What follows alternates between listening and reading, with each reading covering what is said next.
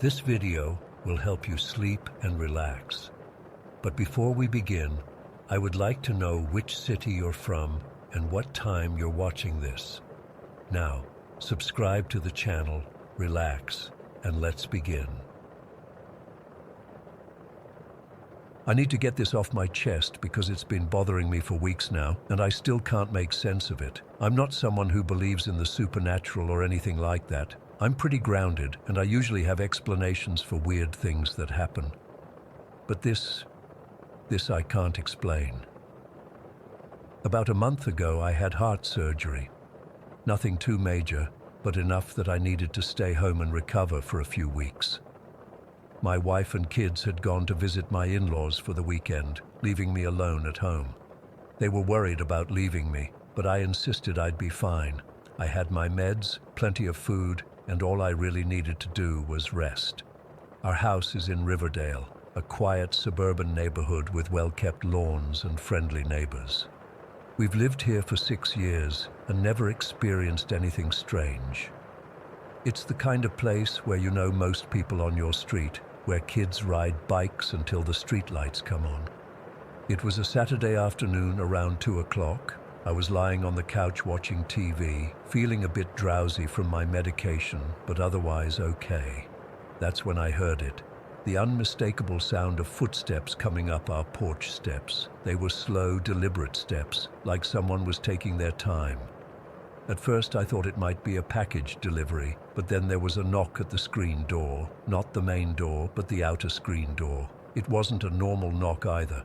It was more like a scratching, tapping sound. I got up slowly, still sore from surgery, and made my way to the front door. Through the glass panel of our main door, I could see something at the bottom of the screen door. Not a person, a turtle, a really big turtle, about the size of a large dinner plate. It was standing up on its hind legs, with its front claws against the glass of the screen door, as if it had been the one knocking. I stood there staring at it, completely confused. We live about half a mile from a small lake, but I'd never seen turtles wandering around the neighborhood before. As soon as I appeared at the door, the turtle seemed to collapse. It just dropped flat, its legs splayed out, completely motionless. Its eyes were open but unblinking, staring at nothing. I thought maybe it had died right there on my porch. It looked dried out, its shell dull instead of shiny. I couldn't open the door fully because the turtle was blocking it, but I opened it a crack and poked my head out. "Hey buddy," I said, feeling stupid talking to a possibly dead turtle. "You okay there?" No response, of course. It just laid there, absolutely still.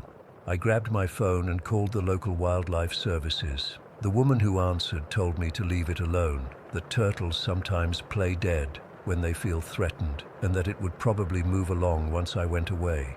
She said they couldn't send anyone out for a turtle unless it was injured, and even then, it would be a few hours. I hung up, but I felt bad leaving it there. It was a hot day, and the porch gets full sun in the afternoon. If it was dehydrated, it might not make it.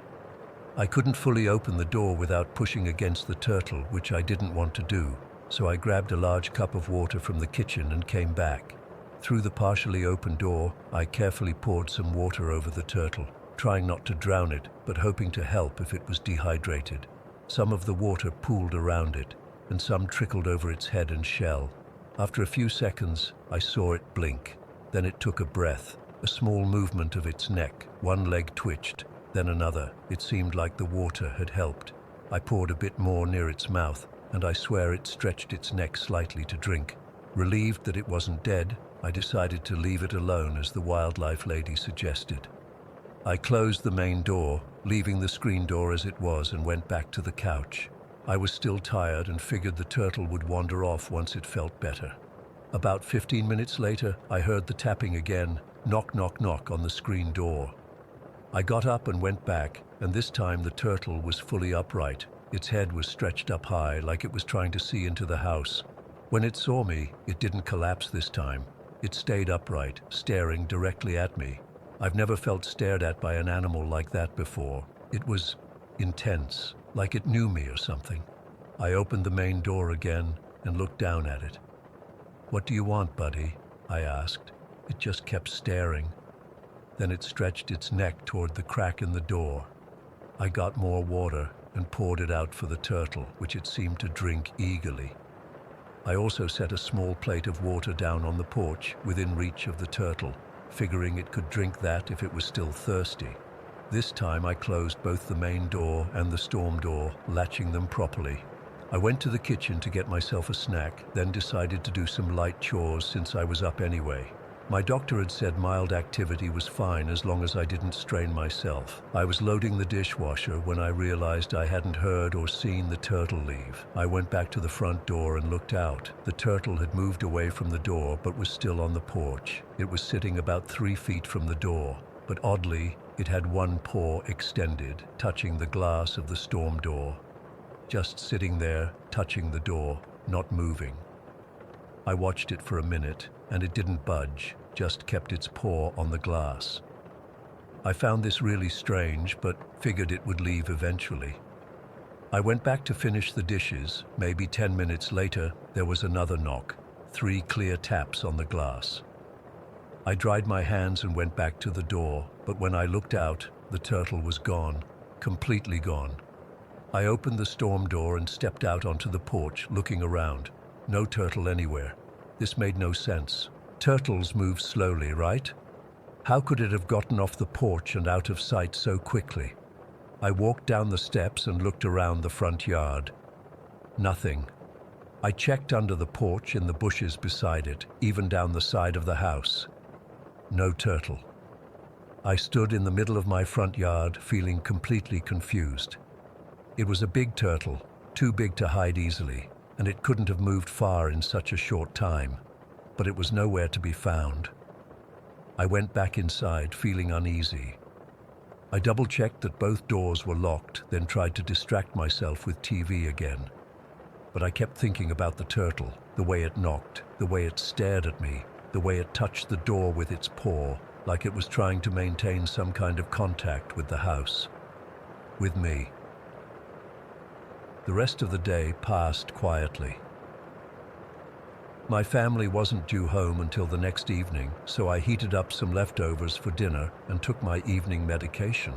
I kept glancing at the front door, half expecting to hear that tapping again, but there was nothing.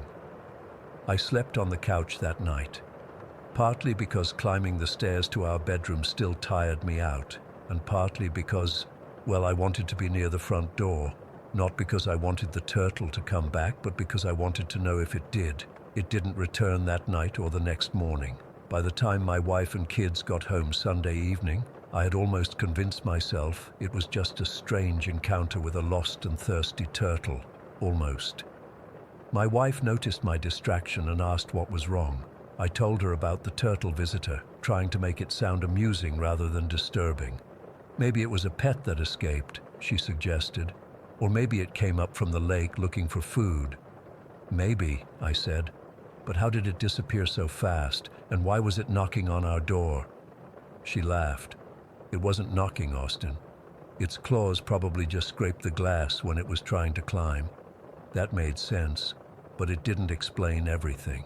The timing of the knocks, the staring, the way it reached for the water, the paw on the glass. Our 9-year-old son, fascinated by the story, insisted on searching the yard for the turtle. He and my wife spent about 30 minutes looking around the property. They found no turtle, of course, but they did find something else. My son called me outside to show me marks on the wooden post of our porch railing. 3 parallel scratches, like claw marks, about 2 feet up from the ground, too high for a turtle to reach normally. There were similar marks on our wooden garden bench, on the mailbox post, and on the trunk of the small maple tree in our yard. I hadn't noticed them before, but I don't typically inspect our wood surfaces either. They could have been there for ages. My wife suggested it might be from the neighbor's cat or squirrels or any number of animals. But I can't stop thinking about that turtle, about how it appeared right when I was home alone, recovering from heart surgery. How it seemed to need help, then stared at me with such awareness. How it vanished impossibly fast. Sometimes I wonder if it was checking on me, if something, I don't know what, took the form of a turtle to see if I was okay, to make contact without frightening me. I know how crazy that sounds. It was probably just a regular turtle that wandered off when I wasn't looking.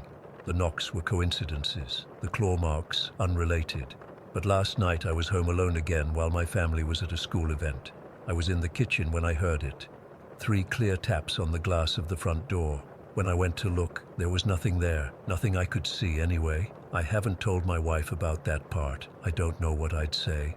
I don't know what any of it means.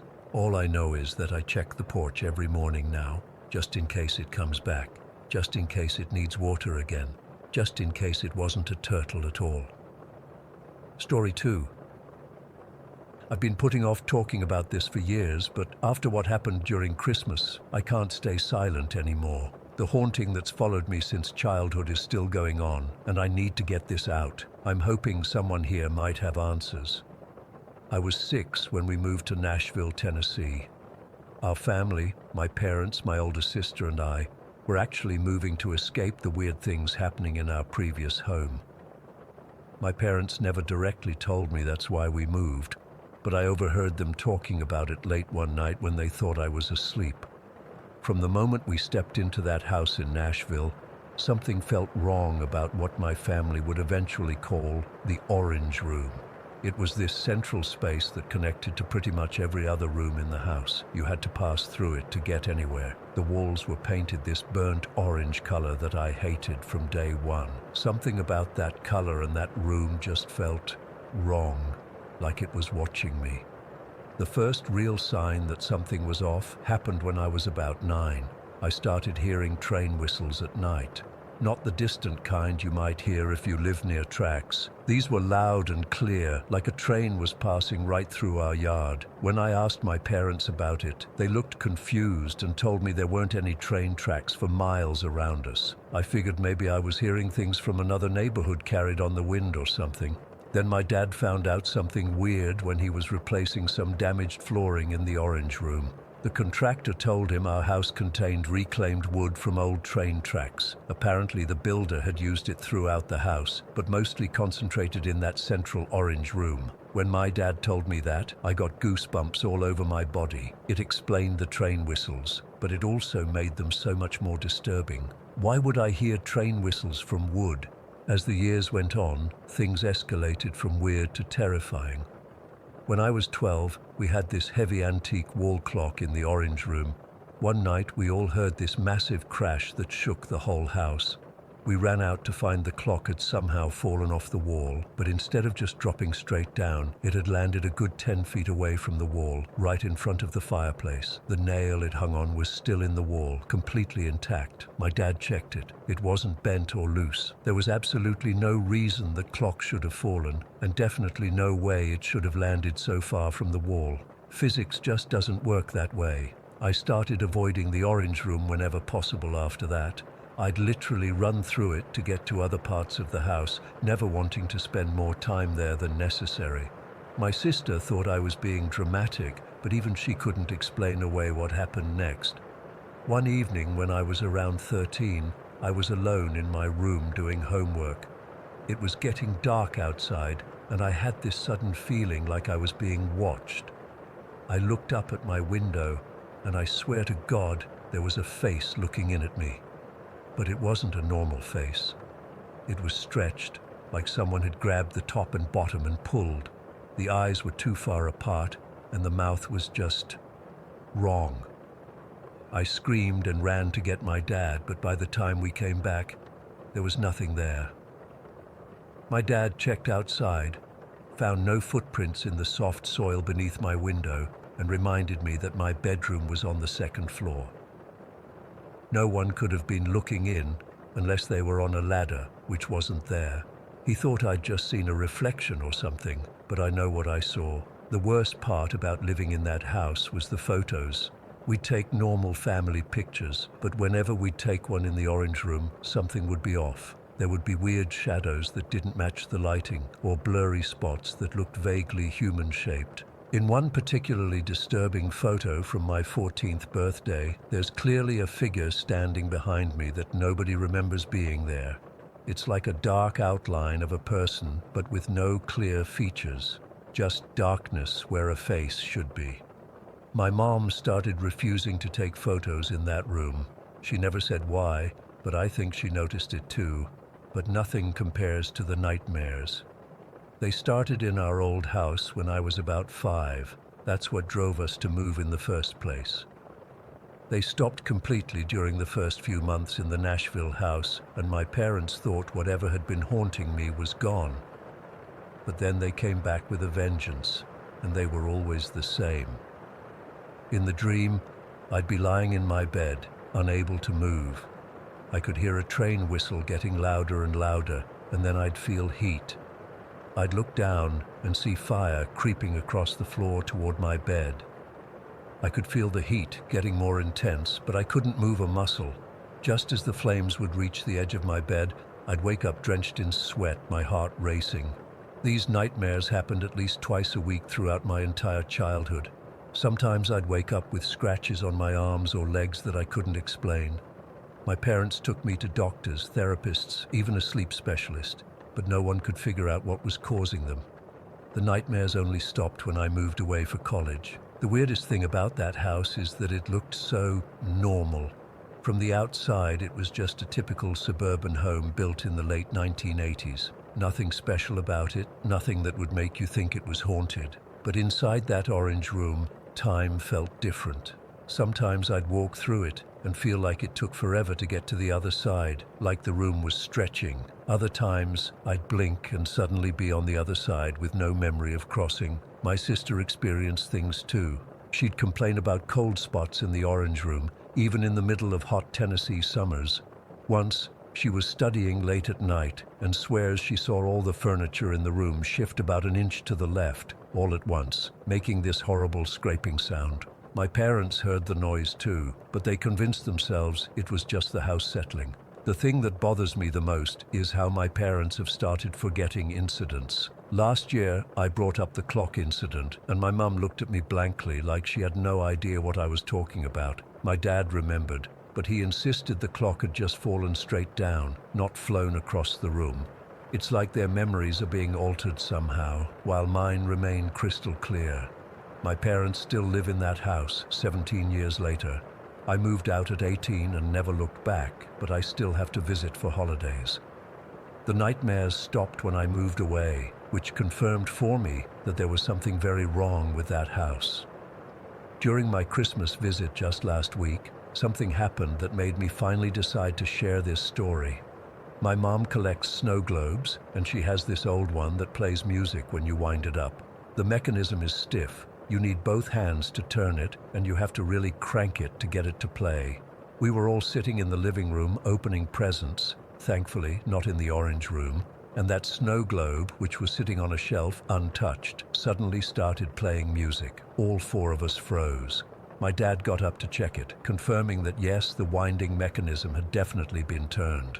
It doesn't just play on its own. My parents tried to laugh it off, but I could tell they were shaken.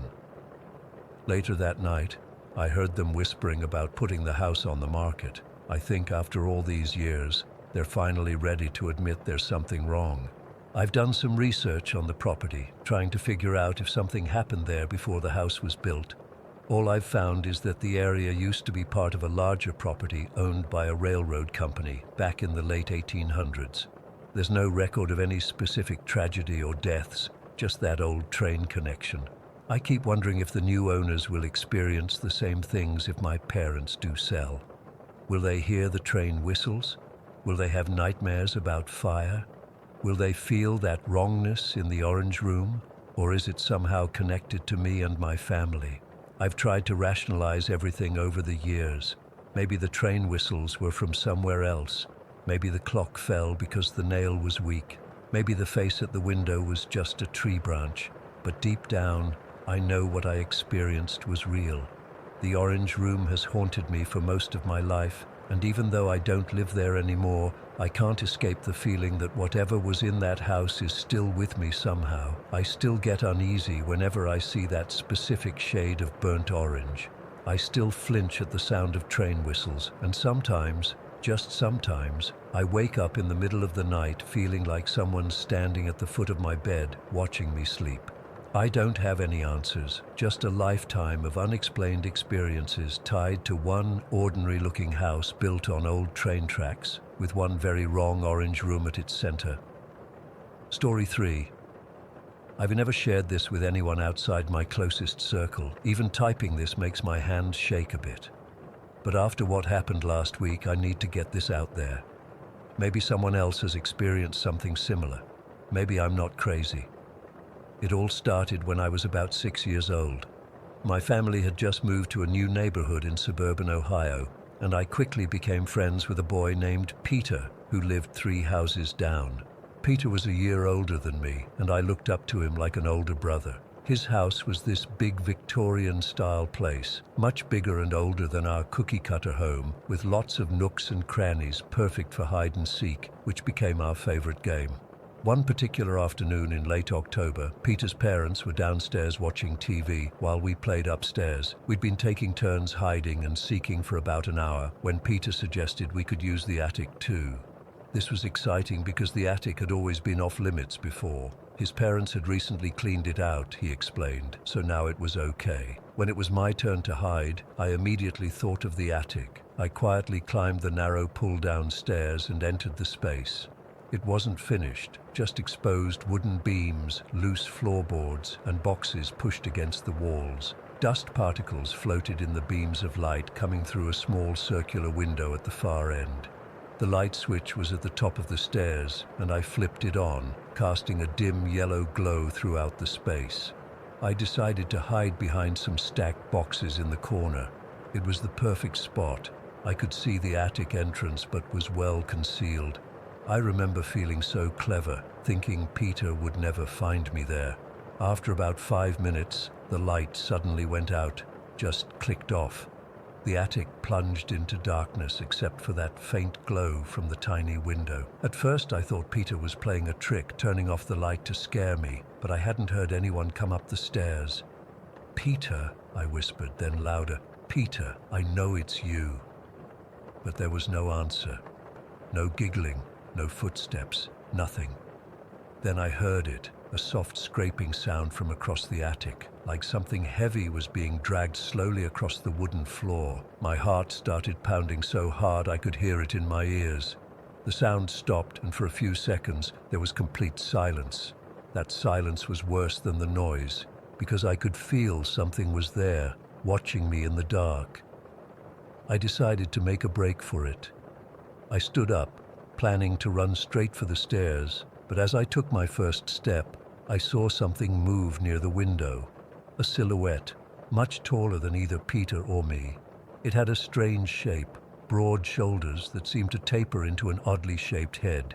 In the dim light from the window, I could make out what looked like, I don't know how else to describe it, like an owl's face, but too big, too human in proportion. Not an actual owl, but something with those features. Large, round eyes reflecting what little light there was.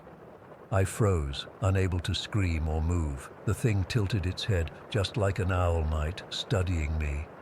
Then it took one step toward me, and that broke my paralysis. I bolted for the stairs, nearly falling down them in my panic. I didn't stop until I collided with Peter in the hallway. "I've been looking everywhere for you," he said, annoyed, but his expression changed when he saw my face. "What happened?" Between gasps, I told him about the lights going out and the owl thing I'd seen. Peter looked skeptical but also a little scared. Being the braver of us, he suggested we go back up to check. I didn't want to, but I also didn't want him to think I was a baby. We went up together, and of course there was nothing there. The light worked fine, no strange silhouette, no scraping sounds, just an ordinary attic filled with boxes and dust. Peter's mom called us down for snacks shortly after, and by the time I went home that evening, I'd almost convinced myself I'd imagined the whole thing. Almost. About a week later, I started seeing shadows dart past my bedroom doorway at night. Quick movements caught in my peripheral vision, always just out of direct sight. I told my parents, but they said it was just my imagination, maybe influenced by a scary movie or story. They started leaving the hallway light on at night, and that seemed to help, or at least I stopped mentioning it. As I grew older, these experiences faded away. I'd occasionally have an uneasy feeling of being watched, but no more shadow figures or strange encounters. By the time I was a teenager, it was just a weird childhood memory until last week. I'm 25 now, living alone in an apartment about 300 miles from my hometown. I work as a graphic designer, which means I'm often up late working on projects. Last Thursday night, I was up at around 2 in the morning, finishing a deadline project. I'd been staring at my screen for hours and decided to take a break and grab a snack. My apartment is small, just a bedroom, bathroom, living room with an open kitchen area and a small office nook where I work. As I walked from my office to the kitchen, I saw something move in the darkness. Just like when I was a kid, it was a shadow darting past, but this time it didn't disappear. It paused in the kitchen. I froze mid-step. The shape was dark but distinct against the dim light coming from my refrigerator. It has one of those water dispensers that illuminates. It was tall, at least 6.5 feet, with those same broad, hunched shoulders I remembered from the attic. I couldn't make out details in the darkness, but I didn't need to. I knew exactly what it was. We stood there, staring at each other for what felt like minutes, but was probably only seconds. Then I fumbled for the light switch on the wall. When the lights came on, it was gone. No trace of anything unusual in my kitchen. I didn't sleep that night, or much the next night either. I told myself it was sleep deprivation, stress from the deadline, maybe even some kind of waking dream. But deep down, I knew better. The following night, I was lying in bed, scrolling through my phone, when I heard a scraping sound from my living room. That same sound from the attic years ago. I lay completely still, listening. The sound moved closer, down the hallway toward my bedroom. My door was open just a crack, and as I watched, paralyzed with fear, the door slowly pushed open wider. I couldn't see anything, but I could feel a presence entering my room. The air felt colder, heavier somehow. My breath came out in visible puffs, which made no sense because it was mid-September, and my apartment was kept at a constant temperature. Then I saw it, more clearly than ever before. The shadow took form at the foot of my bed, that same owl-like face, but now I could see more details. It wasn't actually an owl's face, but rather a human-like face with exaggerated features that gave it an owl-like appearance. The eyes were too big, too round, set in a face that seemed stretched. It had no visible mouth that I could see, just those enormous reflective eyes staring at me. I couldn't move, couldn't scream. It felt like my chest was being compressed. The thing just stood there, watching me, tilting its head occasionally as if curious. Then it raised one long, thin arm, more like a limb than an arm, with too many joints, and pointed at me. That's when I managed to break free from my paralysis. I lunged for the lamp next to my bed and turned it on. The figure dissipated like smoke in wind, but slowly, almost reluctantly. The next morning, I called in sick to work. I couldn't function. I spent hours online, searching for anything that might explain what I'd seen. Most results pointed to sleep paralysis, but I know that wasn't it. I could move, at least eventually. I was fully awake. In desperation, I looked up Peter on social media. We hadn't spoken in years, not since high school graduation when I moved away for college. To my surprise, he responded to my message almost immediately, and we arranged a video call that same day. After awkward small talk, I finally gathered the courage to bring up what had been happening. Do you remember that day we played hide and seek in your attic? When I said I saw something? His face changed immediately.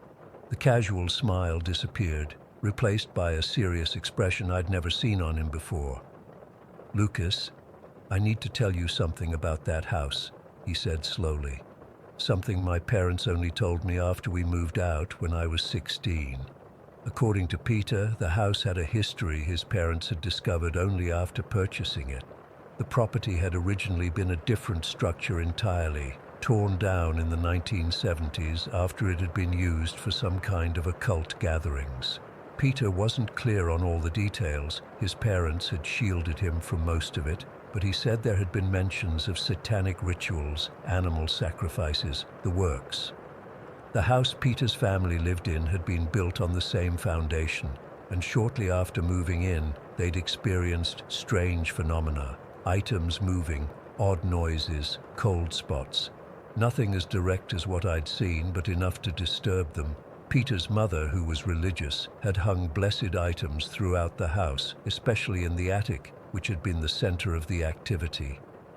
"Remember all those crosses and weird star things in our house?"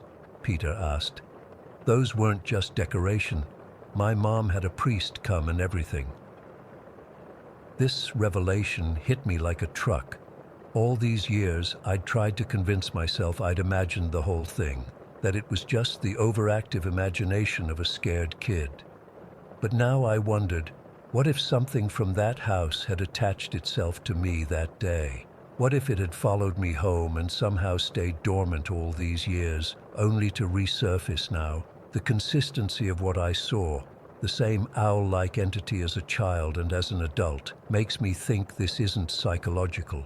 This is something real, something that has been with me for nearly 20 years. It's been 3 days since my conversation with Peter and 2 days since I last saw the entity, but I can feel it's still here. Sometimes I catch movement in reflective surfaces, my TV screen when it's turned off, the mirror in my bathroom, the window at night.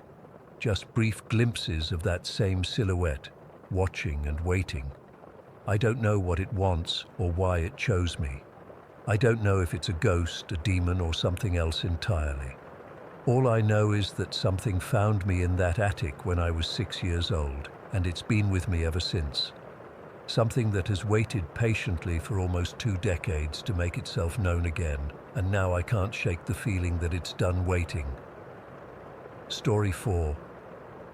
I've been holding this story in for years, but I need to share it now. Maybe someone here has experienced something similar or can tell me what the hell is happening to my family. My grandmother Esmeralda was always a bit different. Growing up in our small town in Honduras, everyone knew her as the woman who knew things. As a kid, I found it fascinating how people would come to her house seeking advice or remedies. But there was another side to her practices that my parents tried to shield me from. It wasn't until I was 13 that I discovered she had been using a Ouija board. I remember finding it hidden beneath a heavy blanket in her wooden trunk while looking for old photo albums. When I asked her about it, she just smiled and said it was a telephone to talk to those who have crossed over. My mom was furious when she found out I knew about it and made me promise never to touch it. "Maya, some doors should remain closed," she warned me. I didn't understand then how prophetic those words would be. In 2015, my Aunt Carmen was diagnosed with breast cancer. She was my grandmother's youngest daughter, only 42 at the time. The diagnosis devastated our family. The treatment options in our small town were limited, so grandmother Esmeralda insisted Carmen move in with her during treatment. At first, everything seemed okay. Grandmother took care of Carmen, prepared special teas, and even though we visited daily, the burden of caregiving fell mostly on her. As the months passed and Carmen's condition worsened, she became increasingly bitter. The pain and medication changed her. She would snap at grandmother for the smallest things, complain that none of us visited enough, and accuse us of abandoning her. "You'll all forget me when I'm gone," she'd say, her eyes hollow from the medication. "You're all living your lives while I'm dying in this bed." No matter how much time we spent with her, it was never enough. My parents worked long hours, and I was still in school. We did what we could, but Carmen's resentment grew. Grandmother tried everything, modern medicine, traditional remedies, and I strongly suspect her other practices too. I once walked in on grandmother kneeling beside Carmen's bed in the middle of the night, whispering something while holding a strange bundle of herbs and soil. She quickly hid it when she saw me, but the look in her eyes told me not to ask questions. Carmen died in April 2016. Her last days were difficult. She refused to speak to anyone, turning her face to the wall when we entered the room. She died alone, despite our attempts to be there for her. Grandmother was in the kitchen making soup when Carmen took her final breath. No one was holding her hand. I think that's what hurt us the most. After the funeral, grandmother became more reclusive. I noticed she spent more time in her room, and sometimes I could hear her talking when no one else was there. My parents dismissed it as grief, but I knew something wasn't right. The house felt different, colder somehow, even in the Honduran heat. Fast forward to March 2020. I was 23 by then, still living with my parents in the same town, working at the local clinic as a receptionist. One night I had the most vivid dream of my life. In the dream, I was standing in grandmother's bedroom. Aunt Carmen was there, not sick and withered like when she died, but healthy, looking like she did before the cancer. She wasn't looking at me though. She was staring at grandmother's bed with such intensity. Not anger exactly, but something close to it. Determination, maybe. Grandmother was asleep and Carmen just stood there watching. Then she turned to me and said, "It's her turn now." I woke up sweating, my heart pounding. The dream felt so real that I immediately called grandmother, even though it was 5 in the morning. She sounded tired, but reassured me everything was fine. "Just a bad dream, Nina," she said. "Go back to sleep." 2 days later, we were having Sunday lunch at grandmother's house. My parents, my younger brother, and me. Grandmother had been quieter than usual, picking at her food. Suddenly, she stood up and walked to the living room without saying a word. We thought nothing of it until we heard a glass shatter.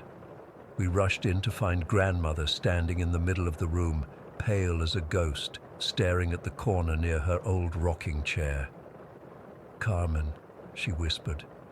"Carmen is here." My father tried to calm her down, telling her it was just her imagination. But grandmother was insistent.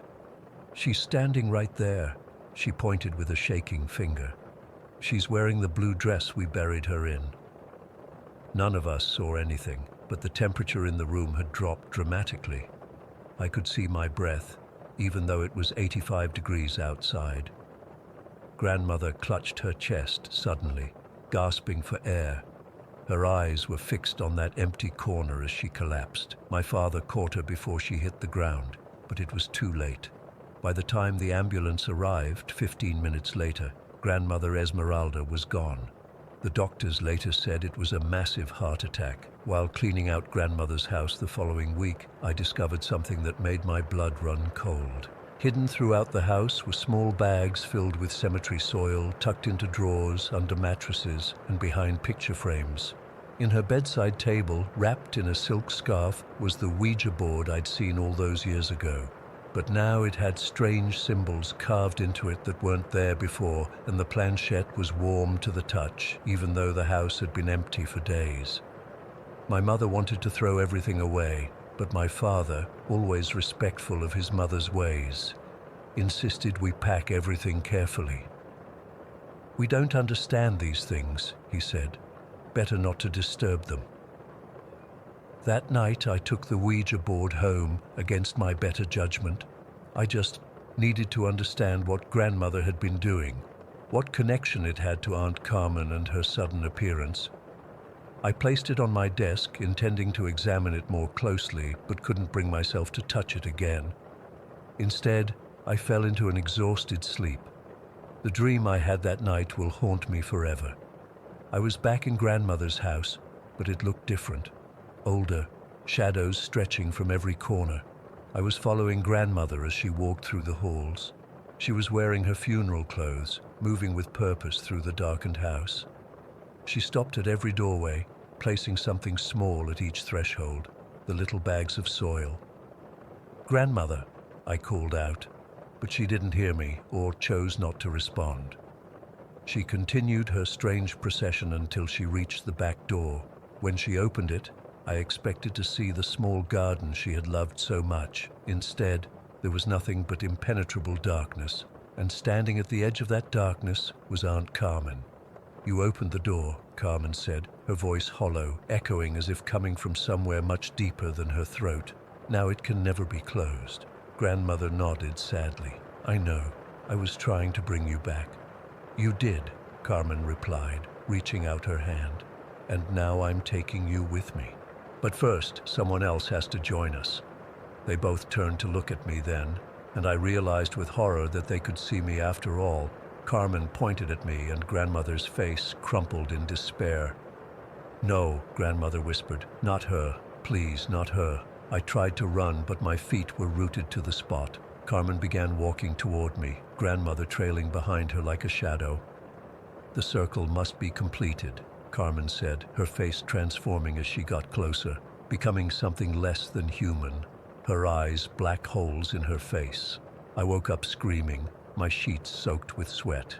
My hand immediately went to my wrist, where I always wore the rosary bracelet grandmother had given me for protection years ago. It was gone. I turned on every light in my room and searched frantically, but the bracelet was nowhere to be found. It had a strong clasp. There's no way it fell off by itself. I never take it off, not even to shower. Dawn was breaking by then, and I called my mother, trying to keep my voice steady as I asked if she'd taken the bracelet for some reason. She hadn't, of course.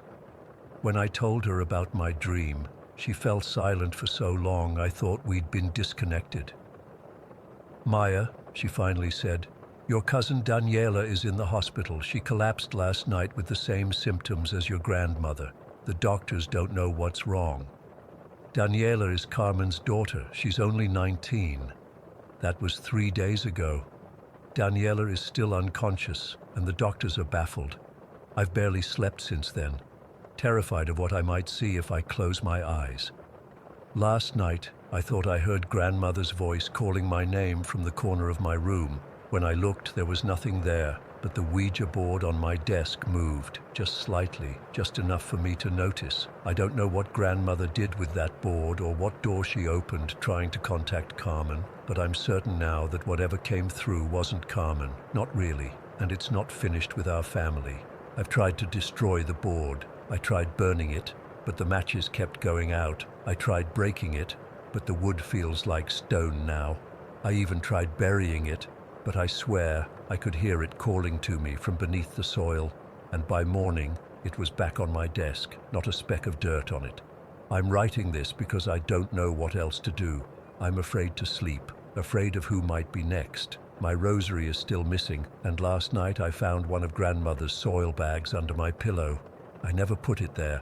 The door between worlds is open in my family, and I don't know how to close it. Story 5. I'm literally shaking as I type this. I've been debating whether to post our experiences for months now, but after what happened last night, I need to get this out there. Maybe someone has gone through something similar or has advice. I'm not even sure what we're dealing with anymore. My wife Sarah and I have been together for 6 years. We're normal people. I work in IT, she's a teacher, we have 2 cats, and we used to think haunted houses were just something from movies. Not anymore. It started in our first apartment together. We'd been living there about 2 weeks when weird stuff began happening. I remember the first incident so clearly. We were sitting on the couch watching Netflix when this huge framed picture, one of those wedding photos in a heavy wooden frame, literally lifted off the wall, not like it fell. It literally lifted, floated for a second, then placed itself perfectly beside our couch. Sarah screamed. I just sat there with my mouth open. We tried to convince ourselves it was just poorly hung, but deep down, we knew better. A few days later, Sarah had just finished folding laundry and left the basket on our bed while she went to the bathroom. I was in the kitchen making dinner when I heard this loud thud. The entire laundry basket had been thrown across the room, clothes scattered everywhere. There was nobody else in the apartment. Things escalated quickly after that. One night we had friends over for drinks. We were all sitting around talking when this empty beer bottle on our coffee table started shaking. Not like someone bumped the table. This thing was rattling violently like someone was grabbing it and shaking it. Everyone saw it. Our friends left pretty quickly after that. Doors would open and close by themselves. We'd turn lights off before bed only to wake up with every light in the apartment on, or the opposite. We'd be sitting in a lit room and suddenly be plunged into darkness. The worst night in that apartment was about a month after we moved in. I was sound asleep when Sarah's screaming jolted me awake. She was sitting up in bed, pointing to the corner of our room, hysterical. When I finally calmed her down, she told me she'd woken up feeling like someone was watching her. When she opened her eyes, she saw what looked like the shadow of a small child standing in the corner. She said it wasn't just a shadow from furniture or clothes. It was distinctly child-shaped and seemed to be slightly moving. When she screamed, it disappeared. We moved out a week later. We didn't even care about breaking our lease. We just needed to get out. Our second place was a small house about 20 minutes away. We figured whatever was in the apartment would stay there. We were wrong. The activity in the new place was different, but definitely still there. Instead of things moving, we'd hear knocking. Not like pipes or the house settling, but deliberate knocking, like someone trying to get our attention. 3 knocks, pause, 3 knocks. Always in sets of 3. Sometimes we'd hear whispering when we were trying to sleep. Too quiet to make out words, but definitely voices. Over the next few years, we moved 3 more times, always hoping to leave whatever this thing was behind. Each place was different. In one apartment, we'd come home to find objects rearranged. Nothing missing, just different, like someone had been playing with our stuff while we were gone. My coffee mug would be in the living room when I was certain I'd left it in the kitchen. Sarah's hairbrush would be on the dining table instead of in the bathroom. In another place, we'd see shadows moving in our peripheral vision, not just once or twice, constantly. I'd be working at my desk and see something dart past the doorway. Sarah would be cooking and swear someone walked behind her. We'd both turn to look, but nothing was there. 2 months ago, we moved into a condo. The first month was completely quiet. We started to hope that maybe we'd finally left it behind. We were wrong. So wrong. It started again with knocking in our spare bedroom. We don't use that room for much, just storage and occasionally guests. We'd hear knocking on the wall, always at night, always when we were trying to sleep. Then came the footsteps. Our condo has hardwood floors, and at night we'd hear the distinct sound of someone walking through our home. Not creaky floorboards, actual footsteps, like someone in shoes walking from the kitchen to the living room, then down the hall.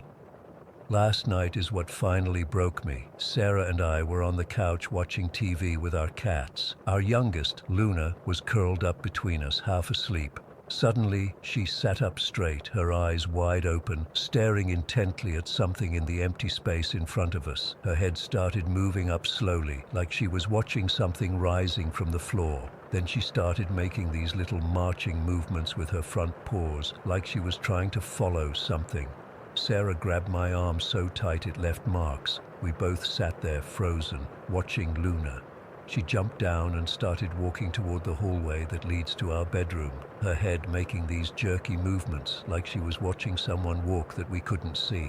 She stopped at the edge of the hallway, her back arched, staring into the darkness. Then she hissed, "Luna never hisses," and ran back to us, crawling under the blanket on Sarah's lap, trembling.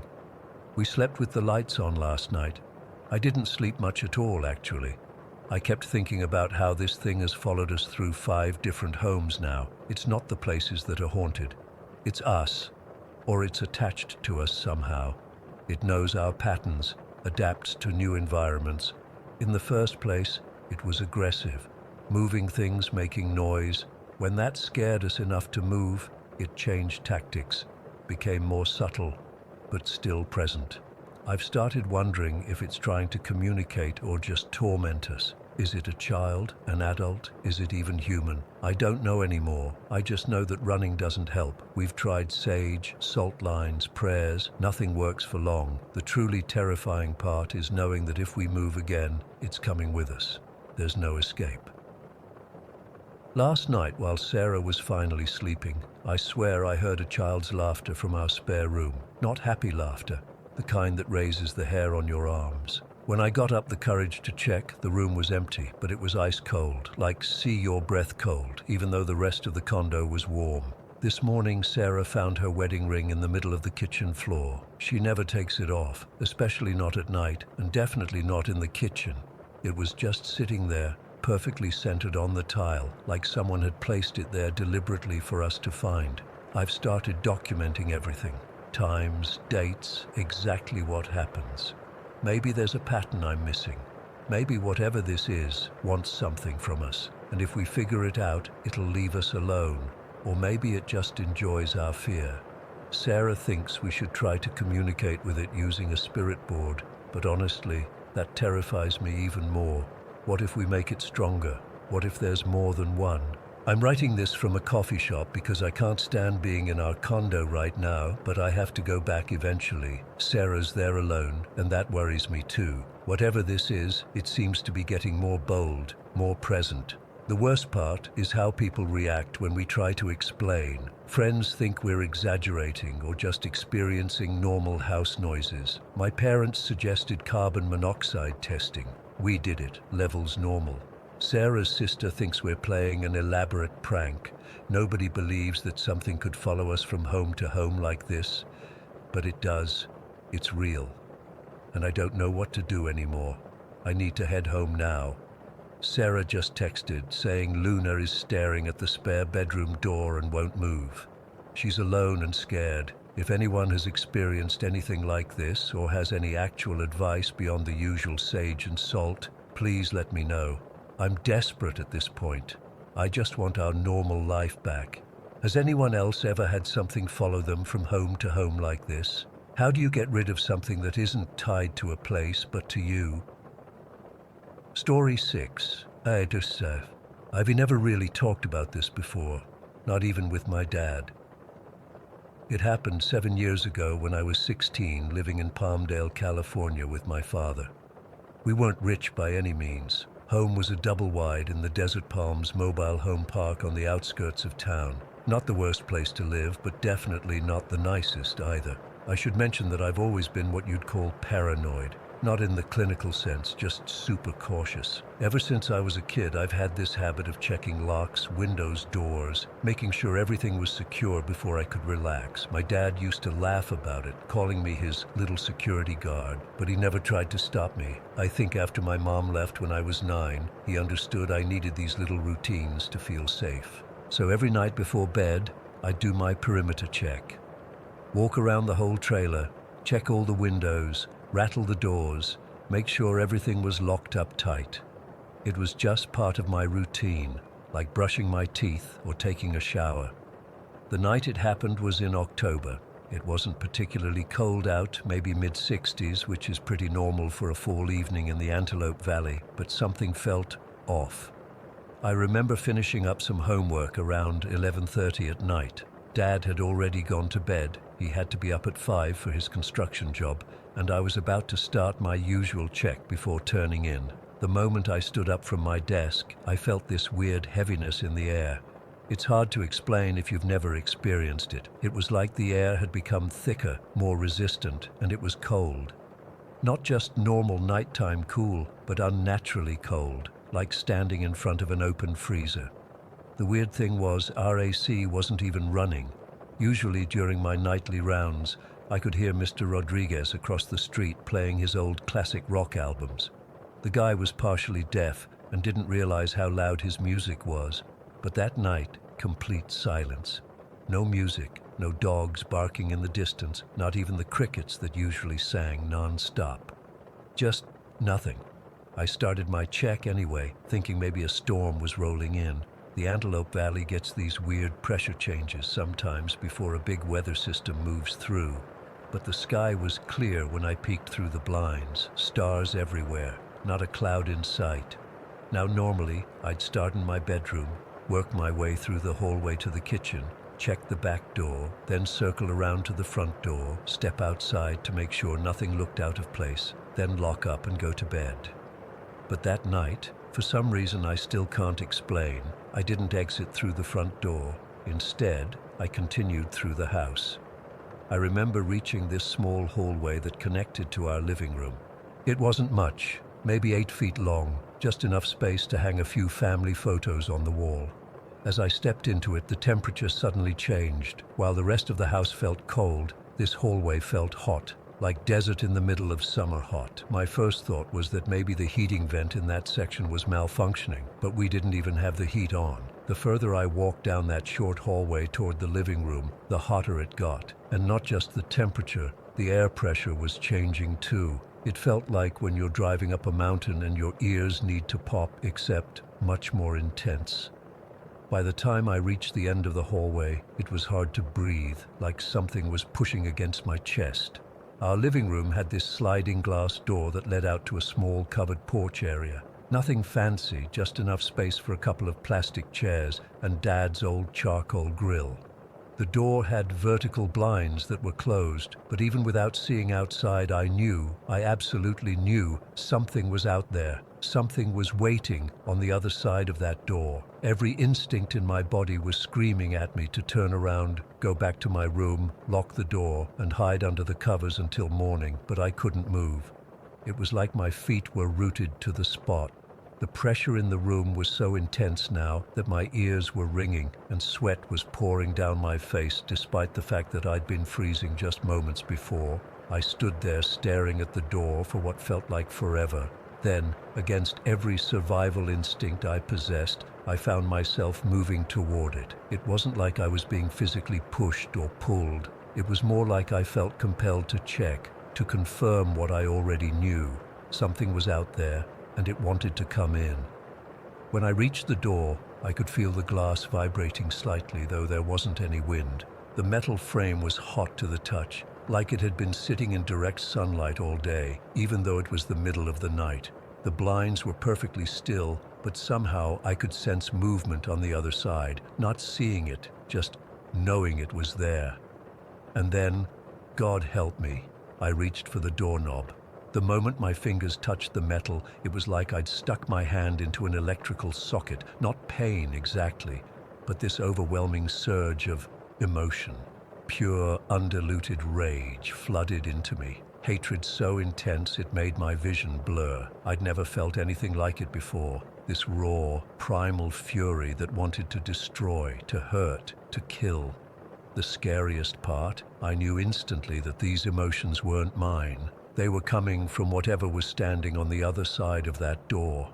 It's hard to describe what happened next. The best I can explain it is that it felt like something was trying to pour itself into me through my hand on the doorknob, like it was attempting to fill me up with its essence, pushing out who I was to make room for itself. I could feel my own thoughts being shoved aside, my own emotions being smothered under the weight of this thing's rage. For several terrifying seconds, I couldn't let go. My hand felt fused to the doorknob. The rage kept building, getting stronger, more violent. Images flashed through my mind, horrible things I'd never imagined, acts of violence so disturbing I still can't bring myself to describe them. And underneath it all was this sense of ancient, festering hatred, not just for me, but for everything alive. Then, in a moment of clarity that I can only describe as divine intervention or pure survival instinct, I realized what was happening.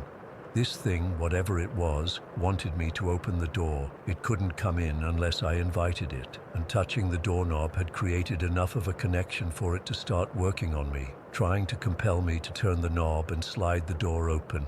With every ounce of willpower I possessed, I yanked my hand away from the doorknob. It felt like pulling my hand out of wet concrete. There was actual resistance, like something was trying to hold on to me. When I finally broke the connection, I stumbled backward, nearly falling over. The pressure in the room intensified immediately. It was like the thing outside was furious that I'd resisted. The air became so thick I could barely breathe. The walls seemed to be vibrating. The lights in the kitchen, visible from where I stood, flickered rapidly. I felt like I was going to pass out. In that moment, running on pure instinct and terror, I did something I can't explain. Standing there in my pajama pants and t-shirt, shaking like a leaf, I somehow found my voice. I remember clearing my throat, straightening my back, and speaking directly to the door. "I don't know who you are," I said, my voice surprisingly steady despite my fear, "but you are not welcome in this home." It wasn't dramatic. I didn't shout, I didn't quote scripture or make the sign of the cross.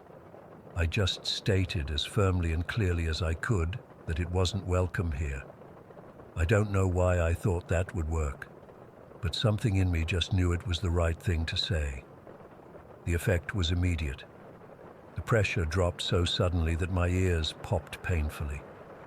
The heat vanished, replaced by the normal coolness of an October night. The ringing in my ears stopped, and suddenly I could hear again Mr. Rodriguez's music playing faintly across the street, crickets chirping outside, the hum of our refrigerator, everything normal, like someone had flipped a switch.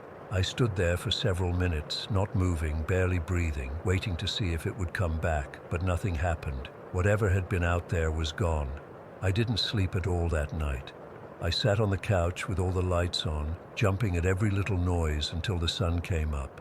I never told my dad what happened. What would I even say?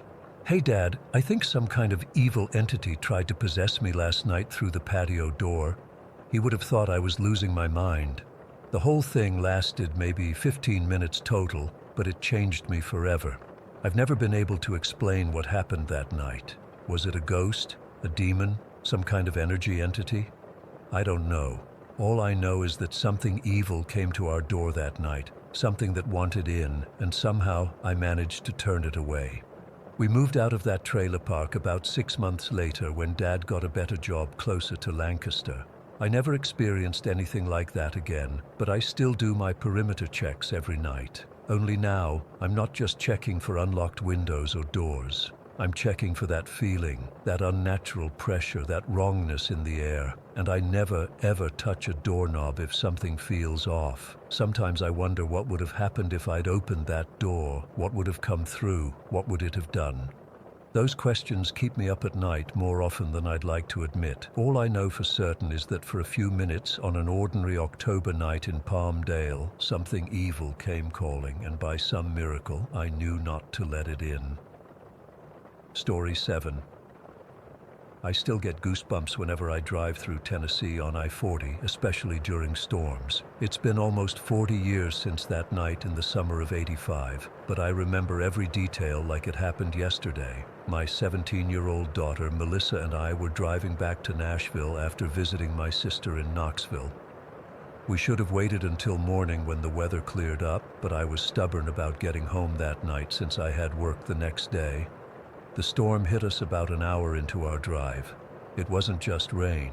It was like someone was dumping buckets of water on our windshield. The wipers couldn't keep up, and visibility dropped to almost nothing. The highway was practically deserted. Most people had the sense to pull over or find a motel. "Mom, I can't even see the lines on the road anymore," Melissa said, leaning forward in her seat, squinting through the windshield. She wasn't exaggerating. I could barely make out the taillights of the car ahead of us, which disappeared around a bend moments later. I white-knuckled the steering wheel, trying to stay calm for Melissa's sake. Our old Buick Century wasn't handling the wet road well, and I could feel it hydroplaning whenever we hit deeper puddles. Lightning flashed, illuminating the landscape for split seconds at a time, and the thunder was so loud it made the car vibrate. "We need to get off the road," I finally admitted, slowing down to about 20 miles per hour. "We'll find an exit and wait this out."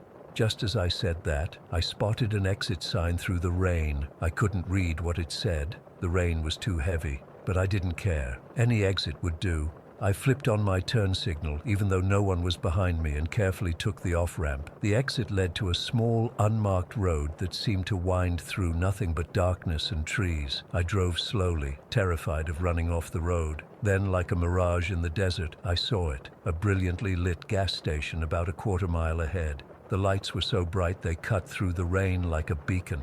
"Thank God," I breathed, feeling relief wash over me. "We can wait there until the storm passes." As we got closer, I noticed how pristine the place looked. It was one of those full-service stations with a little convenience store attached. The parking lot was empty except for an old-fashioned car parked near the side of the building.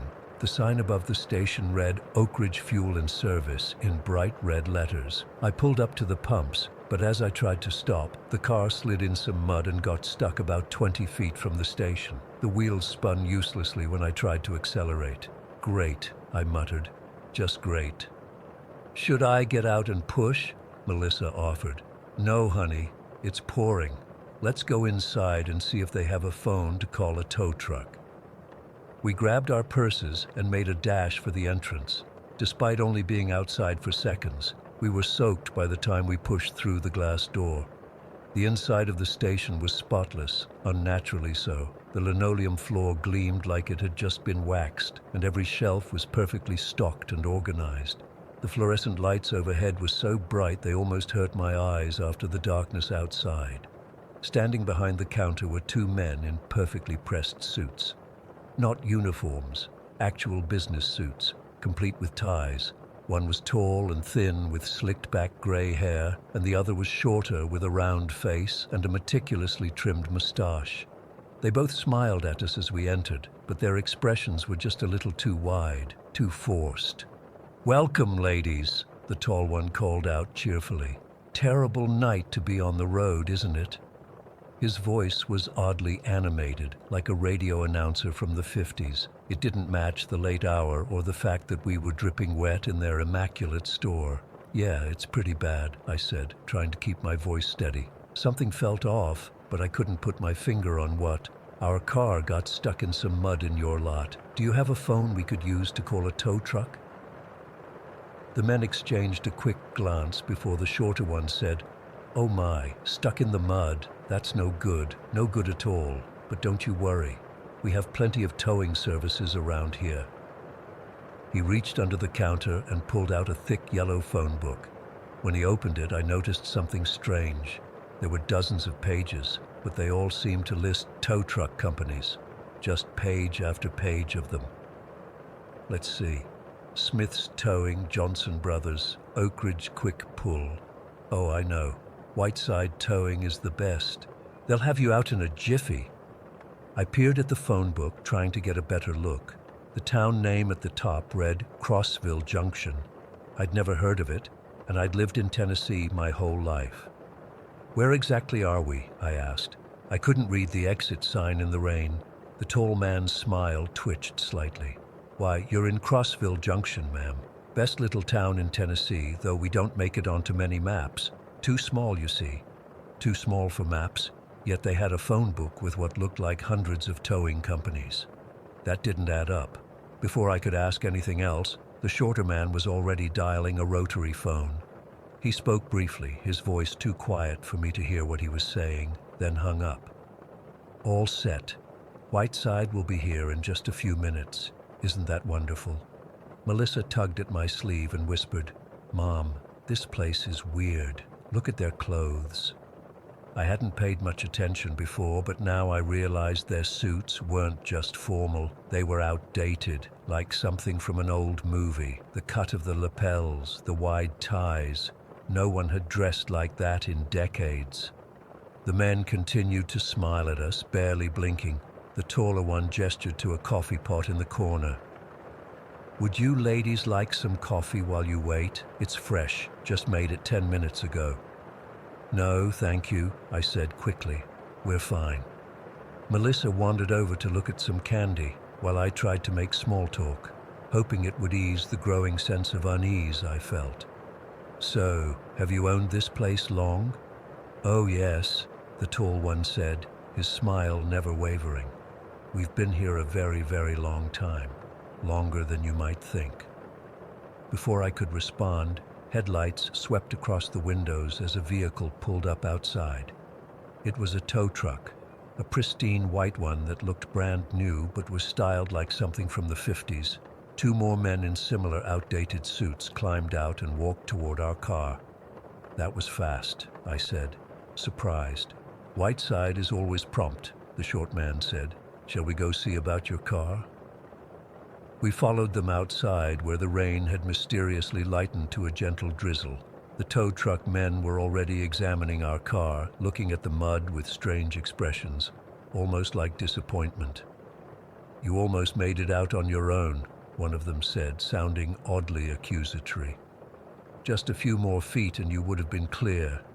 The way he said it sent chills down my spine. It was like he was upset we had nearly avoided getting stuck.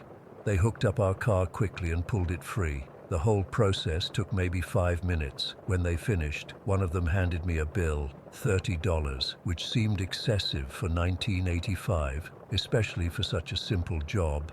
As I paid them, I noticed all 4 men were now standing together, watching us intently. Their eyes seemed to reflect the station's lights in an unnatural way. "You ladies must be exhausted," the tall attendant said. "There's a hotel just across the road. Very comfortable. You should stay the night." I turned to look where he was pointing and saw, through a break in the trees, a large building with a neon hotel sign. I hadn't noticed it when we drove in. "No, thank you," I said firmly. "We need to get back on the interstate." His smile faltered for the first time. "But the storm, it's not safe to drive." "We'll be fine," I insisted, taking Melissa's hand. "The rain is letting up." The shorter attendant stepped closer. "I really must insist you consider the hotel. No one should be on the roads tonight." His voice had lost its cheerful tone, replaced by something harder, more commanding. That's when Melissa squeezed my hand and whispered, "Mom, look at their shoes." I glanced down and felt my blood run cold. Despite the mud and puddles all around us, their shoes were perfectly clean and dry. Not a speck of dirt, not a drop of water. "We need to go," I said, pulling Melissa toward our car. "Thank you for your help." As we climbed in, I glanced back at them. All four men stood in a perfect line, watching us with those two wide smiles. They didn't move or speak, they just stared. I started the engine and backed away carefully, trying not to get stuck again. In my rearview mirror, I could see them still standing there, unmoving, as we pulled out onto the road. "Mom, what was wrong with them?" Melissa asked once we were moving. "I don't know," I admitted, "but something wasn't right about that place." Instead of going back the way we came, I followed the road forward, hoping it would loop back to the interstate. After about a mile, it did, and I nearly cried with relief when I saw the familiar signs of I-40. We drove to the next regular exit with a motel chain we recognized and checked in for the night. Neither of us slept well.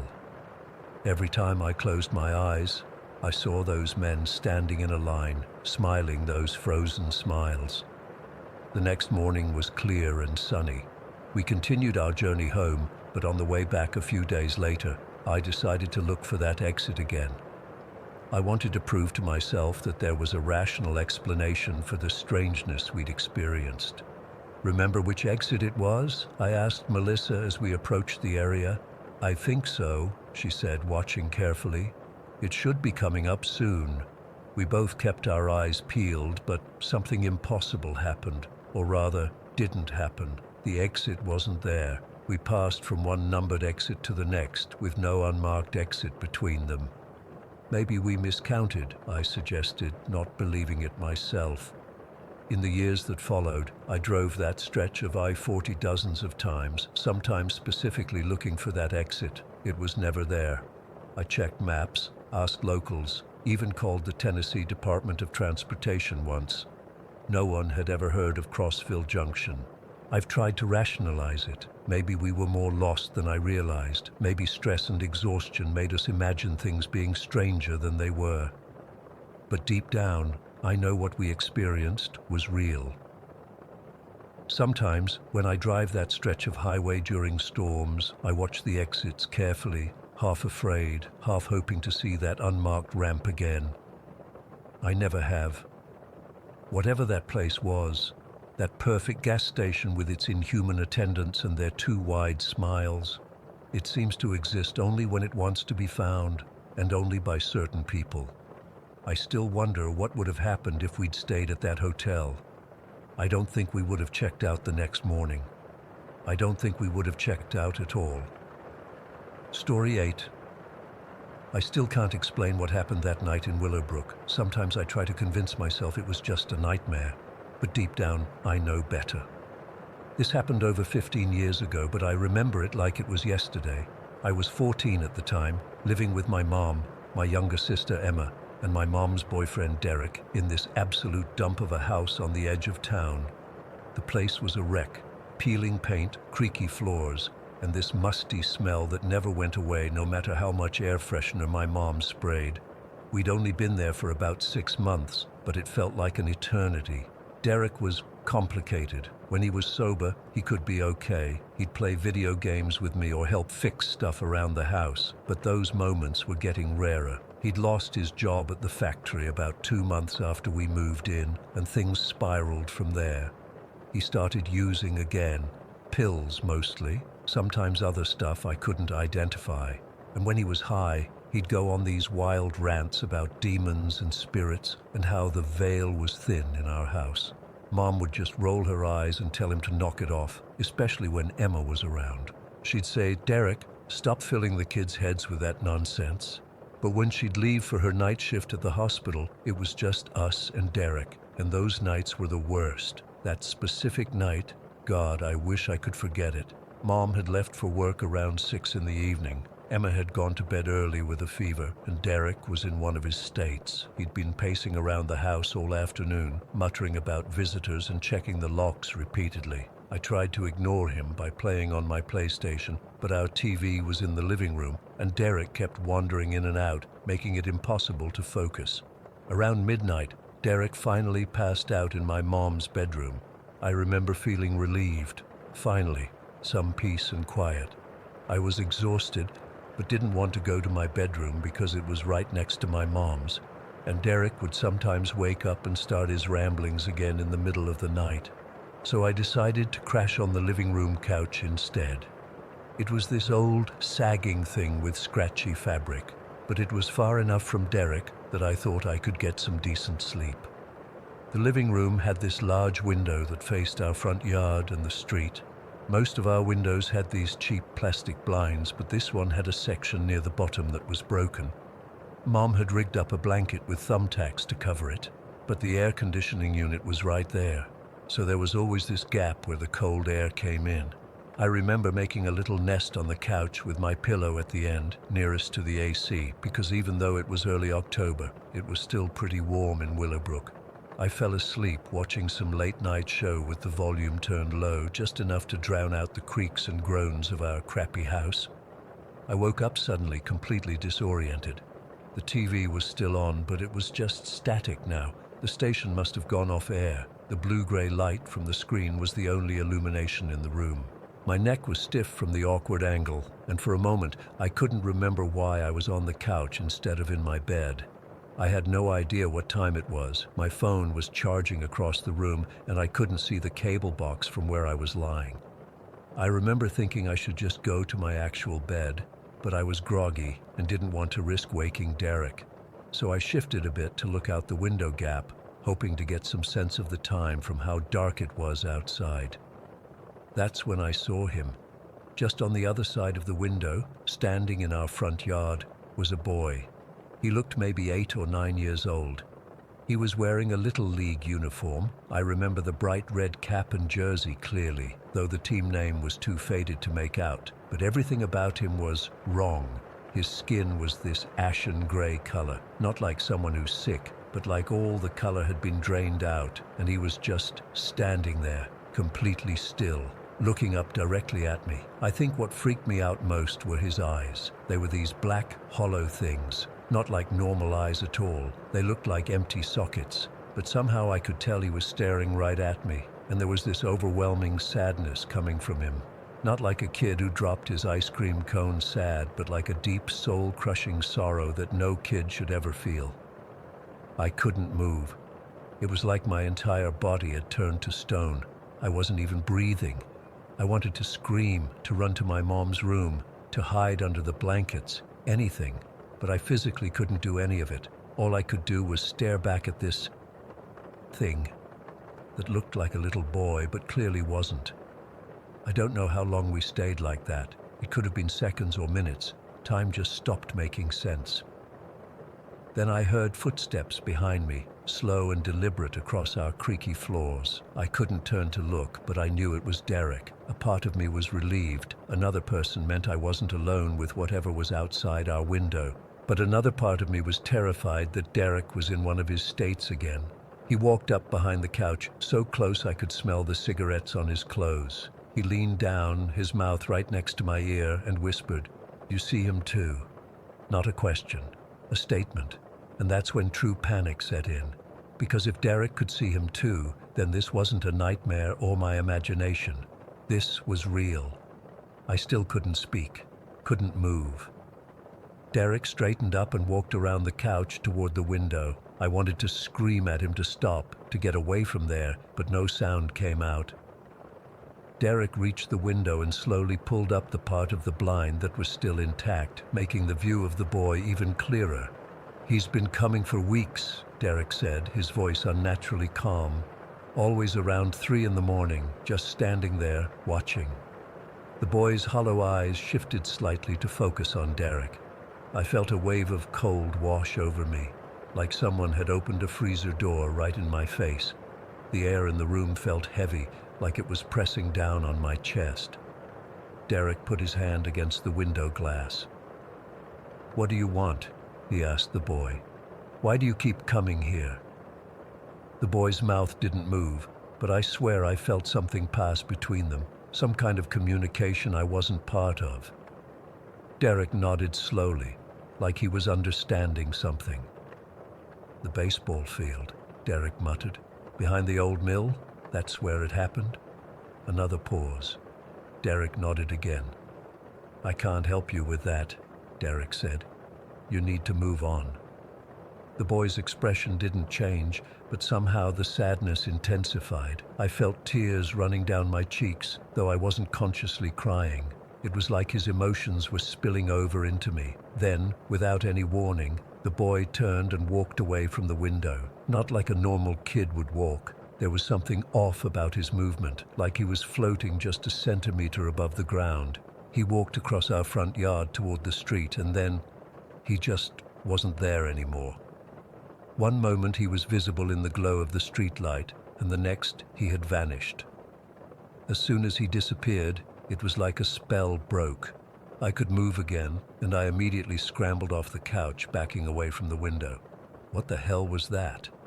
I gasped, my voice sounding strange and distant to my own ears. Derek turned to me, and in the blue light from the TV, his face looked almost as ghostly as the boy's had been. "You weren't supposed to see him," he said. "He's not here for you." "What does that mean? Who is he? What's going on?" The questions poured out of me, my voice getting higher with each one. Derek rubbed his face with both hands. "There was an accident years ago, before this development was built, a little league game at the old field. One of the kids..." He trailed off, shaking his head. "Never mind, you should go to bed. He won't be back tonight." "How do you know that? How do you know anything about him?"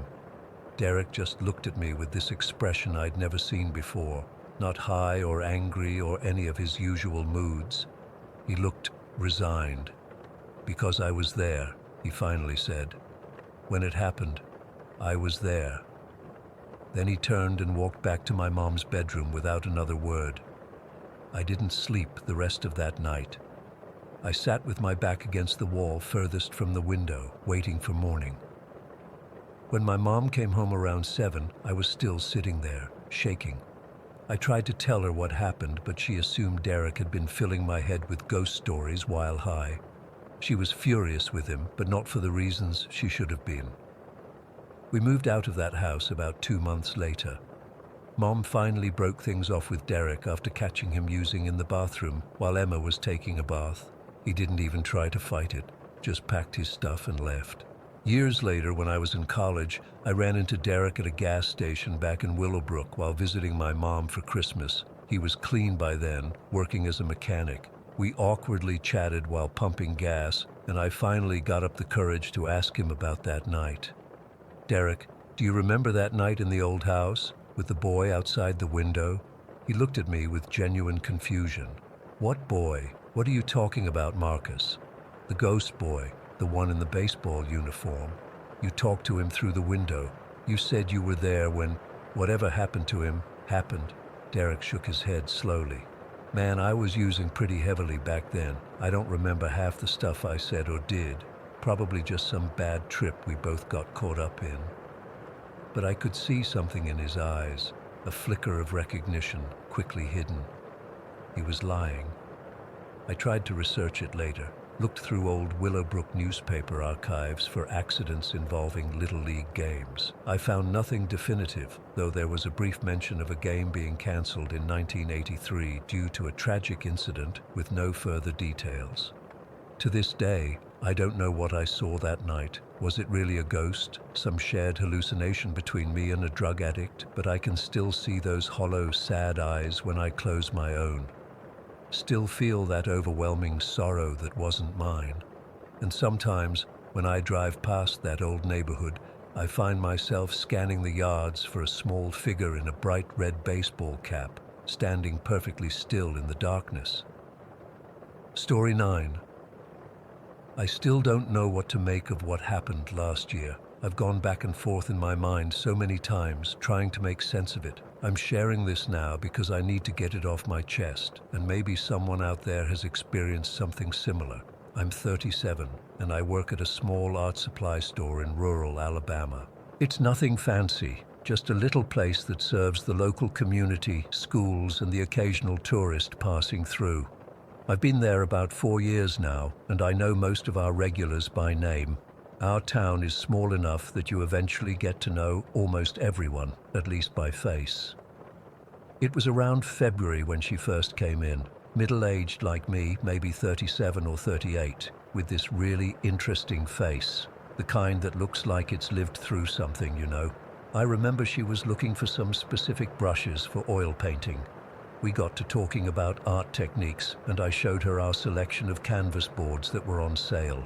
She bought quite a few supplies that day, and I figured she was just getting back into painting after a long break or something. She introduced herself as Marion. No last name offered, just Marion. There was something about her that was immediately likable. She had this energy about her, enthusiastic but not overwhelming. She knew what she was talking about when it came to art, and we had this great conversation about color theory. I remember thinking it was nice to have someone new to talk to about this stuff. Over the next few weeks, she became a regular. She'd come in, sometimes buy a few small items, sometimes just browse and chat. We discovered we both loved the same obscure artist from the 1970s, and she would bring up interesting perspectives I'd never considered. I looked forward to her visits. They broke up the monotony of the day. About a month after she first showed up, things started to shift. It was subtle at first. She came in looking tired, with dark circles under her eyes. When I asked if she was okay, she hesitated before saying she hadn't been sleeping well. I made some comment about how I struggle with insomnia too sometimes, and she just stared at me for a beat too long before saying, "It's not insomnia, it's the noise." I didn't really know how to respond to that, so I just nodded sympathetically. But then she leaned in closer across the counter and lowered her voice. I found something that helps, though. It's not conventional, but it works.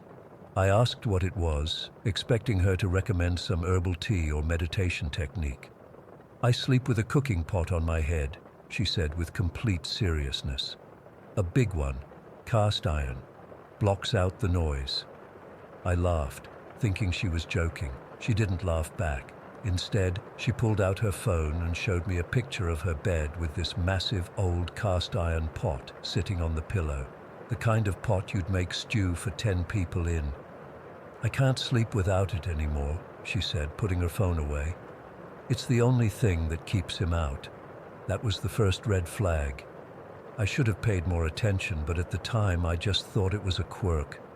People do weird things for sleep, right? I have a cousin who can only fall asleep with the TV on. I figured it was something like that. The next time she came in, about a week later, she looked even worse. The circles under her eyes were darker, and I noticed something I hadn't seen before. These deep lines around her mouth and eyes. Not regular wrinkles, but almost like fear lines. Like her face had been frozen in terror so many times it had carved these permanent grooves. She bought a sketch pad and some charcoal, and as I was ringing her up, she asked me if I believed in curses. Just like that, casual as asking about the weather. I'm not a superstitious person, but I didn't want to dismiss her, so I said something non-committal about different cultures having different beliefs. That's when she told me she was cursed. Her ex-boyfriend had done it to her, she said. They'd broken up 8 months ago, but he wouldn't let her go. He's into some really dark stuff, she explained, her voice eerily calm. He calls it body hacking software, like he's programming people. He's up to version 6.0 now. I remember feeling a chill when she said that phrase, body hacking software. There was something deeply unsettling about the clinical way she described it, combined with how obviously distressed she was. He can control parts of my body, she continued. Sometimes I'll be painting and my hand will just stop, or I'll be about to fall asleep and suddenly my leg will jerk violently. He's reminding me he still has access. I suggested as gently as I could that maybe she was experiencing normal body twitches that happen when you're falling asleep. Everyone gets those. She shook her head firmly. It's him. He told me before we broke up that if I ever left, he'd always be with me, always watching, always controlling. Then she tapped her temple. That's why I need the pot. It blocks his signal. It's the only way I can get any real sleep. I didn't know what to say. Clearly she was dealing with some serious delusions, but there was no way for me to bring that up without potentially upsetting her. So I just listened as she told me more about her ex and his rituals. According to Marion, he had a workshop in his basement where he would perform these ceremonies involving technology and occult practices. She described circuit boards arranged in patterns on the floor, candles made of strange materials, and chanting in what she called programming language mixed with Latin. He keeps upgrading the software, she said. Version 6.0 is much stronger than the previous ones. Now he can even make me hear things. Over the next couple of months, Marion came in regularly, and each time she looked worse. The fear lines on her face deepened. She lost weight. Her hands would shake as she examined art supplies, but what disturbed me most was how lucid she seemed about everything else.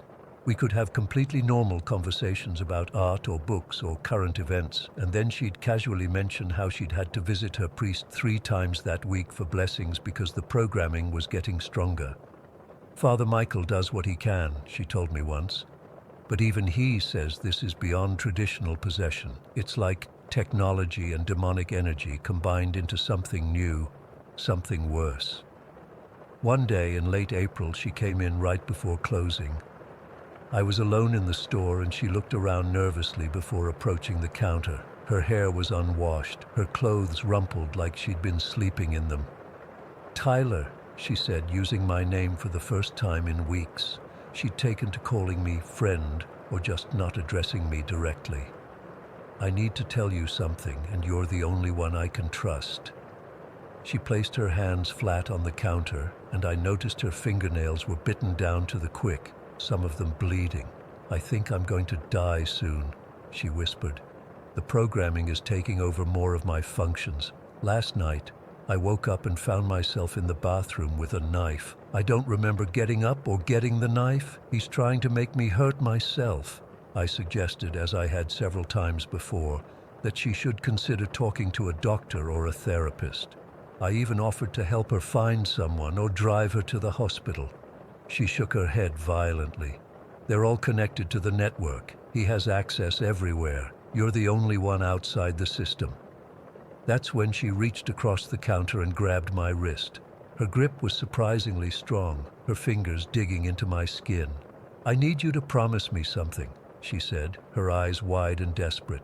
"If I stop coming in, if you don't see me for more than 2 weeks, you need to go to my house. There's a USB drive hidden under the floorboard in the hall closet. It has everything, all the evidence of what he's been doing.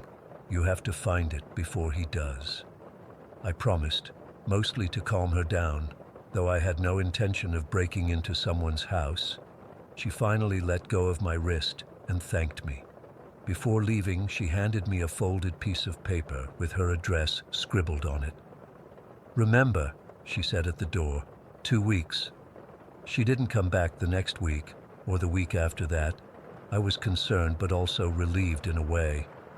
Her delusions had been getting more intense, and I wasn't equipped to help her.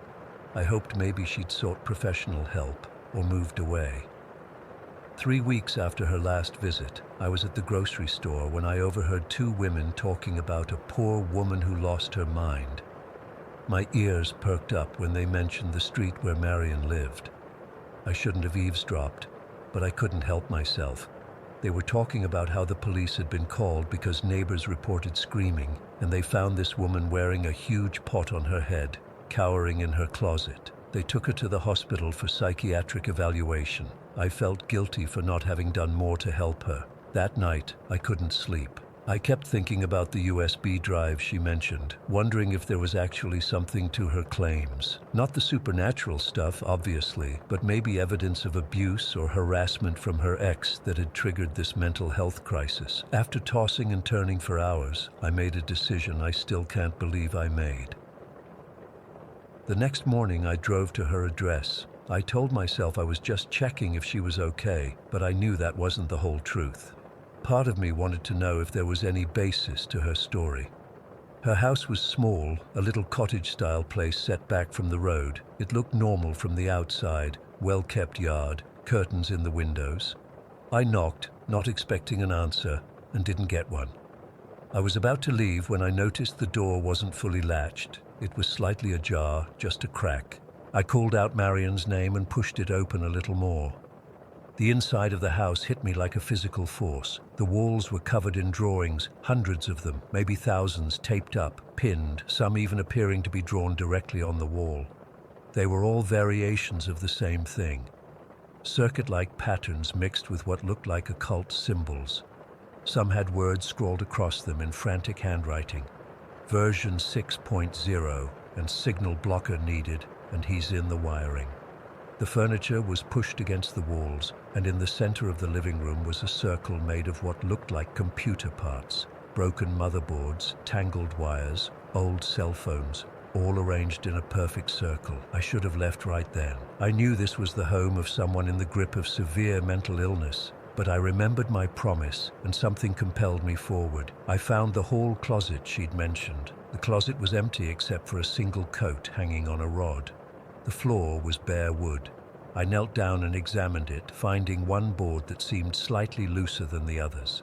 When I pried it up, there was a small space underneath, and in it, a USB drive wrapped in aluminum foil. I took it, replaced the board, and was about to leave when I heard a noise from deeper in the house, a shuffling sound, like someone moving slowly. "Marion," I called out, my heart racing. No answer, but the shuffling stopped. I should have run. Instead, I moved toward the sound, down the hallway to what I assumed was the bedroom. The door was partially open. The bedroom was almost bare compared to the chaos of the living room. Just a mattress on the floor, more drawings on the walls, but sparser here. And on the pillow, just as she'd shown me in the photo, was the large cast iron pot. The shuffling sound came again from the attached bathroom. I pushed the door open. The bathroom was empty. I stood there, confused, certain I'd heard something. Then I noticed the shower curtain was drawn closed. With a trembling hand, I reached out and pulled it back. Nothing, an empty bathtub. Relief flooded through me, followed by embarrassment at my own jumpiness. I turned to leave and froze. On the bathroom mirror, written in what looked like lipstick, was a fresh message. Version 7.0 activated. I ran. I didn't stop until I was in my car, doors locked, engine running. I drove straight home and plugged the USB drive into my computer.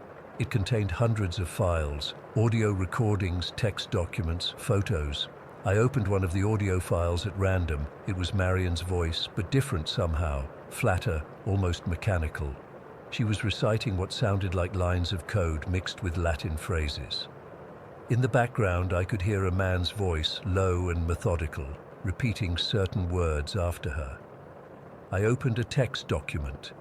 It was a detailed journal of her experiences, dating back over a year. The early entries were rational, describing her concerns about her boyfriend's interest in what she called techno-occultism. Then they gradually became more paranoid, documenting the symptoms of his control over her. I couldn't bring myself to look at the photos. I ejected the drive and buried it in my desk drawer. I tried to convince myself that this was all evidence of a sad mental health decline, nothing more. But then my computer started acting strangely. Programs opening on their own, the cursor moving without my input. And late that night, as I was finally falling asleep, my leg jerked violently, jolting me awake. Probably just a coincidence. A normal body twitch that happens when you're falling asleep. Everyone gets those. But the next morning, I noticed something I hadn't seen before when I looked in the mirror. The faintest beginning of lines around my mouth and eyes. Not regular wrinkles, almost like fear lines. Story 10. I've been hesitant to share this for months now, but I need to tell someone who might actually believe me. My husband Jason thinks we should just move on and forget about it, but I can't. I just can't. Last year, Jason got a job transfer to Bridgeport, this small coastal town that neither of us knew much about. We were excited for a fresh start, especially when we found this old military house built back in the 60s that was surprisingly affordable. It sits on top of this hill with an amazing view of a valley and dense forest. No neighbors nearby, which seemed perfect after living in a crowded suburb where we could hear our neighbors arguing through the walls. The isolation that initially attracted us to the place is what now keeps me up at night. We moved in during early summer. Everything was normal for the first couple weeks, unpacking boxes, arranging furniture, the usual stuff. I remember feeling so happy about our decision. The house needed some cosmetic updates but was structurally solid, and we loved the character of the place. High ceilings, hardwood floors, these cool built-in shelves in the living room. Then the weird stuff started happening. The first incident was about 3 weeks after we moved in. I was heading out to get groceries around 10 in the morning. It was a bright, sunny day, completely normal. As I walked from the front door to my car, I heard this loud bang on our tin roof. Like, really loud. It sounded like something heavy had landed on it and was now rolling or bouncing down the slope of the roof. I froze, keys in hand, and looked up. Whatever it was seemed to bounce off the edge of the roof and into the branches of this old oak tree in our front yard. I actually saw the branches sag under the weight of whatever it was. The branches swayed and shook like something had just landed in them. Here's the thing. There are no overhanging branches above our roof, nothing that could have fallen. The sky was completely clear, no birds that I could see. And when I walked around the house and checked under the tree, there was absolutely nothing there.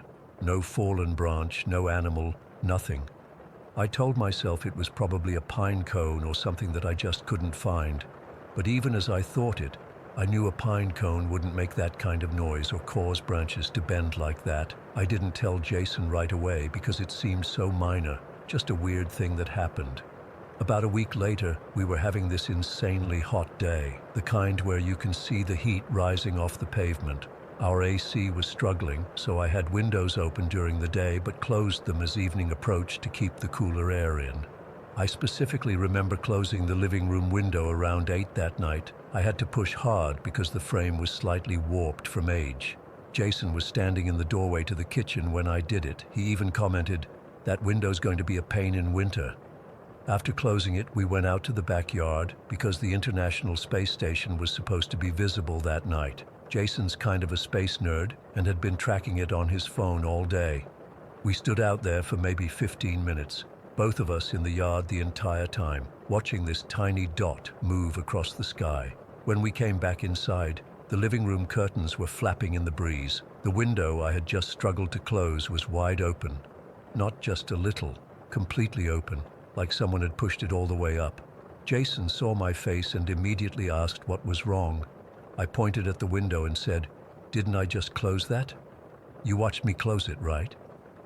He looked confused and said, "Yeah, you did. I was right there."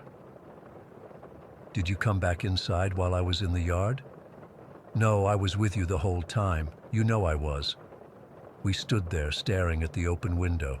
Jason finally went over and closed it again, testing it several times to make sure it wasn't loose. It wasn't. You had to really push to get it to move at all. I felt this cold dread wash over me. If neither of us opened the window, who did? Or what did? Jason tried to rationalize it. Maybe the window frame expanded in the heat, maybe I didn't close it properly. But I knew I had, and he had seen me do it. I started noticing other small things after that, items not being where I left them. The feeling of being watched when I was alone in the house. cold spots in rooms that should have been warm. But the night that really convinced me something was seriously wrong happened about 2 months after we moved in. Jason had gone to bed early because he had an early meeting the next day. I stayed up watching TV and finally headed to bed around 11:30. When I got to our bedroom, Jason was already asleep, snoring softly. I slid into bed carefully so I wouldn't wake him and started scrolling through my phone, catching up on social media. The room was dark except for the glow of my phone. Our bedroom is pretty large. It's at the back corner of the house with windows on 2 walls and this empty space between the foot of our bed and the wall that's probably about 8 feet across. I was lying there, half reading some article when I heard it. Breathing. Not Jason's steady sleeping breaths, but something else, something coming from the far corner of the room. At first, I thought maybe it was just the sound of my own breathing echoing strangely, so I held my breath. The breathing continued. Heavy, deliberate, like someone trying to control their breathing but still breathing hard after exertion. My entire body went cold. I couldn't move. I literally could not make myself move a muscle. I just lay there staring at my phone screen without seeing it, listening to this breathing that was definitely coming from the corner of our bedroom. It went on for what felt like forever, but was probably only a couple of minutes. The whole time, I was telling myself it was just the house settling, the wind, anything but what it sounded like, a person standing at the foot of our bed, watching us. Finally, I managed to reach over and shake Jason's shoulder. I couldn't even speak at first. When he grunted and rolled over, I whispered, "Do you hear that?" He was groggy but sat up when he heard the fear in my voice. "Hear what?" "Listen," I whispered. We both sat completely still, and then I saw Jason's face change as he heard it too, the breathing. His eyes widened and he reached over to turn on the bedside lamp. Light flooded the room. There was no one there, nothing visible at least, but the breathing stopped the instant the light came on. Jason got up and checked the entire room, under the bed, in the closet, behind the curtains. Then he checked the whole house, turning on every light, opening every door. Nothing. When he came back, he looked genuinely shaken. "There's no one here," he said. "All the doors are locked, windows closed. We barely slept that night. I kept thinking I could hear it start again, just at the edge of my hearing." Jason held me tight, but I could feel how tense he was too. The next day, Jason tried to explain it away. Maybe it was something outside, maybe the house has weird acoustics, but I could tell he was disturbed by it too. After that night, things escalated. I started hearing footsteps when I was alone in the house. Not just creaky floorboard sounds that old houses make, but deliberate steps, like someone walking from room to room, sometimes heavy, sometimes lighter, like a child running. One afternoon I was doing laundry in the basement when all the lights went out, just in the basement, nowhere else in the house.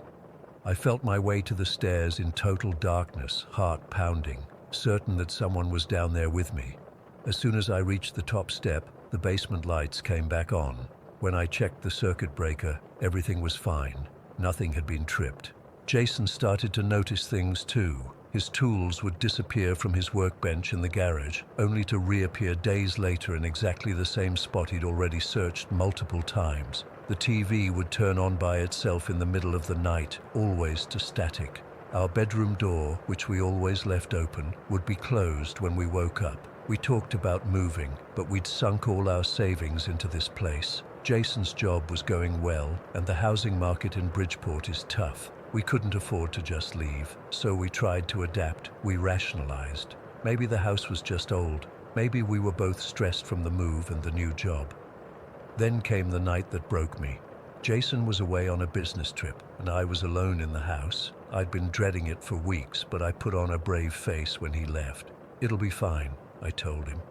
"I'll call Sarah to come over if I get spooked." Sarah was a co-worker who lived about 20 minutes away. The first night alone was actually okay. I kept all the lights on and fell asleep watching a movie on my laptop. The second night, I did the same thing. It was the third night when it happened. I was in bed, again with my laptop open and a movie playing when the power went out. The whole house went dark. My laptop was still on, running on battery, but the internet was out, so the movie stopped. I sat frozen in bed, the blue glow of my laptop the only light. Outside my window, I could see that the whole neighborhood was dark. Just a power outage, I told myself. Just a normal power outage. Then I heard the breathing again. This time, it wasn't in the corner of the room. It was right next to the bed, so close I could feel the air moving against my arm. I couldn't scream, I couldn't move. All I could do was sit there, listening to this invisible person breathing next to me. Then my laptop screen went black. The battery hadn't died. The screen just went completely black, like someone had turned it off. In the total darkness, I felt something touch my hand. Not a grab, not aggressive, just a touch, like someone gently placing their hand on mine. I finally found my voice and screamed. I screamed so loud my throat hurt. I scrambled out of bed, fumbling for my phone. Using its flashlight, I ran out of the house in my pajamas and sat in my car until dawn. When the sun came up, the power was back on like nothing had happened. Jason called that morning and I broke down, telling him everything. He came home early, and we spent the entire day researching the history of the house and the land it was built on. We found out that the military housing had been built on land that was originally part of a much older property. Before the military acquired it in the 50s, it had belonged to a family who'd lived there since the late 1800s. The records were spotty, but there were mentions of a tragedy. A child who'd gone missing in 1922, never found. The military records weren't much help either. Just standard information about when the houses were built and who had been stationed there. Nothing that would explain what we were experiencing. I convinced Jason to have a priest come bless the house. We aren't particularly religious, but I was desperate. The priest was kind, didn't judge us for our story. He blessed every room, but I didn't feel any different after he left. That was 3 months ago. Things have calmed down a bit, but they haven't stopped. Just last week, I was in the shower when I heard the bathroom door open. Through the frosted glass, I could see a dark figure standing there. I called out thinking it was Jason, but when I got no response and pulled back the shower curtain, no one was there. Jason was out in the yard the whole time. We're still here, still trying to figure out what to do. Moving isn't an option right now financially. We've considered bringing in paranormal investigators, but Jason is worried about what the neighbors might think, what it might do to our property value if word got out, so we live with it. Whatever it is, some days are better than others. Sometimes weeks go by with nothing strange happening, and I start to think maybe it's over. Then I'll be alone in a room and feel that presence again. Hear that breathing. Feel watched by eyes I can't see. I still don't know what happened in that military house on the hill, but I know we're not alone here, and I don't think we ever have been. Story 11. I still can't believe what happened to me last March. My husband Michael and I were in Chicago for a week-long trip. It was our first real vacation since getting married 3 months earlier, and I was excited to show him around my old hometown. I lived in Chicago for 4 years after college and absolutely fell in love with the city. The architecture, the food, the energy, everything about it feels special to me. Michael had only visited once before, so I was thrilled to play tour guide. We splurged a bit on accommodations and booked a room at the Millennium Knickerbocker, this gorgeous historic hotel on Michigan Avenue. I'd always walked past it when I lived in the city but never stayed there. I'd read about its connection to Al Capone and how his brother Ralph allegedly ran a speakeasy in the penthouse during Prohibition. As a history buff, I couldn't resist. When we checked in, the front desk clerk was super friendly. Michael casually mentioned we were newlyweds, and the guy immediately tapped away at his computer. "Congratulations, I've upgraded you to a junior suite on the 12th floor," he told us with a smile. We were ecstatic. Who doesn't love a free upgrade? The room was beautiful. High ceilings, elegant furnishings, and a fantastic view of the city. Everything felt so luxurious. We spent the first few days exploring Chicago, hitting all my favorite spots and discovering new ones together. On our third night, we met up with some of my old friends for dinner at this fantastic Italian place in River North. We got back to the hotel around midnight. I remember checking my watch as the elevator doors closed, 12:02 to be exact. I was tired but happy, that perfect kind of exhausted that comes after a great evening with good people. Michael and I were laughing about something my friend Jen had said at dinner as we walked down the hallway to our room. The moment I stepped into our suite, something felt different. It's hard to explain, but the energy had shifted somehow. The room looked exactly the same as we'd left it, but it felt heavier, if that makes any sense. Like when you walk into a room where people have been arguing and you can feel the tension lingering in the air, even though everyone's smiling now. I brushed it off as travel fatigue. We'd been walking all day, and I'd had 2 glasses of wine with dinner. Michael didn't seem to notice anything unusual. He flopped onto the bed and started scrolling through his phone while I went to take a shower. The bathroom was spacious with this beautiful vintage tile work. As I showered, I kept feeling like I should hurry up, like someone was waiting for me to finish. Again, I chalked it up to being tired and slightly buzzed. I quickly dried off, put on my pajamas, and joined Michael in bed. He was already half asleep, so I kissed him goodnight, turned off the lamp on my side, and settled in. I fell asleep almost immediately, which was unusual for me. I typically toss and turn for at least 20 minutes before drifting off, especially in hotel beds. But that night, it was like someone had flipped a switch, and I was out cold. I woke up suddenly, completely alert. The digital clock on the nightstand read 2:34. The room was uncomfortably warm, not just cozy warm, but stifling. It was March in Chicago, for crying out loud. Even with the heat on, which it wasn't, the room shouldn't have been that hot. I sat up and pushed the covers off, thinking maybe Michael had cranked up the thermostat before bed, but he was still fast asleep beside me, the covers pulled up to his chin despite the heat. I slipped out of bed and padded over to the window. The curtains were drawn, but I could see through a small gap that it was snowing lightly outside. Definitely not weather that explained the sauna-like conditions in our room. I opened the window a crack, letting in a refreshing blast of cold air. The street below was quiet, just a few taxis driving past and the occasional pedestrian hurrying through the snow. I stood there for a minute or two, just breathing in the crisp air and trying to shake off the uneasiness that had settled over me. When I turned back toward the bed, the heat seemed even more oppressive. And that's when I first noticed the feeling of being watched. You know that sensation when someone's staring at you and you just know it, even without seeing them.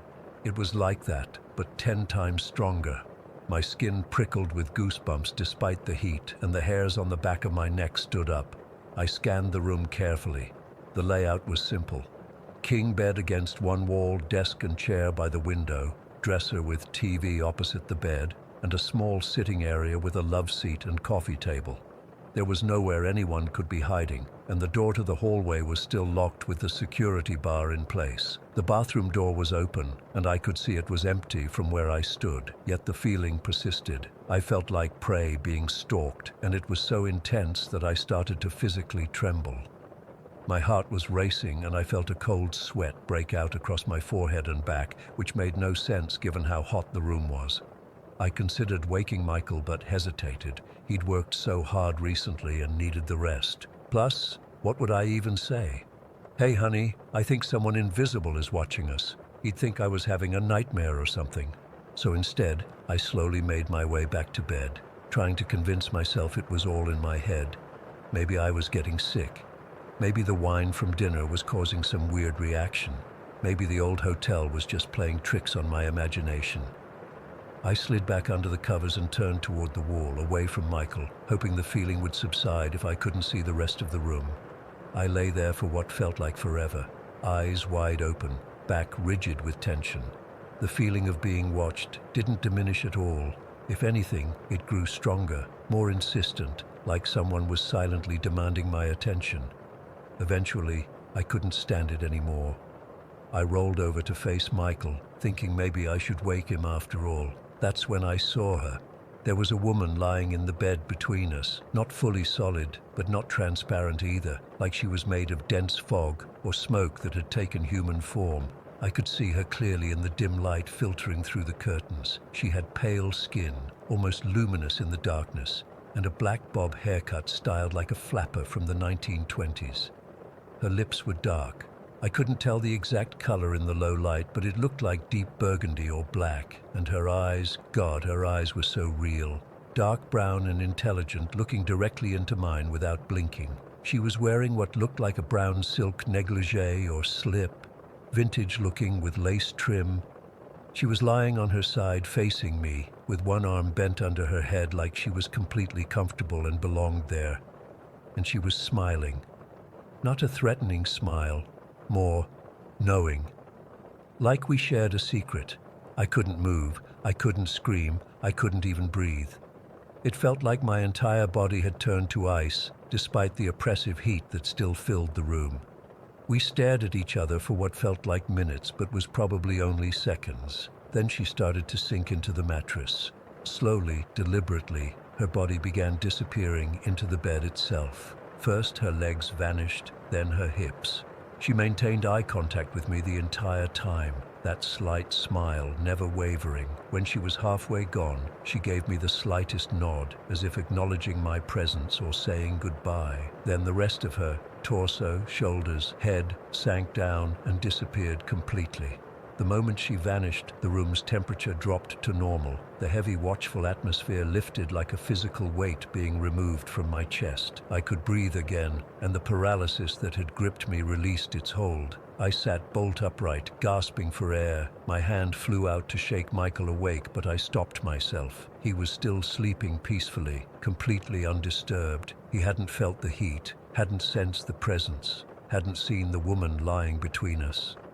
Part of me envied his blissful ignorance, while another part felt desperately alone with what I'd just experienced. I didn't sleep another minute that night. I sat up in bed, back pressed against the headboard, eyes darting around the room until sunrise. Every sound, the elevator down the hall, ice machine dropping cubes, guests returning to their rooms, made me flinch, but the woman never reappeared and the oppressive feeling didn't return. When morning finally came, I was a wreck. Michael noticed immediately, asking if I was feeling okay. I looked terrible, pale with dark circles under my eyes. I made up some excuse about not sleeping well and brushed off his concerns. While he showered, I went down to the lobby for coffee, desperate to be out of that room. I casually asked the front desk clerk, a different one from check-in, about the hotel's history. He seemed pleased by my interest and confirmed what I already knew about Al Capone's brother running a speakeasy there. Then he mentioned something I hadn't known. In the 70s, the Knickerbocker had served as the official hotel of the Playboy Mansion. When I asked if there were any stories about the hotel being haunted, his expression changed. He glanced around as if making sure no one else could hear, then shrugged. "Not officially," he said. "Management doesn't like us talking about that stuff. Bad for business, you know." "But unofficially?" I pressed. He hesitated, then said, "I haven't experienced anything myself, but some guests have reported unusual experiences, especially on the upper floors." I wanted to ask more, but another staff member approached, and the clerk quickly changed the subject. I returned to our room with 2 coffees and a growing certainty that what I'd experienced wasn't just a particularly vivid nightmare. We checked out the next day. I made up an excuse about wanting to stay with my old roommate for the remainder of our trip. Michael was confused, but went along with it. I couldn't bring myself to tell him what I'd seen. Even now, nearly 5 months later, I haven't told him. What would I say? That a ghost from the roaring 20s decided to cuddle up between us in bed? I know what I saw. I know what I felt. That woman was real, or as real as something like that can be. I still think about her eyes, that knowing smile. Was she a former guest? Someone connected to Capone's operation? A woman who lived and died during the hotel's Playboy era? I'll probably never know. But I'm certain of one thing. I'm never staying at the Millennium Knickerbocker again. Story 12. I still can't explain what happened during those nights at my mom's place in rural Oregon. It's been almost a year, and I find myself avoiding going back there whenever possible. For context, my mom's house sits on about 2 acres of land outside Medford. It's not completely isolated. There are neighbors maybe a quarter mile down the road in each direction, but it's rural enough that you don't hear traffic or see many lights at night. The house itself is a single-story ranch style built in the 70s. Nothing particularly special or creepy about it at first glance. Last October, I got a call from my mom that her cancer had returned, stage 3 this time. She needed to start treatment immediately at a specialized center in Portland, about 4 hours north.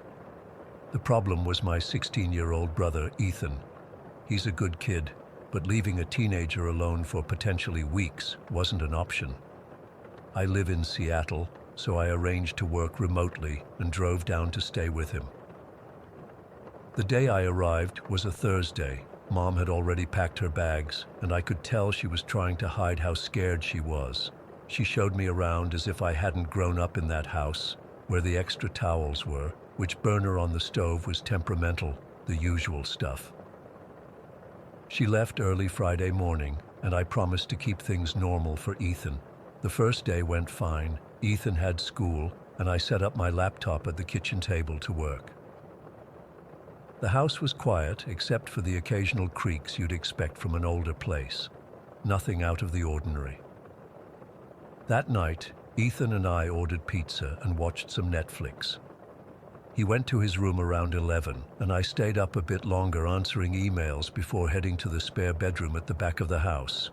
This is where things get weird. I'd been lying in bed for maybe 15 minutes, just starting to drift off, when I heard it. Footsteps, quick ones, thud, thud, thud, running across the living room floor. They weren't particularly heavy, but on the old hardwood floors they were unmistakable. They went from one end of the living room to the other, then stopped. A few seconds later, they ran back the other direction. My first thought was that Ethan had gotten up for some reason.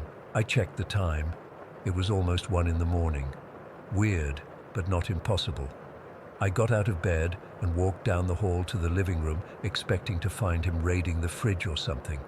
The living room was completely empty and dark. Only the small nightlight in the kitchen provided any illumination. I stood there for a minute, listening. Nothing. I walked to Ethan's room and carefully opened his door. He was fast asleep, headphones still on, his phone fallen beside his pillow. I checked the front and back doors, both locked, windows too. I even went outside with my phone's flashlight to check if maybe there was an animal on the roof. Nothing. Eventually, I convinced myself it must have been possums or raccoons on the roof. The house has some overhanging branches, so it wouldn't be unusual. I went back to bed, a little unsettled but not truly scared. Just as I was falling asleep again, I heard one more quick set of footsteps. Thud, thud, thud across the living room, but I was too tired to investigate further. The next day, I casually asked Ethan if he'd gotten up during the night. He said no, looking at me like I was weird for asking. I didn't mention the footsteps. No need to freak him out over what was probably just the house settling or wildlife outside. That second night is when things got undeniably strange. Ethan had gone to a friend's house for dinner, and I'd told him he could stay over if he wanted. I thought having the house to myself might be nice, but as it got dark, I started to feel uneasy. I'm not typically someone who gets spooked easily, but something about being alone in that house felt off. I stayed up watching TV until around midnight, then went to bed. I left more lights on than I normally would, including the hallway light outside my room. I was just starting to fall asleep when it started again.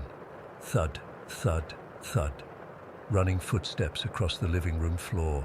I froze. Ethan wasn't home. I was completely alone in the house. The footsteps ran from one end of the living room to the other, paused, then ran back. This time, though, there was something else. A giggle, a high-pitched, delighted giggle of a young girl. My blood ran cold. There was absolutely no reason for a child's laughter to be in the house. The neighbors on both sides were elderly couples. The Johnsons to the east had grown children who rarely visited, and the Millers to the west lived alone. No grandkids that I knew of. The footsteps and giggling continued, run across the room, giggle, run back, over and over. It didn't sound threatening. If anything, it sounded like a child playing. But that made it even more unsettling. There shouldn't be a child playing in our living room at 1 in the morning. I lay there, paralyzed with fear, for what felt like hours. The rational part of my brain tried to come up with explanations. Maybe it was the TV from a neighboring house. No, we were too far from the neighbors. A radio someone left on. The sound was too clear, too present in the house itself. A prank? Who would be pranking me and how would they get in? Eventually, I gathered my courage, grabbed my phone, ready to call 911, and walked slowly down the hall toward the living room. As I approached, the sound stopped completely. The living room was empty, just as it had been the night before. No sign that anyone or anything had been there. I turned on every light in the house and searched every room, every closet. I checked under beds, behind furniture. I even looked in cabinets that would be too small for a person. Nothing. The doors and windows were all still locked from the inside. I didn't sleep the rest of that night. I sat in the living room with all the lights on, jumping at every house creak and wind gust. By morning, I'd almost convinced myself I'd experienced some kind of auditory hallucination from stress or exhaustion. That day, I texted Ethan to see when he'd be home. He said his friend's mum would drop him off around 4. I spent the day working, trying to keep my mind occupied. I didn't hear anything unusual during daylight hours. Later that afternoon, Mom called to say her initial consultations were finished, and she'd be coming home the next day to pack more things before starting her actual treatment. I was relieved. Maybe having her there would make the house feel normal again. When Ethan got home, I still didn't mention anything. We had dinner, watched some movies, and both went to bed around midnight. That night, I didn't hear anything. No footsteps, no giggles, just the normal sounds of a house with 2 people sleeping in it. Mom came home the following afternoon. She looked tired, but was in good spirits, saying her doctors were optimistic. We had an early dinner together, and I helped her organize some paperwork for her treatment. Around 7, she said she needed to rest, so we all turned in early. I lay awake for hours that night, waiting, listening. Nothing happened. No running, no giggling, just silence. The next morning, while Ethan was in the shower and Mom and I were having coffee in the kitchen, I decided to carefully bring it up. I didn't want to worry her, but I needed to know if she'd ever experienced anything strange in the house. "Hey, Mom," I started casually. "This might sound weird, but have you ever heard anything unusual at night here? Like, I don't know, someone running around?" She looked up from her coffee, expression unchanged. "You mean in the living room, at night?" My heart started racing. She knew exactly what I was talking about. "Yeah," I said. "It sounds like someone running back and forth, and..." I hesitated. "The other night I thought I heard a little girl giggling." What she said next makes my skin crawl even now as I type this. She smiled slightly and said, "Oh, her? Yeah. She's quite a mischievous one, isn't she?" I stared at her, speechless. She continued drinking her coffee as if she'd just commented on the weather.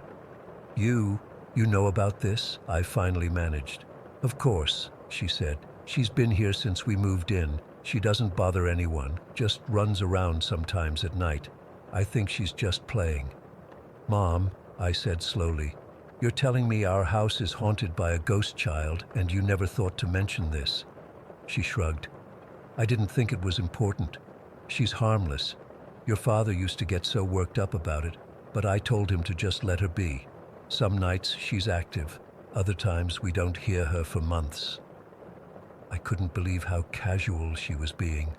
"Doesn't it scare you?" "It did at first," she admitted, "but after 15 years you get used to it. It's just part of the house." The conversation ended there because Ethan came into the kitchen. I never brought it up with him. He'd never mentioned hearing anything, and I didn't want to scare him unnecessarily. Mom left for Portland again that afternoon, and I stayed with Ethan for another 2 weeks until our aunt could come stay with him for the remainder of Mom's treatment. Here's the strangest part. I never heard the footsteps or giggling again during those 2 weeks. Not once. It was as if the girl knew Mom had acknowledged her to me and her game was over. Mom completed her treatment successfully, and 6 months later, she decided to sell the house and move closer to Portland to be near her doctors.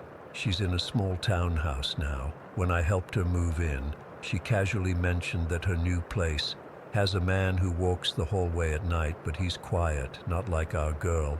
I haven't stayed overnight at either house since. Mom still acts like it's the most normal thing in the world to share your home with entities that aren't supposed to exist. Maybe when you face something like cancer, ghosts stop seeming so frightening. I still don't know who that little girl was or why she was in our house. I don't know why she only appeared those 2 nights I was there. Sometimes I wonder if I'll ever experience anything like that again, or if I was just temporarily tuned into whatever frequency allows people to perceive such things. All I know is that those running footsteps and that childish giggle were as real as anything I've ever heard, and the casual way my mother confirmed her existence still disturbs me more than the ghost herself ever could. Story 13. I've never been the type to scare easily. Growing up, I was the kid who'd walk through graveyards on dares and watch horror movies without flinching. But what happened at my great-aunt Meredith's house still gives me chills whenever I think about it. This was 3 months ago, and I still can't explain what I experienced there. For context, I'm 17, and my great-aunt needed someone to stay with her after her hip surgery. My parents volunteered me since it was summer break, and they thought it would be character building, whatever that means. The house is in Millfield, a tiny town about 2 hours from where we live. It's one of those places where everyone knows everyone, and nothing exciting ever happens, or so I thought. The house itself is massive, built sometime in the 1800s. It's this tall Victorian thing with peeling blue paint and too many windows. My mom mentioned offhandedly that it used to be a hotel back in the day, and then got converted into a hospital during the Civil War. That should have been my first red flag, but I didn't think much of it at the time. When we pulled up to the house that Friday morning, something felt off immediately. The house sits directly between 2 churches. There's St. Mary's to the left, with its white steeple and stained glass windows, and then this older, darker church to the right that I never caught the name of. St. Mary's gave off this peaceful vibe, but the other one, just looking at it made my skin crawl. My mom helped get Aunt Meredith settled, showed me where everything was, and then left me there alone with her. "It'll just be for the weekend," she said. "I'll be back Sunday evening." The main floor of the house was fine. It had this musty, old person smell, but it felt normal enough. Aunt Meredith mostly stayed in her bedroom on the first floor, watching TV and taking her pain meds. She'd been living alone since my great-uncle died 5 years ago, along with their dog, who passed around the same time. The problem started when I had to go upstairs to get fresh towels from the linen closet. The second I put my foot on that first step, the air changed. It got heavier, colder. I've always been sensitive to stuff like this. My mom calls it being intuitive, but my dad just rolls his eyes and says I have an overactive imagination. This wasn't imagination, though. The atmosphere upstairs was completely different. There are 4 bedrooms up there, all with these ancient wooden doors that don't quite shut right. I was supposed to sleep in the guest room at the end of the hall, but even walking past the other rooms made me feel like I was being watched. The worst was the room directly across from mine. The door was partially open, and inside I could see this old black and white photograph hanging on the wall. It showed a man and woman standing in front of the house, the original owners, I guess. The man had this severe expression and a full beard, while the woman looked sad, her hands folded tightly in front of her. I couldn't stop staring at that photo. Their eyes seemed to follow me, and I swear the room got 10 degrees colder whenever I looked at it. It wasn't just the typical creepiness of old photos either. There was something genuinely wrong with that picture, like whatever energy those people had in life was somehow trapped in the image. That first night, I tried to be rational. The house was old, it creaked, the pipes made weird noises, all normal stuff for a building that stood for over a century. I checked on Aunt Meredith around 9, made sure she took her medication, and then headed upstairs to go to bed. I deliberately avoided looking at that photograph as I passed the room. I couldn't sleep. Every time I started to drift off, I'd hear footsteps in the hallway. Not the shuffling of an elderly woman with a hip replacement, but deliberate, heavy steps. Back and forth, back and forth. At one point, I heard what sounded like a door slowly creaking open. I buried my head under the pillow and told myself it was just the house settling. Around 2 in the morning, I needed to use the bathroom. The guest room didn't have its own, so I had to go out into the hallway. I flipped on the light switch, but nothing happened. The bulb must have burned out. Using my phone's flashlight, I made my way to the bathroom, trying not to look at any of the other doors. On my way back, my phone died, just completely shut off, even though it had been at 60%. The hallway was pitch black, and I had to feel my way along the wall. As I passed the room with the photograph, I felt something brush against my arm, like someone's fingers lightly grazing my skin. I ran the rest of the way to my room, slammed the door, and didn't come out until morning. Saturday was tense. I stayed downstairs as much as possible, making excuses to be near Aunt Meredith. She must have noticed something was off because she kept giving me these concerned looks. Around lunchtime, while I was making soup, she finally asked, "Did you sleep all right, Cassandra?" I almost told her everything then, but what would I say? That her house was freaking me out, that I thought there was something wrong with that old photograph, that I felt like I was being watched?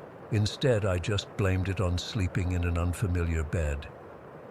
"This house has a lot of history," she said, stirring her tea. "Some of it not so pleasant." When I asked what she meant, she waved her hand dismissively. "Oh, just old stories. Every old house has them." I helped her to her chair in the living room and decided to dust a bit to keep busy. There was a bookshelf near the fireplace filled with old leather-bound books and family photos. As I was cleaning, I noticed a small journal wedged between 2 larger books. Curiosity got the best of me, and I pulled it out. It was my great-uncle's journal from when they first moved into the house in the 1970s. Most entries were mundane, complaints about the plumbing, notes about renovation costs. But one entry from October 12, 1974, caught my eye. "Meredith doesn't want to talk about it, but the noises upstairs are getting worse. The dog won't go up there anymore. Found another dead bird on the porch this morning. 3 this week. Something's not right with this place." I quickly shoved the journal back when I heard Aunt Meredith calling for her medication. The rest of the afternoon crawled by. I couldn't stop thinking about what I'd read. What noises had my great-uncle heard? Why wouldn't the dog go upstairs? And what was with the dead birds? As evening approached, I realized I'd eventually have to go back upstairs to sleep. The thought made my stomach knot up. I considered asking to sleep on the couch, but didn't want to worry Aunt Meredith or make her think I was being dramatic.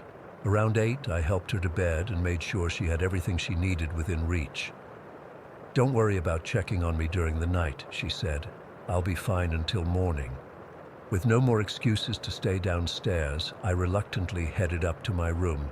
This time, all the doors along the hallway were closed, including the one with the photograph. I distinctly remembered that door being open earlier, but told myself Aunt Meredith must have closed it at some point, even though I knew she couldn't climb stairs with her hip. I got ready for bed, double-checked that my phone was charging. It had mysteriously turned back on by itself, and tried to fall asleep. It was impossible. The room felt stifling despite the cool night air coming through the window. Around 11, I heard it again.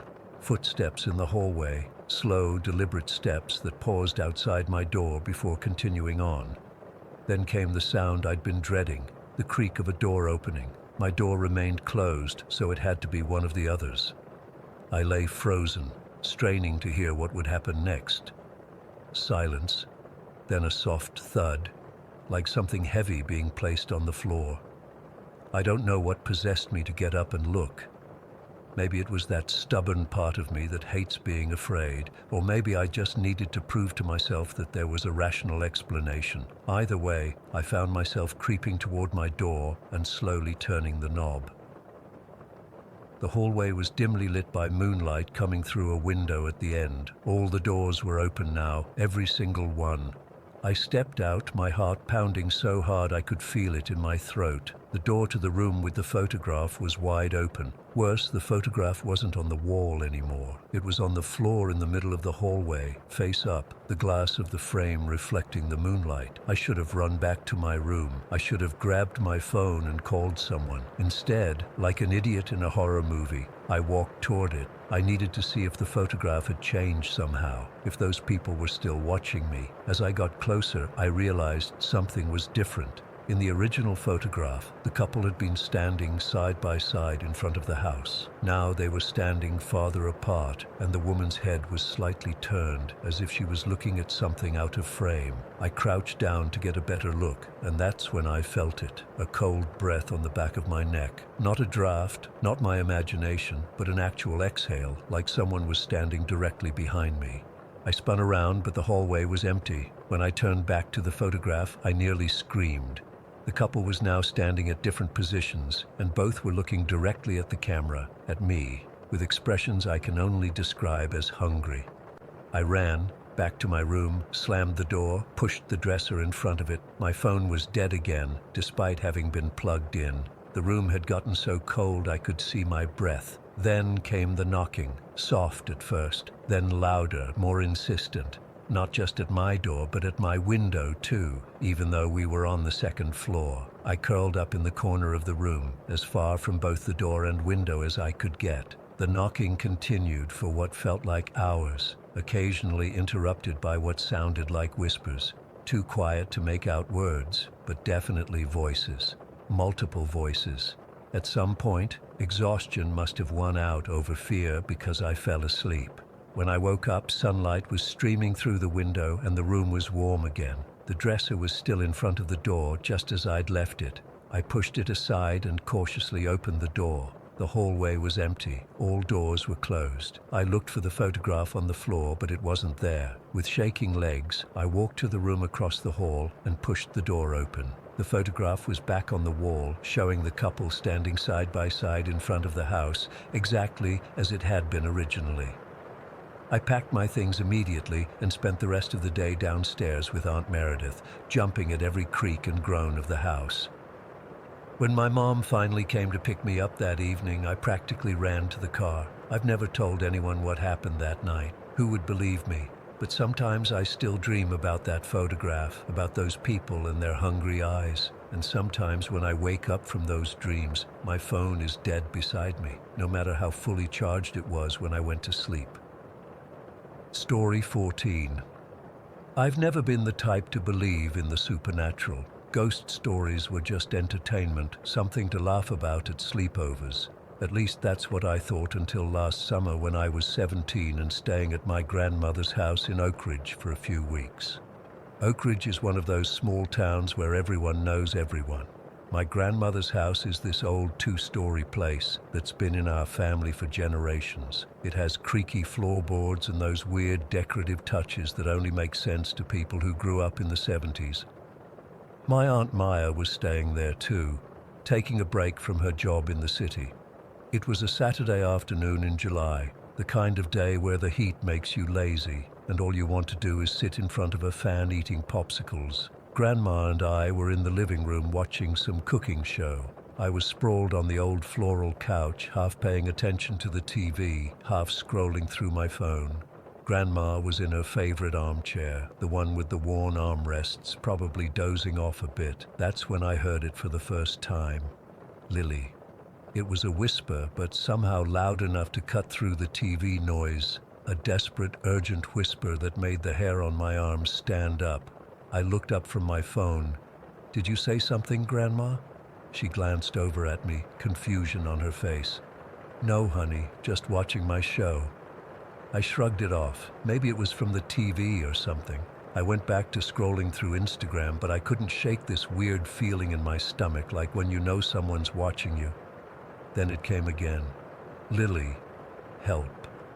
This time it was louder, more desperate.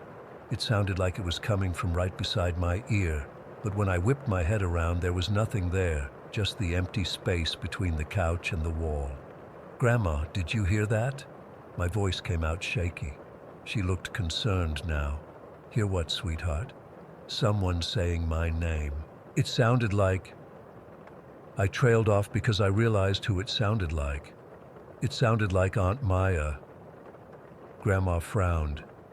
Maya's taking a nap in her room. Has been for the last hour. I nodded, but something felt wrong. Really wrong. Like that feeling when you think you've left the stove on, but 100 times worse. I'm gonna go check on her, I said, standing up. Grandma waved a hand. Let her sleep, Lily. You know how tired she's been lately. She was right. Aunt Maya had been exhausted since arriving a week ago, dark circles under her eyes, falling asleep at dinner, the whole deal. But this feeling wouldn't go away. I'll be quiet, I promised. I left the living room and headed down the hallway toward the guest bedroom where Maya was staying. The hallway in my grandmother's house always felt longer than it actually was, with family photos lining both walls. As I walked, the feeling of wrongness grew stronger, like a pressure building in my chest. Lily, please. The whisper came again, clearer now that I was away from the TV. It definitely sounded like Aunt Maya, but it couldn't be. It was coming from all around me, not from any specific direction. I reached her door and hesitated. What if I was just being weird and woke her up for nothing? But then I heard it again, more of a sob than a whisper this time. Lily. I didn't knock. I just turned the doorknob and pushed the door open. The curtains were drawn, casting the room in a dim, grayish light. For a second, I didn't see anything unusual. Then my eyes adjusted. There was someone, standing at the foot of the bed. It was tall, much taller than any normal person should be, and completely black. Not like African American black, but like a void, like someone had cut a person-shaped hole in reality. It didn't have features that I could make out, just a general humanoid shape that seemed to absorb the light around it. I froze, my hands still on the doorknob. I couldn't scream. I couldn't even breathe. I just stood there as this thing turned toward me. It didn't have eyes, but I knew it was looking at me. I felt its attention like a physical weight. Then, in an instant, it was gone. Not like it walked away or faded. It was just there one moment, and not there the next, like someone had flipped a switch. But that wasn't the worst part. The worst part was that as soon as the tall shadow disappeared, I saw my Aunt Maya on the bed. She was lying on her back, completely still, eyes wide open and staring at the ceiling, and hovering over her, literally hovering a few inches above her body, was another shadow figure. This one was smaller, more human-sized, but just as dark and featureless as the first. It was positioned right over my aunt, almost like it was, I don't know, feeding on her or something. Maya wasn't moving at all, not even blinking, but her eyes were filled with absolute terror. I must have made some kind of noise because this second shadow suddenly jerked upward, as if startled. It turned toward me. Again, no face, but I felt its attention, and then it shot upward, disappearing through the ceiling like it was never there. The instant it vanished, Aunt Maya gasped and sat bolt upright, sucking in air like she'd been underwater. She started screaming and crying at the same time, these awful broken sounds that didn't even sound human. I ran to her and grabbed her shoulders. Aunt Maya, it's me, it's Lily. She clutched at me with such force that her nails dug into my arms, leaving marks. I couldn't move, she sobbed. I couldn't move. I couldn't speak. I couldn't even blink. It was on top of me, Lily. It was doing something to me and I couldn't move. By this point, Grandma had heard the commotion and rushed in. "What on earth is happening in here?" she demanded. But her anger turned to concern when she saw the state Maya was in. "She had a nightmare," I said automatically, though I knew it wasn't true. What I'd seen wasn't a nightmare, it was real. Maya shook her head violently. No, it wasn't a nightmare. I was awake the whole time. I was paralyzed. There was something in the room with me, something dark, and it was taking something from me. I could feel it pulling at me. Grandma tried to calm her down, saying it was just sleep paralysis, that it happens to everyone sometimes. But I knew better. I'd seen those things with my own eyes, and they were as real as the floor beneath my feet. Later that night, when Grandma had finally gotten Maya calmed down with some tea and a sleeping pill, I sat alone with my aunt in the kitchen. The house was quiet, just the hum of the refrigerator and the occasional creak of settling wood. "How did you know?" Maya asked me, her voice hoarse from crying. "How did you know to come to my room?" I hesitated, then told her the truth. "I heard you calling my name, but not with your voice. It was like I heard it inside my head." Maya went very still. "I was calling for you," she whispered. In my mind, I was screaming your name over and over, hoping someone would hear me, would come help me. I couldn't make a sound out loud. It wouldn't let me. A chill ran down my spine. I think we have some kind of connection, like psychic or something. In any other situation, I would have felt stupid saying those words. But after what I'd seen that afternoon, nothing seemed too far-fetched anymore. "What were those things?" I asked. Maya shook her head, wrapping her hands tighter around her mug of tea. "I don't know. But the one on top of me, it was like it was feeding on my fear. The more terrified I got, the more satisfied it seemed, and I could feel myself getting weaker, like it was draining my energy or my life force or something." "And the tall one?" "I don't know. It showed up first, just stood there watching. Then the smaller one appeared and that's when I couldn't move anymore." I didn't tell her that I thought the tall one might have been watching over the smaller one, like a parent teaching a child how to hunt. The thought was too disturbing. Maya reached across the table and squeezed my hand. "If you hadn't come in when you did, I don't think I would have survived, Lily. Whatever that thing was doing to me, it was killing me. I could feel myself slipping away." We both slept in the living room that night with all the lights on. Neither of us wanted to be alone. Maya insisted on salt lines at all the doors and windows, something she'd read about online for keeping spirits away, and Grandma humored her, even though she still thought it was all just a bad dream. We left the next day. Maya refused to stay another night in that house, and honestly, so did I. We made up some excuse about Maya getting called back to work early and me wanting to go with her to see the city. It's been 3 months now, and I haven't been back to Grandma's house. Maya hasn't either, though she calls Grandma every day to check on her. So far, Grandma hasn't experienced anything strange, which makes me wonder if those things were there specifically for Maya, or maybe for me, or maybe they were drawn to whatever connection exists between us. I still don't understand what happened that day. I've researched shadow people, sleep paralysis, psychic connections, everything I can think of. Nothing quite matches what we experienced. All I know is that something evil was in that house, something that wanted to harm my aunt, and somehow I was able to hear her when no one else could. Maya and I don't talk about it much anymore, but sometimes I'll catch her looking at me with this expression of mingled gratitude and fear, like she's remembering how close she came to whatever those things were planning to do to her. And sometimes, just before I fall asleep, I think I can hear whispers again. Not Maya's voice this time, but something else, something angry, like it's looking for me, like it knows I interrupted its feeding and it hasn't forgotten. I keep the lights on when I sleep now, and I always check the corners of my room for tall, dark figures before I close my eyes. Story 15. I'm still shaking as I type this. It's been 3 days, and I can't close my eyes without seeing that figure in the darkness or hearing that voice. I know I should probably talk to a therapist, but I need to get this out somewhere first. Maybe writing it down will help me process what happened. Last Friday night, my parents left for their anniversary weekend in Lake Tahoe. My 16-year-old self thought this was going to be awesome. House to myself, no rules, just freedom. My brother Josh was supposed to be staying at his friend Tyler's house, so I had the whole place to myself until Sunday afternoon. I'd been looking forward to this all week. I ordered pizza, grabbed some snacks, and settled in for a horror movie marathon. In hindsight, probably not the smartest choice, but I've always loved scary movies. I thought I was so brave.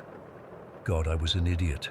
It started raining around 9 o'clock, not just a light drizzle, but that heavy, constant downpour that makes everything outside look like it's underwater. The rain was hitting the windows so hard I had to turn up the volume on the TV. I was halfway through the second movie, some slasher thing where a killer stalks babysitters, when I started feeling weird. You know that feeling when you think someone's watching you? That prickling on the back of your neck? I kept pausing the movie to listen, convinced I'd heard something besides the rain. Each time I'd laugh at myself and press play again. Just the movie getting to me, I thought. Around 10:30, right during a jump scare, everything went black. The TV, lights, everything. Just instant darkness except for the faint glow from my phone on the coffee table. Perfect timing, I muttered, grabbing my phone to use as a flashlight. The power goes out all the time in Oak Ridge during storms, so I wasn't too freaked out yet. I figured I'd just check the circuit breaker and get everything back on.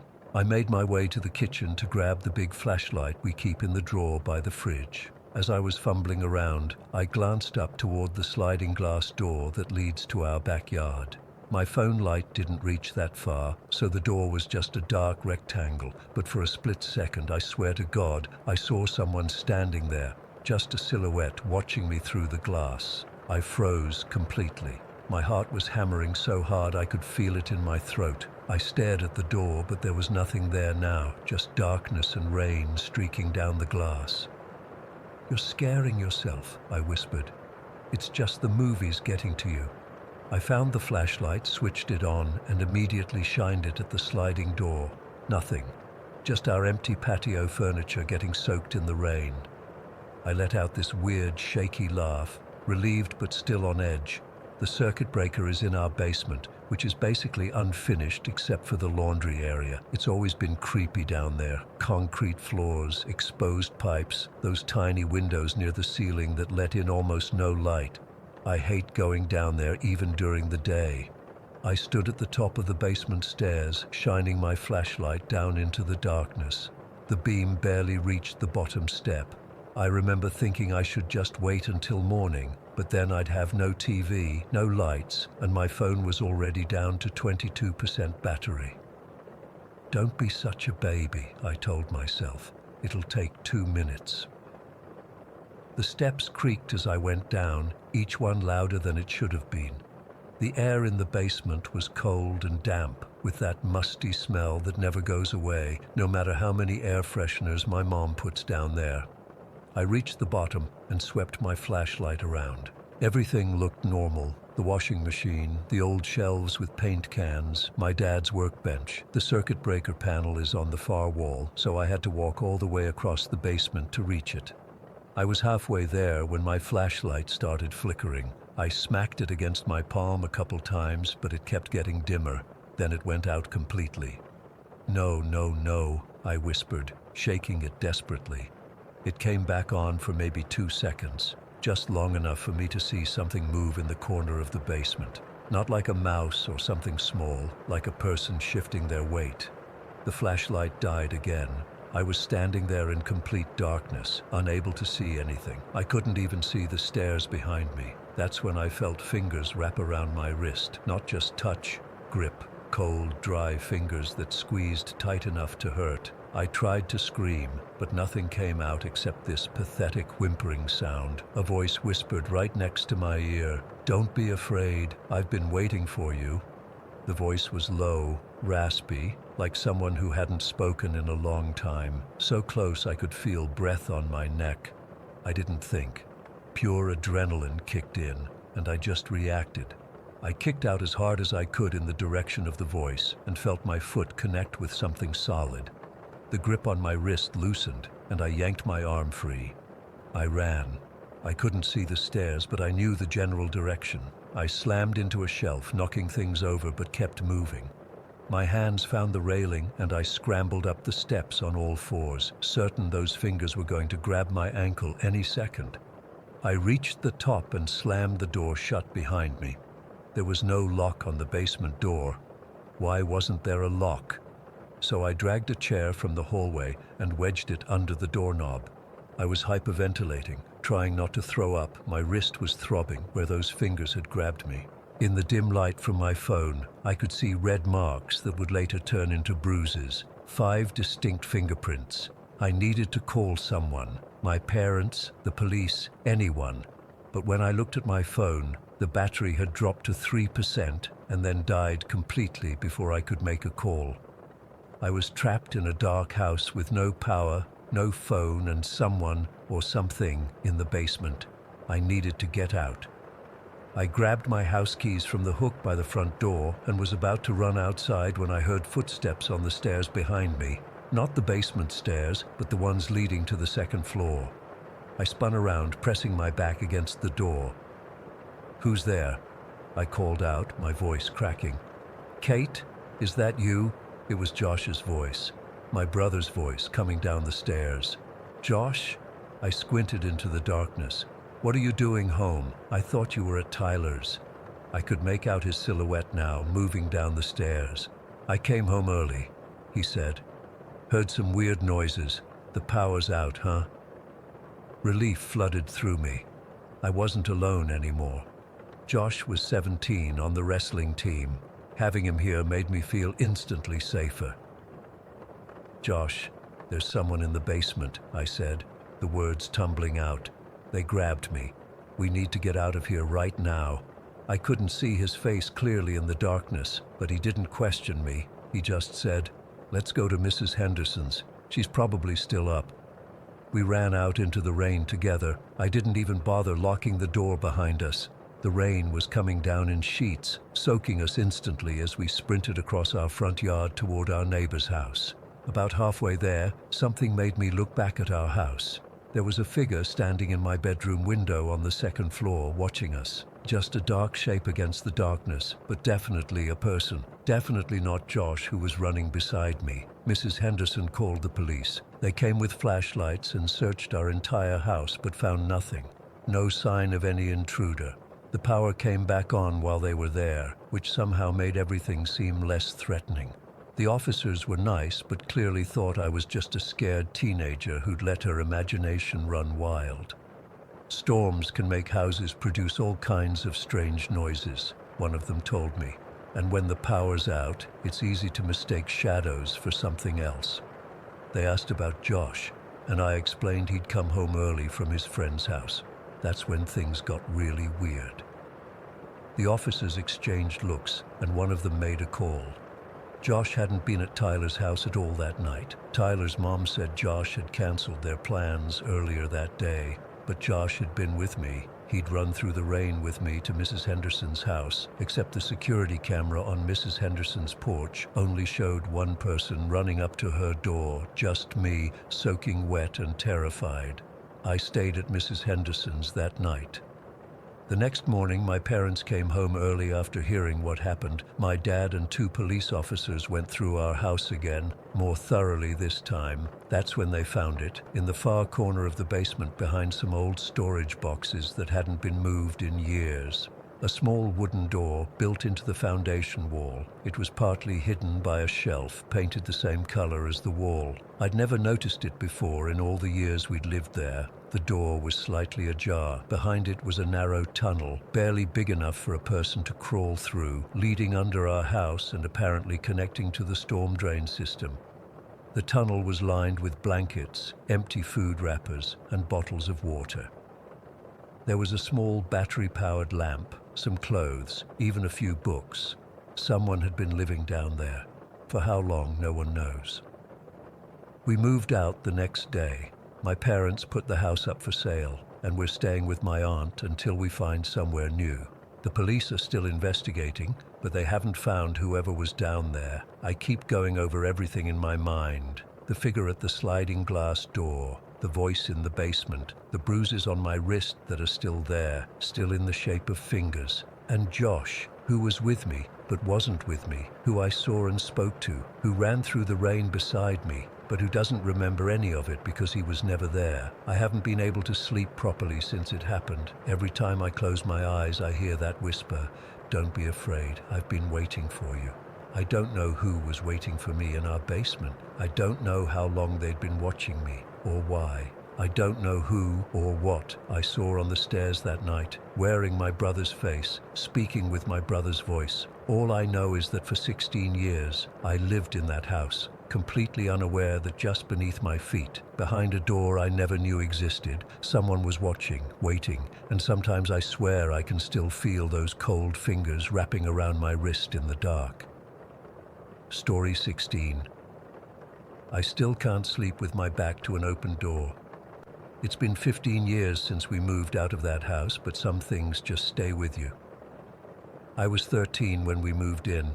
Mom, my stepfather Ron, my 2 younger brothers, and Ron's daughter Lily, who stayed with us on weekends. The house seemed so normal from the outside, just a simple one-story place on the edge of town with a big yard, some old outbuildings, and cornfields stretching out behind it. The basement was weird though. You could only see the entrance from the driveway side of the house, a concrete stairwell leading down to a heavy wooden door.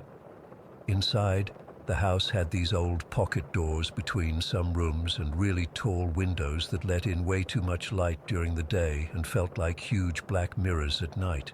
I first realized something was wrong about 3 weeks after we moved in. I was doing dishes in the kitchen. Mom was big on chores, and since I was the oldest, I got stuck with kitchen duty most nights. The basement stairs came up into a little mudroom right off the kitchen. I remember I was elbow deep in soapy water when I heard the stairs creak. Not just one creak, but that distinct pattern of someone walking up them. I even felt the slight vibration through the floor. I didn't think much of it at first, figured it was Ron coming up from doing laundry or something. Then I heard the basement door open and close. I glanced over my shoulder to say hi, but froze when I saw who or what was standing there.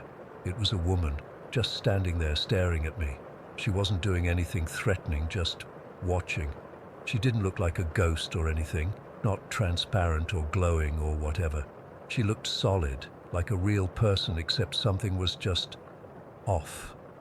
The way she stood too still, the way she didn't acknowledge that I could see her. When I blinked, she was gone, just gone. I dropped the plate I was washing and it shattered in the sink. Mom came running in, asking what happened, but I just said I got startled by a noise. I didn't tell her what I'd seen. Even at 13, I knew how crazy it would sound. That night was when the pacing started. Our bedrooms were all connected by this L-shaped hallway. Mine was at the corner of the L. Around midnight, I heard footsteps in the hallway, slow, deliberate steps, starting from the living room, coming down the hallway, pausing outside my door for about 30 seconds, then continuing around the corner to where my brothers slept, then turning around and going back, over and over again, all night long. I pulled my blanket over my head and tried to convince myself it was just the house settling or one of my parents checking on us, but deep down, I knew it wasn't. The rhythm was too deliberate, too purposeful. Hanging in that hallway corner, right outside my bedroom, was this huge painting of Crater Lake. It was this peaceful scene with deep blue water and mountains, but something about it always gave me the creeps. The footsteps always seemed to pause right in front of it, like whatever was walking was looking at that painting. About 2 months after we moved in, I got sick, not like normal sick. This was different.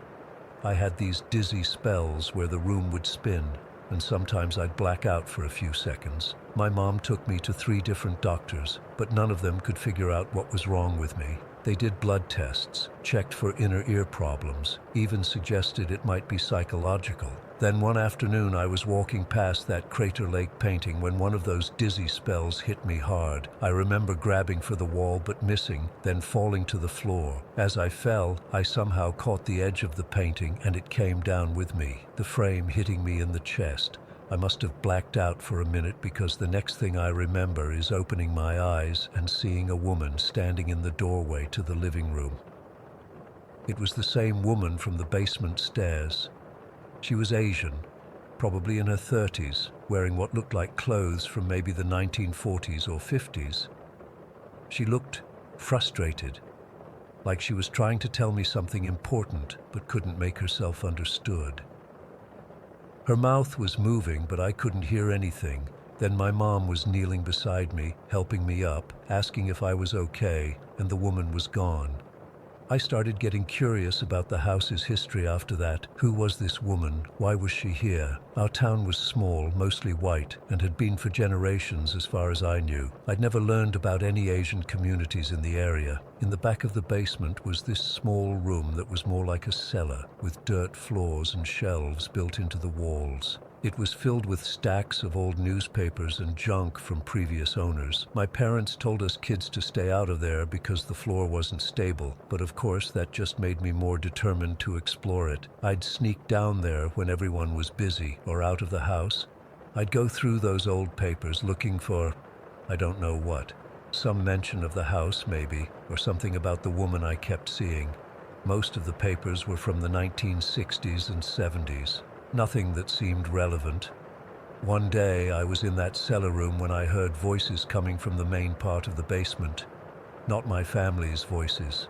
These were softer, urgent, and there were several of them talking over each other. I put down the newspaper I was reading and quietly made my way to the door that connected the cellar to the main basement. That's when I saw it. Something moved across the ceiling of the basement. Not walking, but skittering like an insect, except it was way too big to be an insect. It moved into the corner where the cellar connected to the basement and disappeared into the shadows. The voices got louder, more panicked. They weren't speaking English. Later, when I took Japanese in high school, I realized it might have been Japanese or maybe Mandarin. But at the time, all I knew was that they sounded terrified, like they were hiding from something. I ran upstairs so fast I tripped twice on the steps. My mom asked what was wrong, and I made up some story about seeing a huge spider. She laughed it off, but I couldn't shake the fear. Whatever I'd seen on that ceiling wasn't a spider. It wasn't anything I could explain. After that, things got worse. The thing I'd seen in the basement started appearing in the main house. I'd catch glimpses of something dark moving along the walls or ceiling out of the corner of my eye. The pacing in the hallway got louder, more insistent. Objects would move or go missing. My brothers started complaining about bad dreams. Even our dog refused to go into certain rooms. Then came the night that changed everything. I'd been having a really rough time. School was stressful.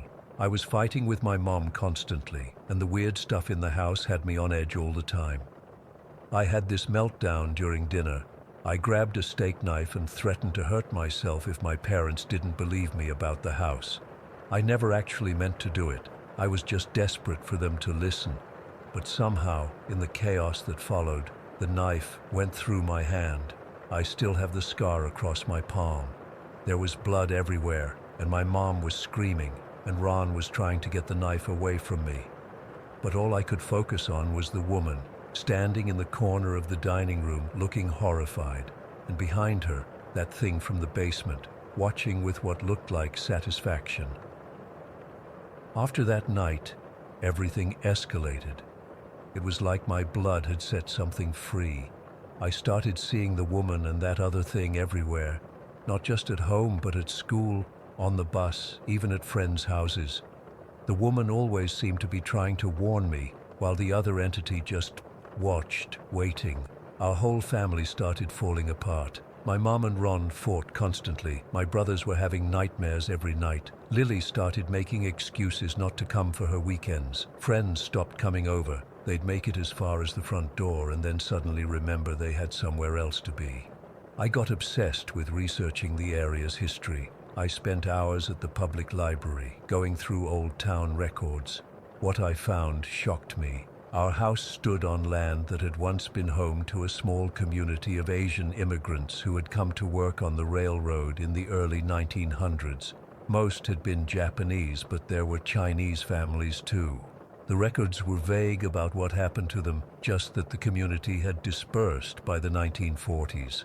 But I found one newspaper clipping from 1943 that mentioned unfortunate incidents at the former Oriental settlement and plans to develop the land for American families. It wasn't hard to read between the lines, especially given the wartime hatred toward Japanese people. We only lived in that house for 11 months. My parents finally agreed to move after my youngest brother started sleepwalking, and we found him trying to get into the basement at 3 in the morning saying they're hiding down there over and over. The day we moved out was the best day of my life. I felt like I could breathe again for the first time in almost a year. But sometimes I still dream about that house, and the woman trying to tell me something, and that thing skittering across the ceiling, and I wonder about the voices in the basement and what they were hiding from. I've driven past the house a few times over the years. Different families have moved in and out. None of them seem to stay longer than a year or two. I've thought about stopping, knocking on the door, warning them, but what would I say? Watch out for the thing in the basement. Don't hang paintings in the hallway. If you hear pacing at night, don't look. So I just keep driving, and I keep sleeping with my back to the wall, and I never ever hang paintings in my hallway. Story 17. I never believed in ghosts or paranormal stuff before that day. I was 12, just a regular kid from a small town near Newport. My dad had this thing for historical sites, especially anything military related, so when we found out there was this old naval vessel open for tours, he got super excited to take me there. It was summer break, I remember, because I was wearing shorts and my favorite blue t-shirt with dolphins on it. Dad had been talking about this ship for weeks, how it had served in several wars and was now this floating museum. I wasn't particularly thrilled about spending the day looking at an old rusty ship, but Dad was so excited I didn't have the heart to complain. The morning started normally enough. We got there around 10 in the morning, and the ship was bigger than I expected. Massive, actually. It towered over the dock, this hulking grey thing with all these levels and antennas and stuff. Dad kept pointing out different parts. That's the flight deck, Lily, and look at the size of those gun emplacements. I was just nodding along, thinking about the ice cream he promised we'd get afterward. There were maybe 20 other people on our tour group. Our guide was this older guy, probably in his 60s, with a white beard and a navy cap. He was a veteran himself, and you could tell he really loved that ship. He kept telling stories about the sailors who'd served on board, what their daily life was like, where they slept, what they ate. Everything was fine for the first hour or so. We saw the mess hall, some of the living quarters, the medical bay. It was interesting enough, I guess, though the inside of the ship was kind of claustrophobic. Narrow corridors, low ceilings, and that distinctive smell of metal and old paint. Then we went up to the flight deck. It was around noon. The sun was directly overhead, and it was hot. Really hot. I remember feeling a bit dizzy from the heat as we stepped out onto this massive open area where planes used to land and take off. The tour guide was explaining something about aircraft operations, and my dad was totally absorbed, asking questions about takeoff procedures and stuff. That's when it happened. I can't explain exactly what changed first. The best I can describe it is that the air suddenly felt different, heavier somehow, like when a thunderstorm is about to hit, but worse. My skin got all prickly, and I felt this weird pressure in my ears, like when you're on an airplane and need to pop them, but it wouldn't go away. I looked around at the other tourists, at my dad, at the guide. Nobody else seemed to notice anything wrong. They were all still listening to the guide talk about how many aircraft the ship could carry or whatever. Then the ringing started in my ears. It wasn't like normal ringing. It was piercing, almost painful. I remember pressing my hands against my ears, but it didn't help at all. That's when my heart started racing, like it was trying to beat its way out of my chest. I couldn't catch my breath properly. I felt like I was having a panic attack, but I'd never had one before. And then I saw them. Men in old Navy uniforms. Not like the costumey kind you see in museums, but worn, dirty uniforms. They were running, all of them, running across the deck in complete panic.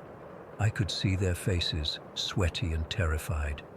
Some were shouting orders, others were just screaming. I remember one guy in particular, young, maybe 18 or 19, with a cut across his forehead that was bleeding down into his eyes. He ran right past me, so close I could have reached out and touched him, but nobody else seemed to see him. Dad was still standing there, nodding at whatever the tour guide was saying, completely oblivious. The sounds got louder. A siren was blaring, this horrible, continuous wailing sound. I could hear water splashing violently against the side of the ship.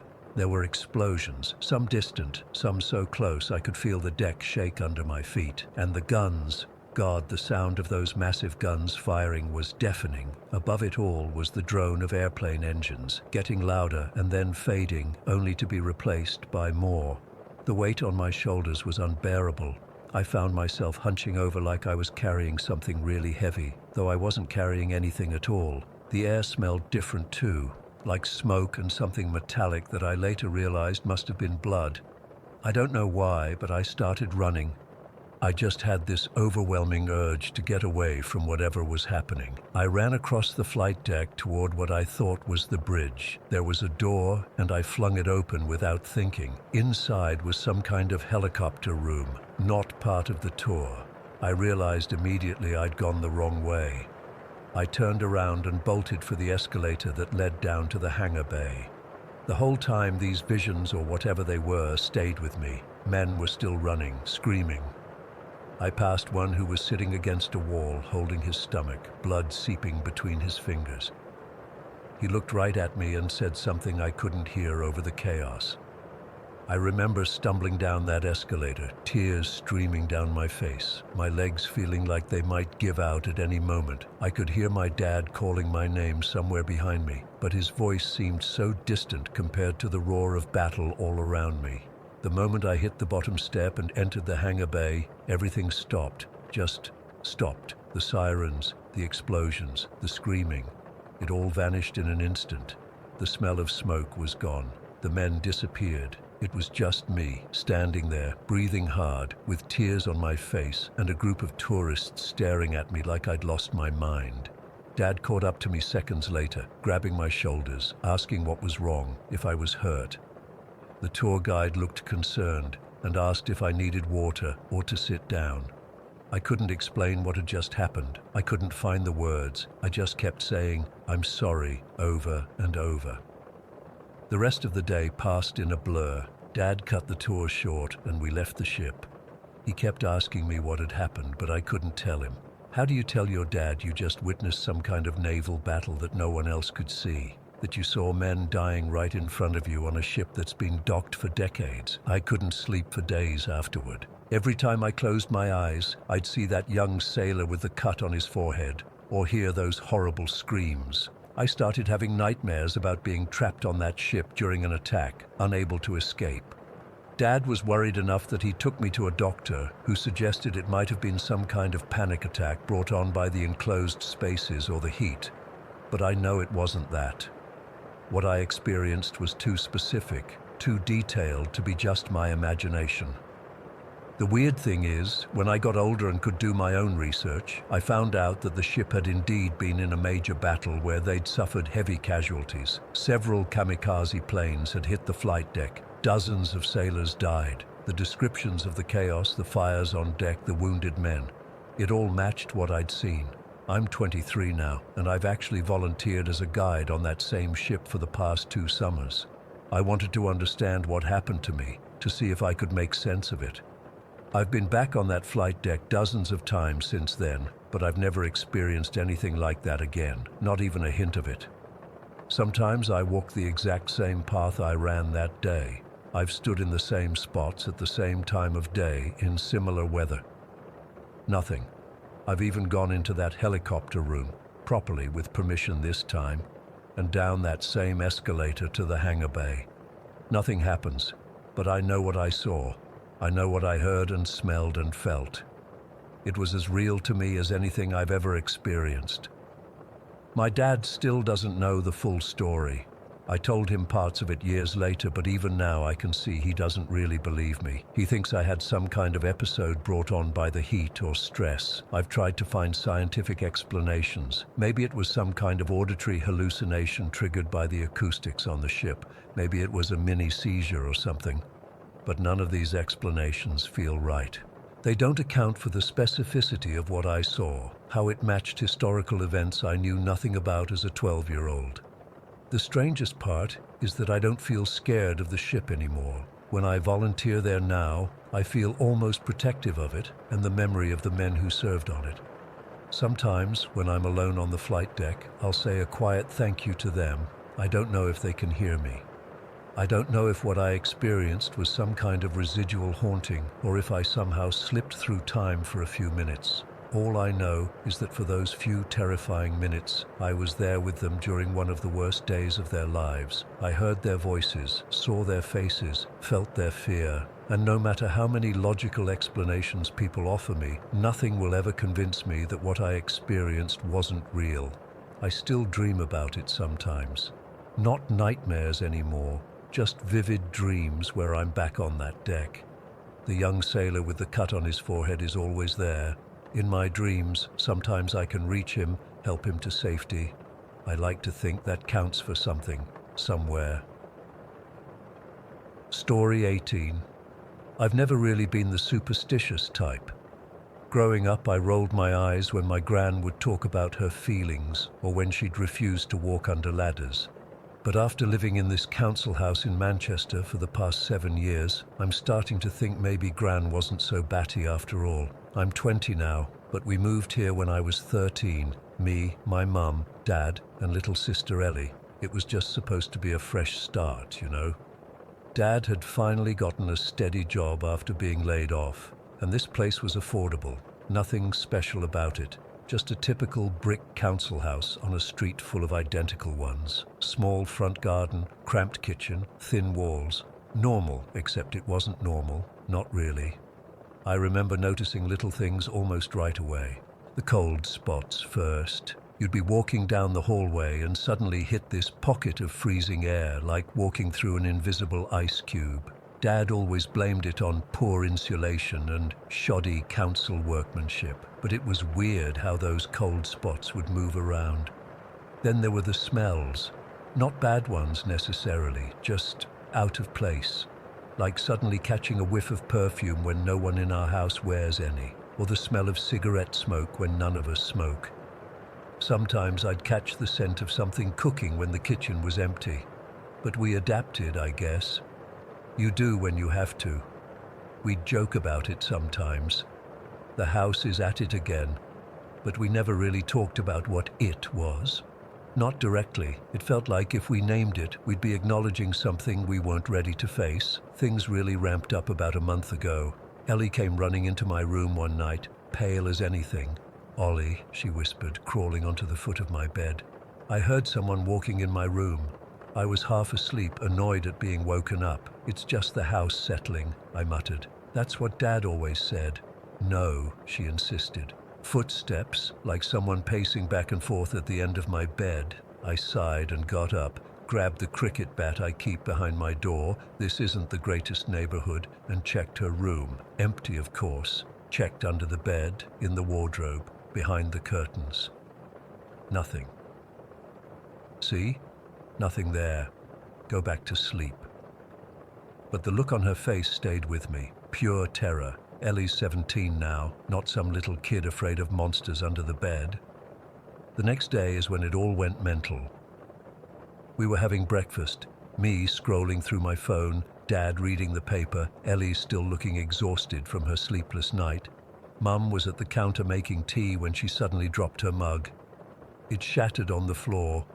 Tea everywhere. "What the hell, Carol?" Dad snapped, jumping up as tea splashed his slippers. Mum just stood there staring at the living room doorway. "I saw someone," she said quietly. "A woman. She just walked out of the living room." Dad immediately went to check, convinced we had an intruder. I followed him. The living room was empty. All windows locked, back door still bolted from the inside.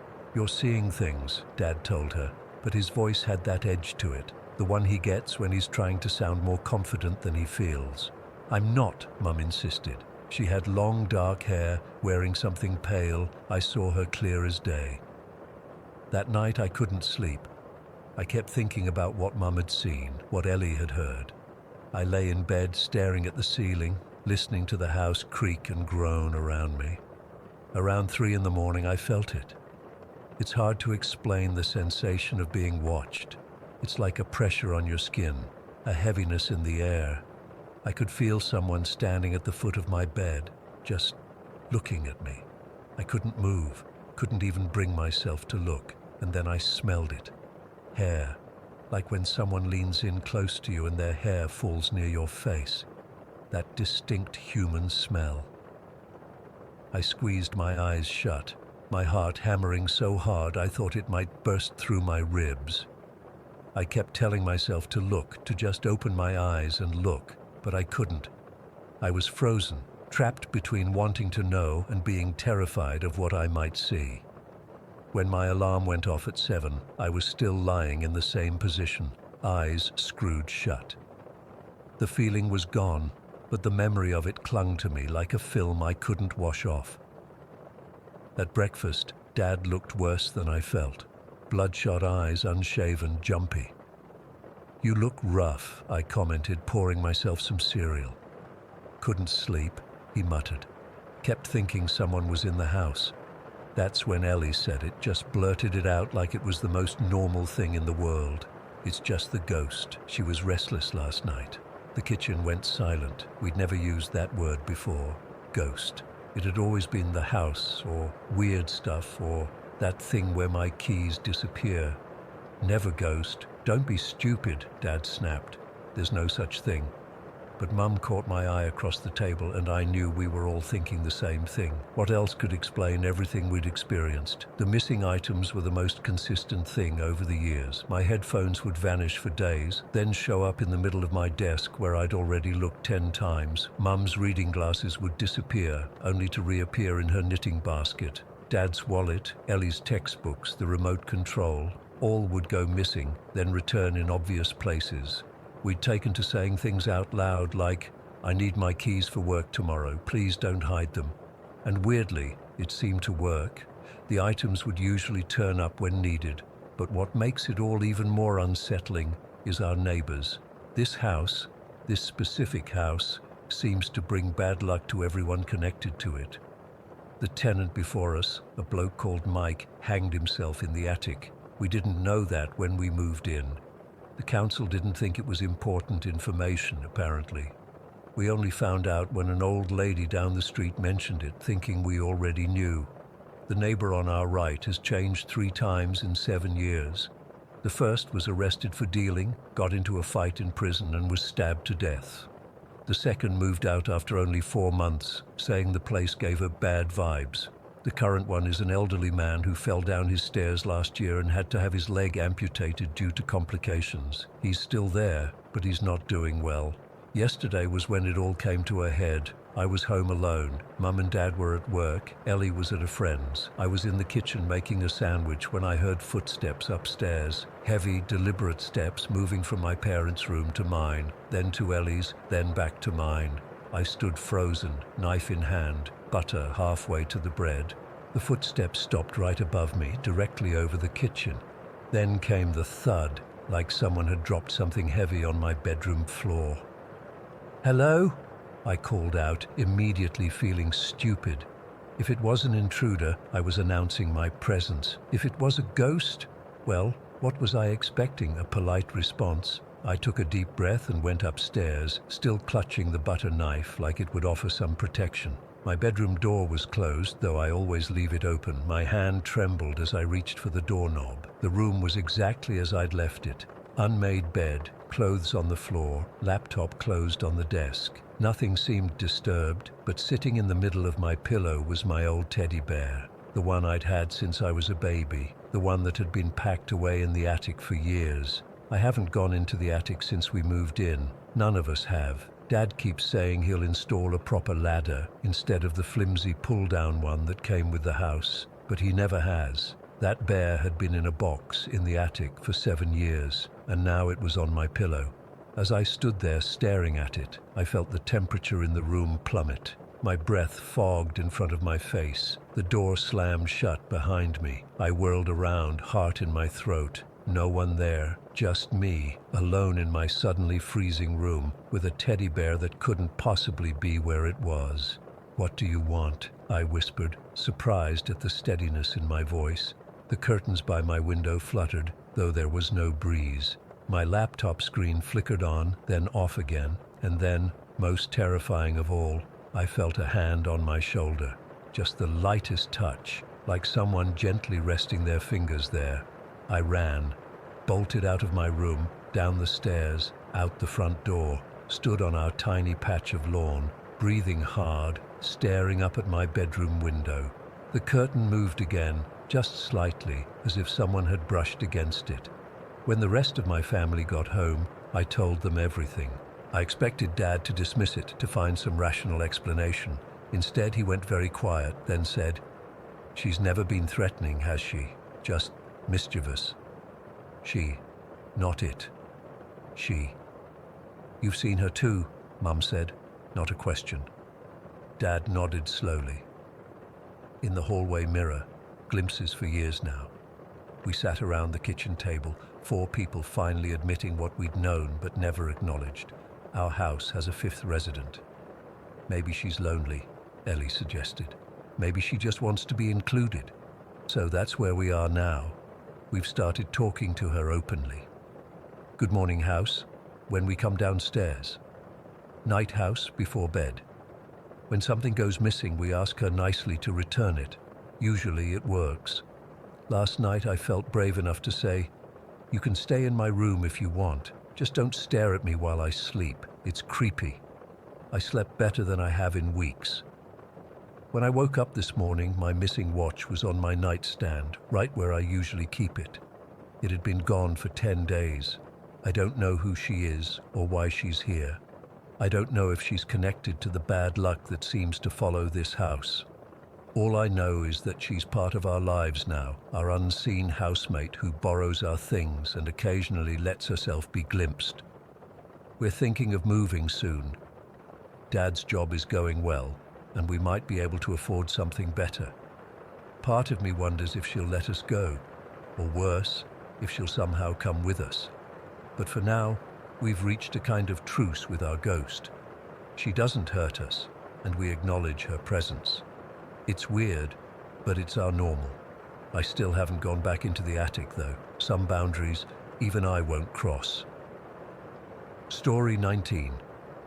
I've been wanting to get this off my chest for months now. Even typing this makes my hands shake a little. I'm not normally the type to believe in paranormal stuff. I'm pretty practical. I fix things for a living. I deal with what I can see and touch. But what happened at my mom's cabin last November has messed with my head in ways I can't explain.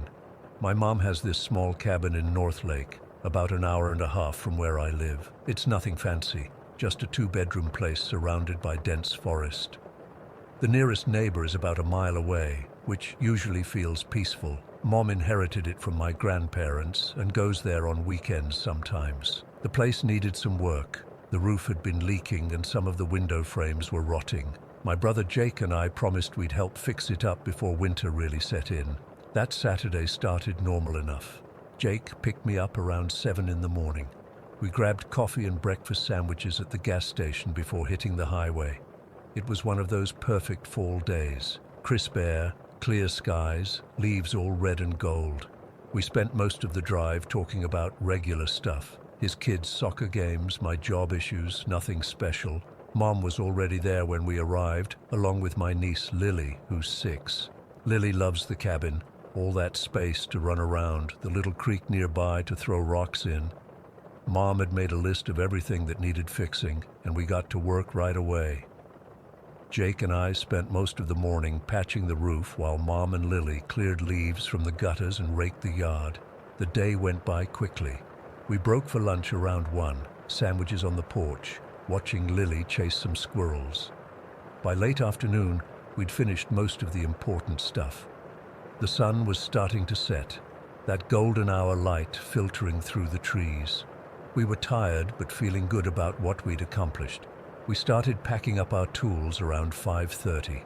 It gets dark early up there in November, and none of us wanted to drive those winding forest roads in the pitch black. Mom and Lily were already waiting in the truck while Jake and I did a final check around the place, making sure we hadn't left any tools out. I was by the shed putting away the ladder when I noticed Jake had stopped moving.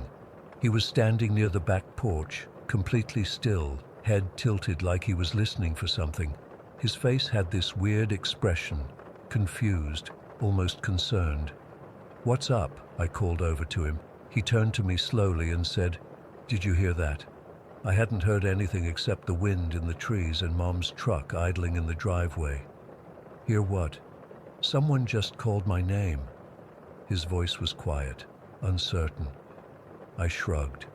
Probably Mom or Lily from the truck. Jake shook his head. No, it was Dad's voice. That's when I felt the first chill run down my spine. Our dad wasn't there. He wasn't even in the country. He'd flown to Brazil 3 weeks earlier to visit his side of the family and to get some medical tests done at a specialist there.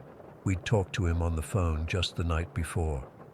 That's not possible, I said, setting down my toolbox. Jake's face had gone pale. I know, but it was his voice, clear as day. He called Jacoby. You know, the way only Dad says it. That detail made my stomach drop.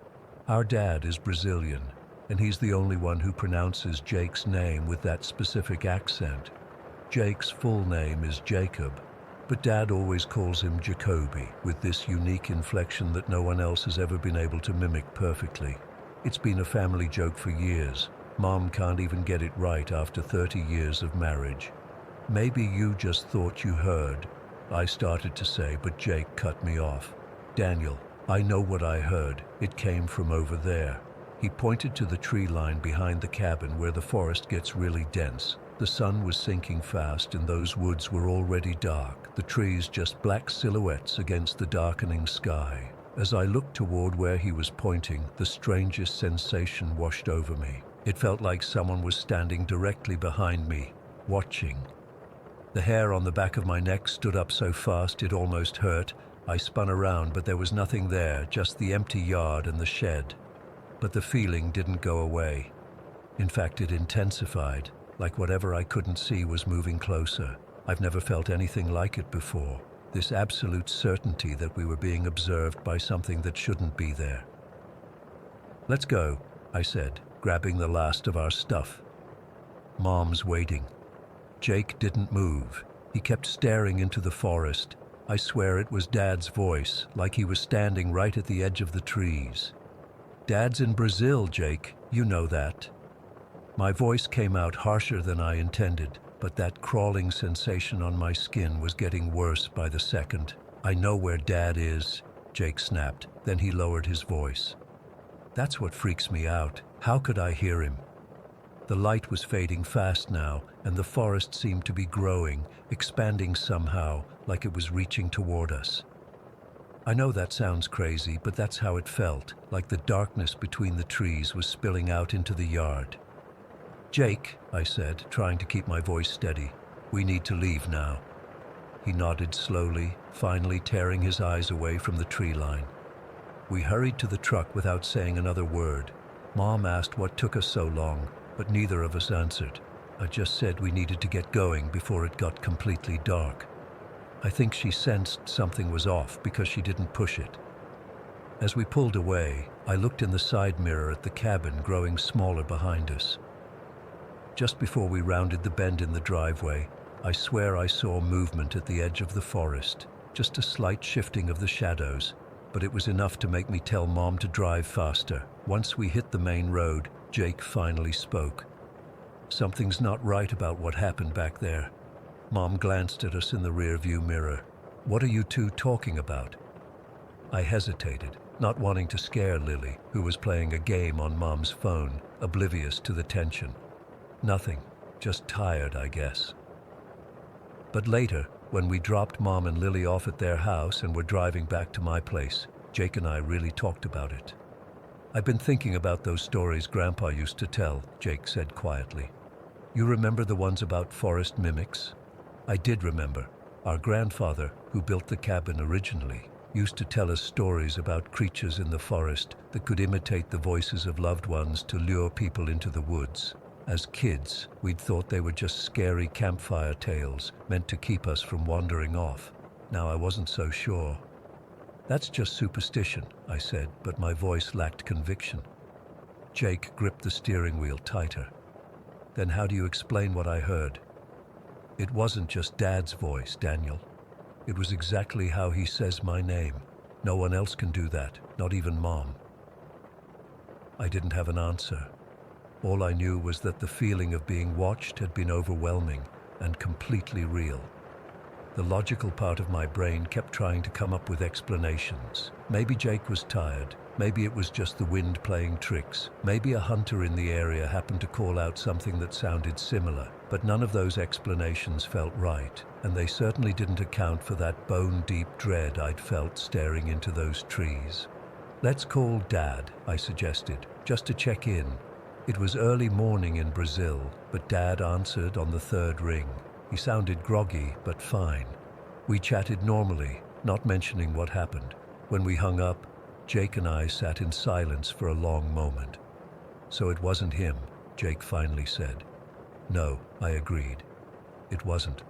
That night I barely slept. Every time I closed my eyes, I saw those dark woods, and I kept hearing Jake's words in my head. It was Dad's voice, clear as day. I couldn't shake the feeling that if Jake had responded, if he had walked toward that voice, he might have disappeared. I called Mom the next morning and made up some excuse about the cabin not being safe to stay in until we finished some more repairs. I told her not to go there alone for a while. She seemed confused, but agreed. It's been 4 months now, and I still haven't been back to the cabin. Jake hasn't either. We've made excuses to Mom about being busy with work, but the truth is, neither of us can face that place, or whatever might be waiting in those trees. Dad came back from Brazil 2 weeks after the incident. His tests came back normal, thankfully. I've thought about telling him what happened, but something stops me every time. Maybe I'm afraid he won't believe us, or worse, maybe I'm afraid he will. The thing that haunts me most isn't just what Jake heard, it's the precision of it. That whatever was in those woods knew exactly how our father pronounces Jake's name, with all its unique inflections. How could it know something so specific, so personal, and why did it want Jake to come closer? I don't consider myself superstitious, but I know what I felt that day. Something was watching us. Something wanted us to enter those woods. And sometimes, late at night when I can't sleep, I wonder if it's still there, waiting, practicing our names in voices we trust, hoping we'll return. I don't know if I'll ever go back to the cabin, and if I do, it won't be alone, and it definitely won't be near sunset. Because whatever called my brother's name that day, it wasn't our father, and I don't think it meant us any good. Story 20. I've been trying to make sense of what happened at Wat Ban Rai for 3 months now. I'm not a spiritual guy, never believed in ghosts or any of that supernatural crap, but what I saw there, I can't explain it. I've shown the photo to a few people, but most just say it's dust particles or light reflections. They didn't see what I saw. My dad moved to Thailand 5 years ago after the divorce. We barely spoke during that time, just occasional awkward calls on birthdays and holidays. When Mom passed away last year, something shifted. He reached out more and eventually convinced me to visit him in Nakhon Ratchasima province, this rural area about 3 hours northeast of Bangkok. I didn't want to go. I took 2 weeks off from my accounting job in Seattle, expecting to be bored out of my mind the entire time. Dad had gone full expat in Thailand, living in a small village, learning the language, dating a local woman named Kisorn, who was about 10 years younger than him. The whole setup felt cliché and uncomfortable. The first few days were exactly what I expected. Dad showing me around his little house, introducing me to neighbors I couldn't communicate with, serving me food that was way too spicy. I was counting down the days until I could leave. On the 4th day, Dad had to handle some visa paperwork in the city, but Kisorn offered to take me sightseeing. Her English was pretty good. She'd worked as a hotel receptionist in Bangkok before moving back to her hometown. Dad suggested we visit Wat Ban Rai, this temple he described as not your typical Buddhist temple. I didn't care either way, but anything was better than sitting in the house all day. We took Kisorn's car, driving about 40 minutes through countryside and small villages. I remember it was incredibly hot that day. One of those humid days where your clothes stick to your skin the moment you step outside. The AC in Kisorn's old Toyota barely worked, and I was already regretting agreeing to go. When we arrived, I was actually surprised.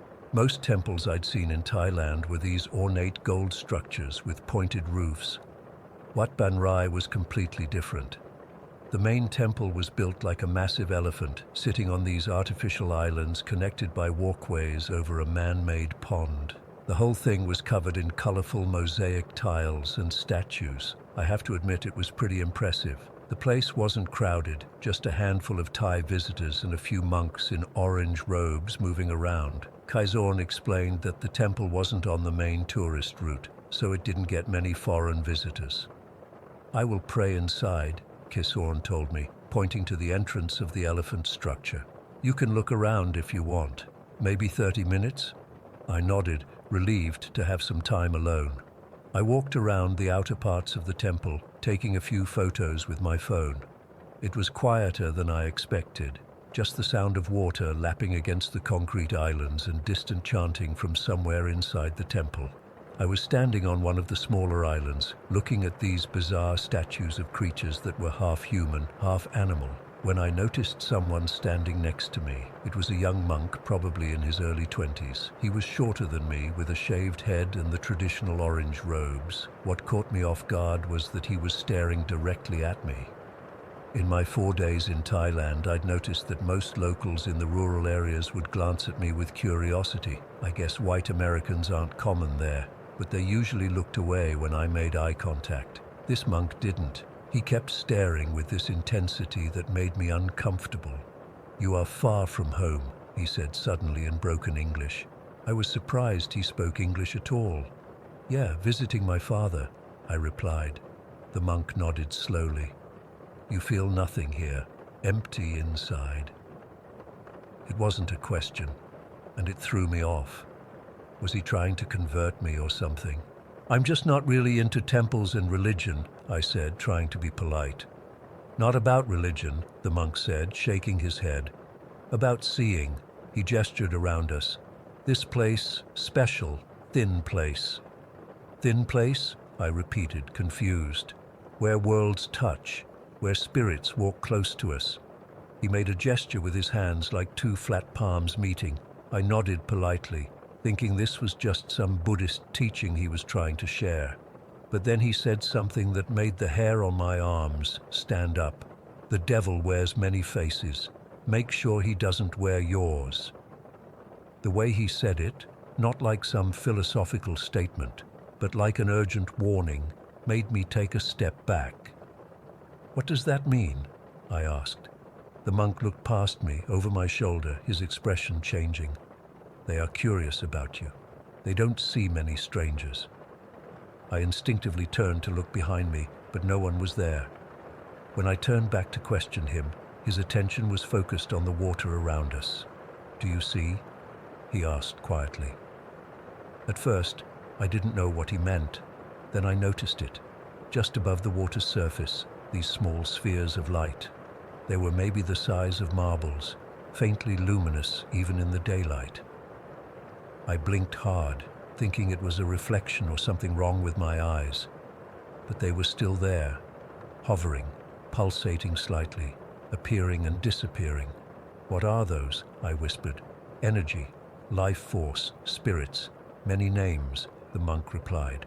"They show themselves to some people." As we stood there, I noticed more of them appearing around the temple structure itself, not just over the water but around the walkways and near the elephant temple. They moved in ways that defied physics, not floating like bubbles but vibrating in place, blinking in and out of existence. "Why can I see them?" I asked. The monk gave me a look I can't quite describe, something between pity and concern. "Some people have gift or curse. Depends how you use it." He reached out and touched my forearm briefly. His hand was surprisingly cold. "Be careful. Looking attracts attention." Before I could ask what the hell that meant, I heard Kisorn's voice calling my name. I turned to see her walking toward us from the main temple entrance. When I looked back, the monk was already walking away, his orange robes bright against the stone pathways. "Who were you talking to?" Kisorn asked when she reached me. "That monk," I said, pointing, but he had already disappeared around a corner. Kaisorn frowned. What monk? The young one in the orange robe. He was just here. She looked confused. I didn't see anyone. Are you okay? Your face is very pale. I checked my watch and was shocked to see that nearly 20 minutes had passed. Our conversation had felt like 5 minutes at most. Did you see those lights? Those orb things? I asked her, pointing toward the water where I'd seen the strange spheres. Kaisorn looked where I was pointing, then back at me with concern. No lights, just water. Maybe the heat is too much for you. I wasn't hallucinating. I know what I saw, but I didn't want to argue about it, so I just nodded. Yeah, maybe. Let's head back to the car soon. As we started walking toward the exit, I kept seeing the orbs in my peripheral vision. They seemed to be following us, or at least moving in the same direction. None of the other visitors reacted to them at all. Just before we left, I asked Kaisorn if she would take a photo of me with the temple in the background. She agreed, taking my phone. After she took it, I asked her to take one more, just of the temple itself. It's really impressive, I said. I want to show my friends back home. She nodded and took another photo. When she handed my phone back, I immediately checked the images. The photo of me looked normal, but the one of just the temple made my blood run cold. In the image, dozens, maybe hundreds, of those orbs surrounded the structure. They weren't just faint dots of light like I'd seen with my naked eye. In the photo, they were clearly defined spheres with an inner luminosity, some with what looked like patterns or faces inside them. They were everywhere, around the roof, along the walkways, hovering over the water. Kaisorn, look at this, I said, showing her the screen. She glanced at it, then immediately looked away, pushing the phone back toward me. Delete, she said firmly. What? Why? Not good. Delete it. Her voice was shaking slightly. Do you see them? The orbs? I pressed. Kaisorn grabbed my arm, her fingers digging in. We go now, please. The drive back was silent. Kaisorn refused to talk about what happened or why the photo had upset her so much. When we got back to my dad's house, she immediately went to pray at the small spirit house in their garden. I tried asking my dad about the temple that evening, but he didn't know much beyond the basic history. It was built by a famous monk in the early 2000s, known for its unique design. When I mentioned the orbs, he laughed it off. Dust particles on the lens, Michael, or moisture in the air. It's a common photography thing. I didn't show him the photo. Something told me not to. That night, I couldn't sleep. Every time I closed my eyes, I saw those orbs, those spheres of light, and I kept thinking about what the monk had said. The devil wears many faces. Make sure he doesn't wear yours. I still have the photo. I've analyzed it with every photo editing software I could find. Those orbs aren't dust particles or lens flare. They have structure, internal features. Some photography experts I've shown it to online have called it the most compelling paranormal photo they've ever seen. I don't know what I captured that day or what that monk was trying to warn me about, but sometimes, usually around 3 in the morning, I'll wake up and see a faint glow in the corner of my room, just for a second, and I get this overwhelming feeling that I'm being watched. I haven't been back to Thailand. My dad keeps inviting me, but I make excuses. I don't know what would happen if I went back to that temple.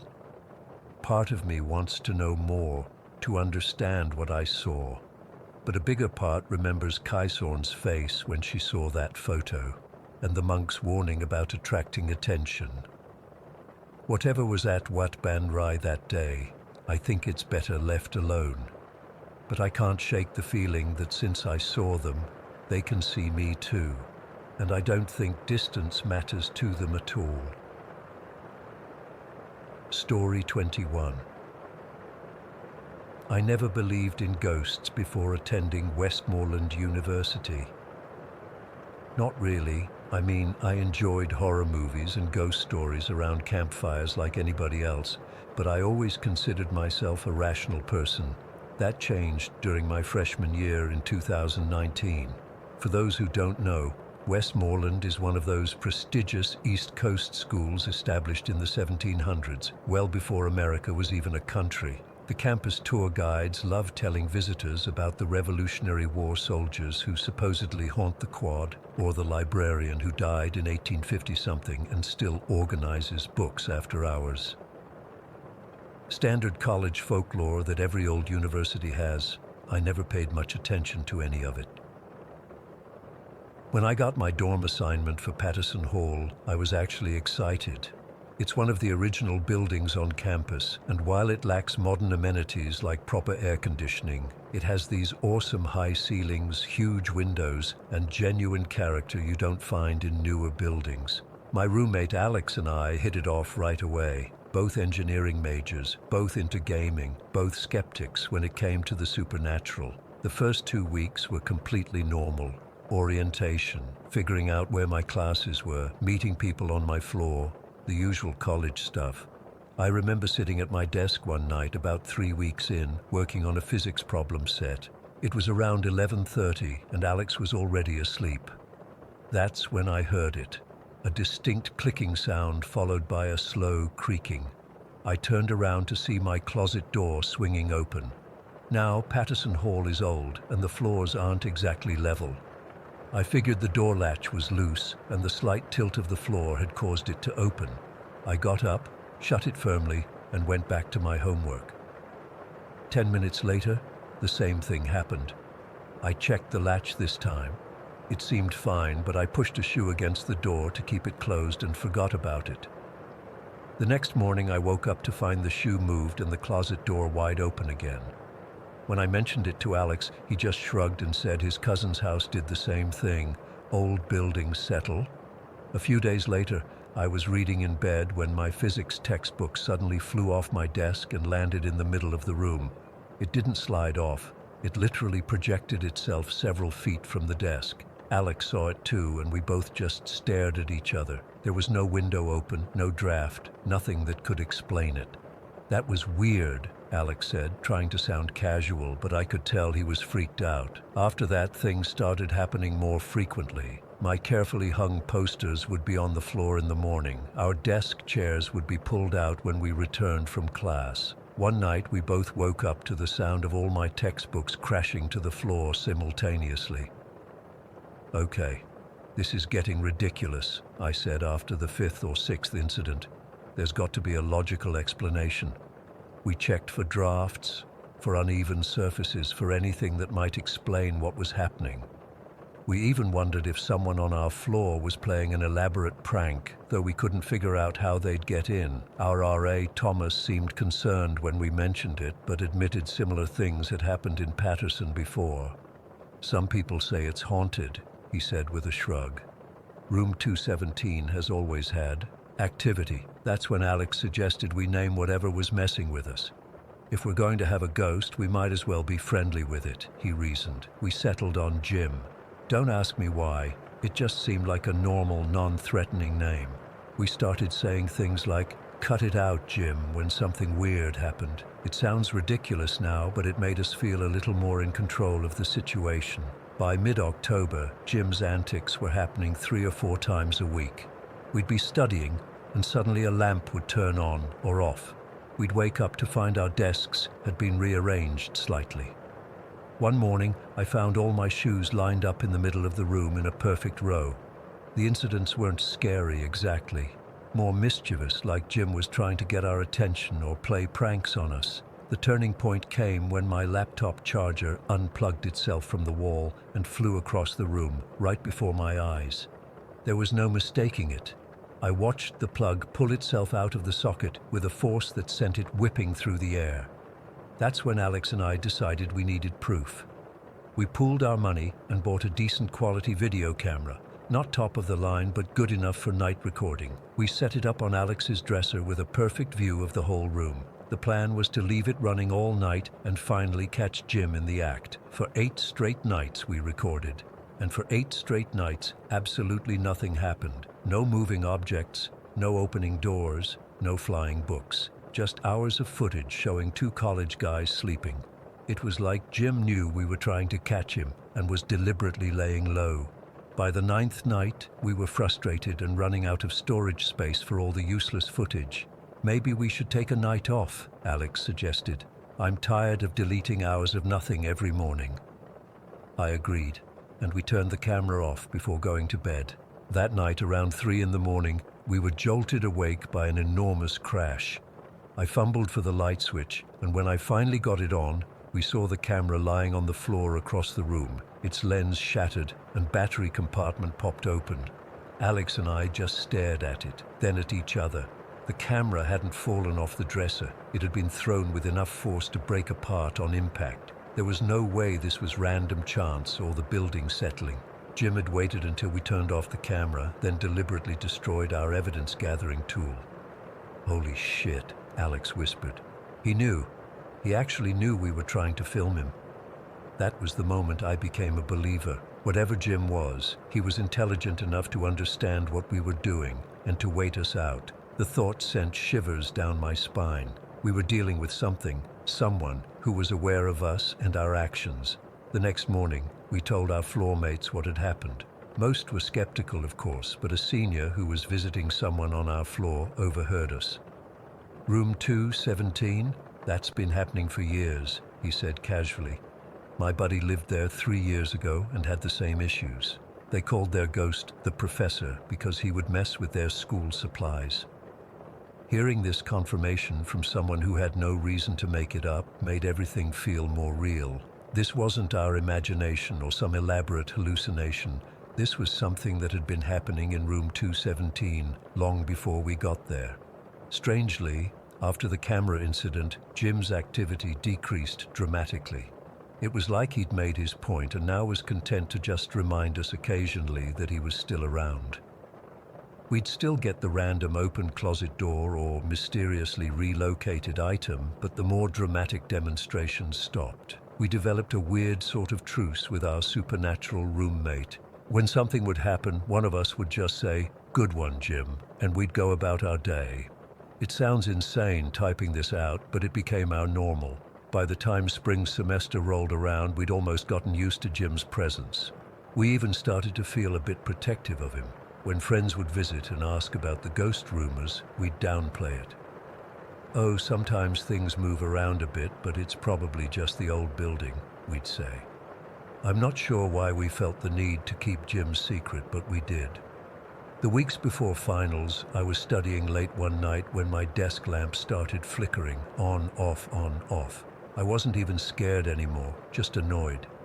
"Jim, I'm trying to study for calculus. Can you not?" I said out loud. The flickering stopped immediately. I remember sitting there, textbook in hand, realizing I'd just successfully communicated with a ghost, and the ghost had responded.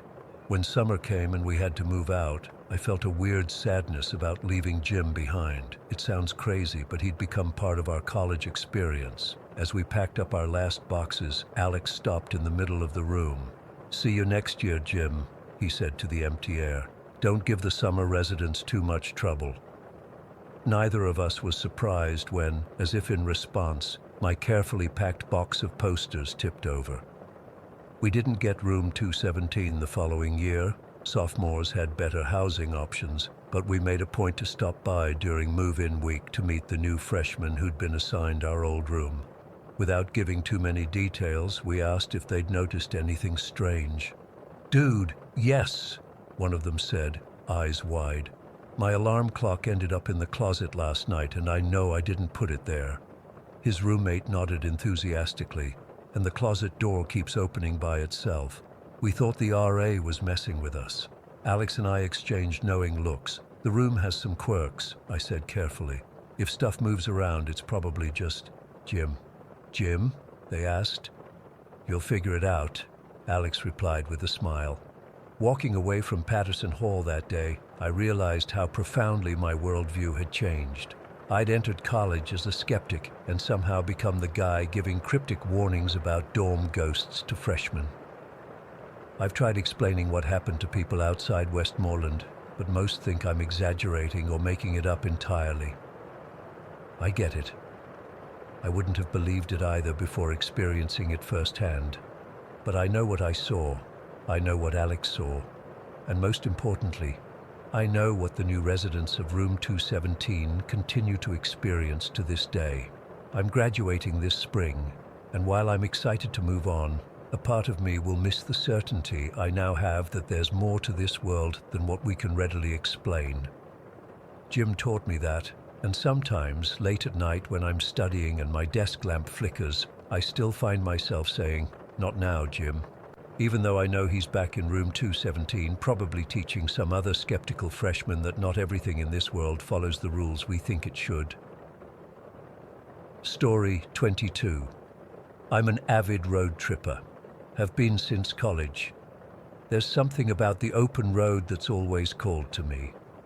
I usually take 2 big trips a year, and this summer I decided to drive solo from San Francisco to Utah to check out some national parks I'd never visited. I'd mapped out a pretty straightforward route that would take me through Nevada before heading northeast to Utah. I left San Francisco around 5 in the morning 3 Saturdays ago. The drive was going perfectly. Good weather, light traffic, and I was making great time. I had my playlist going, snacks in the passenger seat, and that feeling of freedom you only get when you're on the road with nothing but possibilities ahead. By late afternoon, I was deep into Nevada. If you've never driven through central Nevada, it's basically endless desert with mountains in the distance. Beautiful in its own way, but monotonous after a few hours. I was getting a bit restless, so when I spotted this faded green sign for something called Fresno Road that supposedly offered a shortcut to I-15, I decided to take it. The sign looked old and weathered, but it was an official highway sign, so I figured it was legit. Looking back, I should have checked my GPS, but I was in one of those dead zones with no cell service. I remember thinking it would be fine. Worst case scenario, I'd waste a bit of time and have to backtrack. I turned onto Fresno Road around 6:30 in the evening. The sun was starting to get low, but I still had a couple hours of daylight left. The road started out normally enough. 2 lanes, faded yellow line down the middle, typical desert scenery on either side. But after about 20 minutes, I noticed the pavement was deteriorating. Cracks everywhere, potholes I had to swerve to avoid, and the yellow line had completely disappeared in sections. I slowed down, wondering if I should turn around, but my curiosity got the better of me. The road seemed to be heading in roughly the right direction, and I figured I'd come across another highway eventually. Another 15 minutes passed, and the road got even worse. The asphalt was crumbling at the edges, and in some spots, it was just dirt and gravel. That's when I noticed the landscape changing too. The flat desert was giving way to these weird rock formations, not like the natural ones you'd expect, but almost like ruins. I can't explain it properly, but they didn't look right, like they weren't formed by wind or water, but were the remains of something man-made. The sun was getting lower now, casting long shadows across the road. That's when I saw it, a cluster of buildings in the distance. My first thought was relief. Civilization meant gas, directions, maybe even a place to grab dinner. But as I got closer, that relief turned to unease. It was a small town, or what was left of one. Maybe 15 or 20 structures in total, arranged along what might have once been a main street. But these buildings, they were wrong. I don't know how else to describe it. They were houses and shops, but built at angles that defied physics. Some leaned so far to one side they should have collapsed. Others had second stories that jutted out at impossible angles, like they were designed by someone who didn't understand gravity. The whole town was deserted. No cars, no people, not even any signs with the town's name. Windows were broken or boarded up, doors hanging off hinges. Everything was covered in a layer of dust and sand, like the desert was slowly reclaiming it. I slowed down to about 10 miles per hour as I approached, debating whether to stop or just drive straight through. That's when my engine started making this weird stuttering noise. Nothing major, just enough to make me nervous about being stranded. I figured I'd just coast through the town and hope to find a gas station, or at least a main road on the other side. As I drove down what I guess was the main street, the buildings seemed to lean in overhead, like they were watching me. The silence was absolute. No wind, no birds, nothing. Just the sound of my tires on the broken pavement and my engine's irregular thumping. I was about halfway through this ghost town when I saw it. In the middle of the road, maybe 100 feet ahead, stood a figure. Even from that distance, I could tell something was wrong with its proportions. It was tall, way too tall for a normal person, maybe 7 or 8 feet. Its limbs were unnaturally long and thin, like someone had stretched out a human body.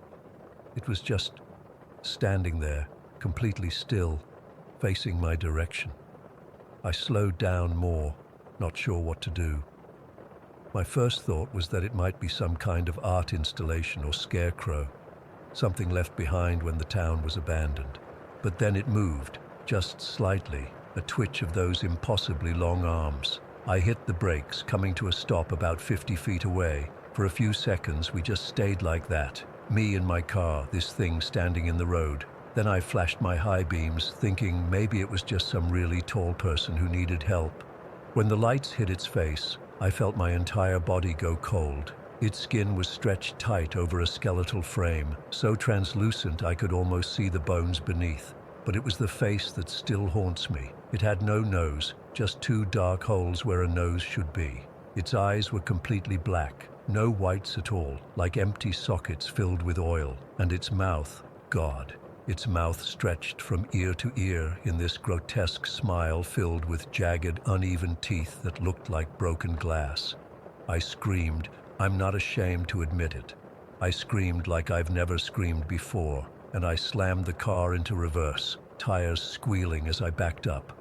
Through the windshield, I saw the thing tilt its head at an impossible angle, like its neck had extra joints, and then it took a step toward me. That's when I threw the car into drive, yanked the wheel hard to the left, and floored it, driving off the road and around the figure, kicking up dust and rocks. As I sped past it, maybe 20 feet away, I could have sworn I heard a sound. Not quite a laugh, not quite a screech, but something in between that made my skin crawl.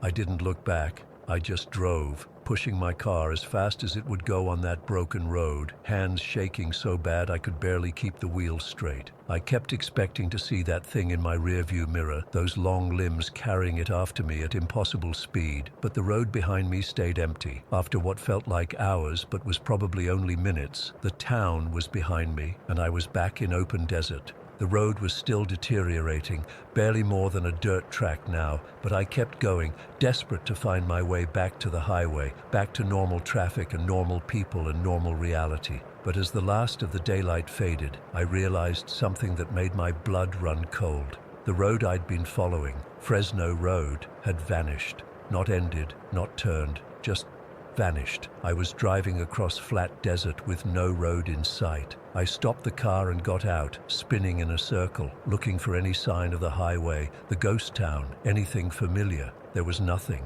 just flat desert in every direction, with mountains far in the distance. I got back in my car and picked a direction that I thought was east, driving slowly over the uneven ground. My GPS still showed no signal, my phone had no service, and my radio picked up nothing but static. As night fell completely, the temperature dropped rapidly, and I turned on my heater. That first night was the worst. I kept driving until my eyes were so heavy I couldn't keep them open. I pulled over, locked all the doors, and tried to sleep in the driver's seat, jumping at every sound. I kept the engine running for heat, watching my fuel gauge drop, knowing I had maybe a day's worth of gas left if I was careful. When morning came, I started driving again, hoping to find a road, a town, anything. But the landscape never changed, just flat desert stretching to the horizon. By midday, I noticed something that sent a chill through me despite the desert heat. In the distance, on what I thought was the northern horizon, there were figures. Dozens of them, spaced out along the horizon line, standing completely still. They were too far away to see clearly, but I knew instinctively they were like the one from the town, those unnaturally tall, thin shapes. They were watching me. I don't know how I knew that, but I did. They were watching and waiting. I changed direction, heading south instead. I drove until sunset, stopping only when necessary, rationing my water and the few snacks I had left. When night fell again, I had to stop. My fuel gauge was getting dangerously low, and I couldn't risk running out of gas in the middle of nowhere. The second morning, they were closer. Not by much, but enough that I could tell they had moved during the night. Still standing in that same line, still watching, but definitely closer. I started the car with shaking hands and drove east this time, pushing the speed as much as I dared on the rough terrain. By the third day, my gas light came on. I had maybe 30 miles left, if that, and the figures, they formed a complete circle around me now, still distant but visible in every direction, standing, watching, waiting. I realized the horrifying truth. This road had no end. I was trapped in some kind of nightmare, and those watchers were closing in as my time and fuel ran out. On the fourth morning, with my gas gauge on empty and the figures close enough that I could make out their elongated limbs, I closed my eyes and drove straight toward them, determined to break through whatever this was. I don't remember what happened next. I blacked out, or something happened that my mind can't process. The next thing I knew, I was parked on the shoulder of Interstate 15, just inside the Utah border. My gas tank was full. My clock showed it was only one day after I'd left San Francisco. According to my car, I'd driven the exact mileage that my original route should have taken. There was no desert, no ghost town, no watching figures. But when I looked in the mirror, my hair had 3 new white streaks that weren't there before, and written in the dust on my back window from the inside was a single word: soon. I haven't driven anywhere since. I took a bus home. I don't know what happened to me out there, but I know it wasn't a dream or hallucination. Something found me on that road, and I don't think it's finished with me yet. Has anyone else ever found Fresno Road? Please, I need to know I'm not crazy.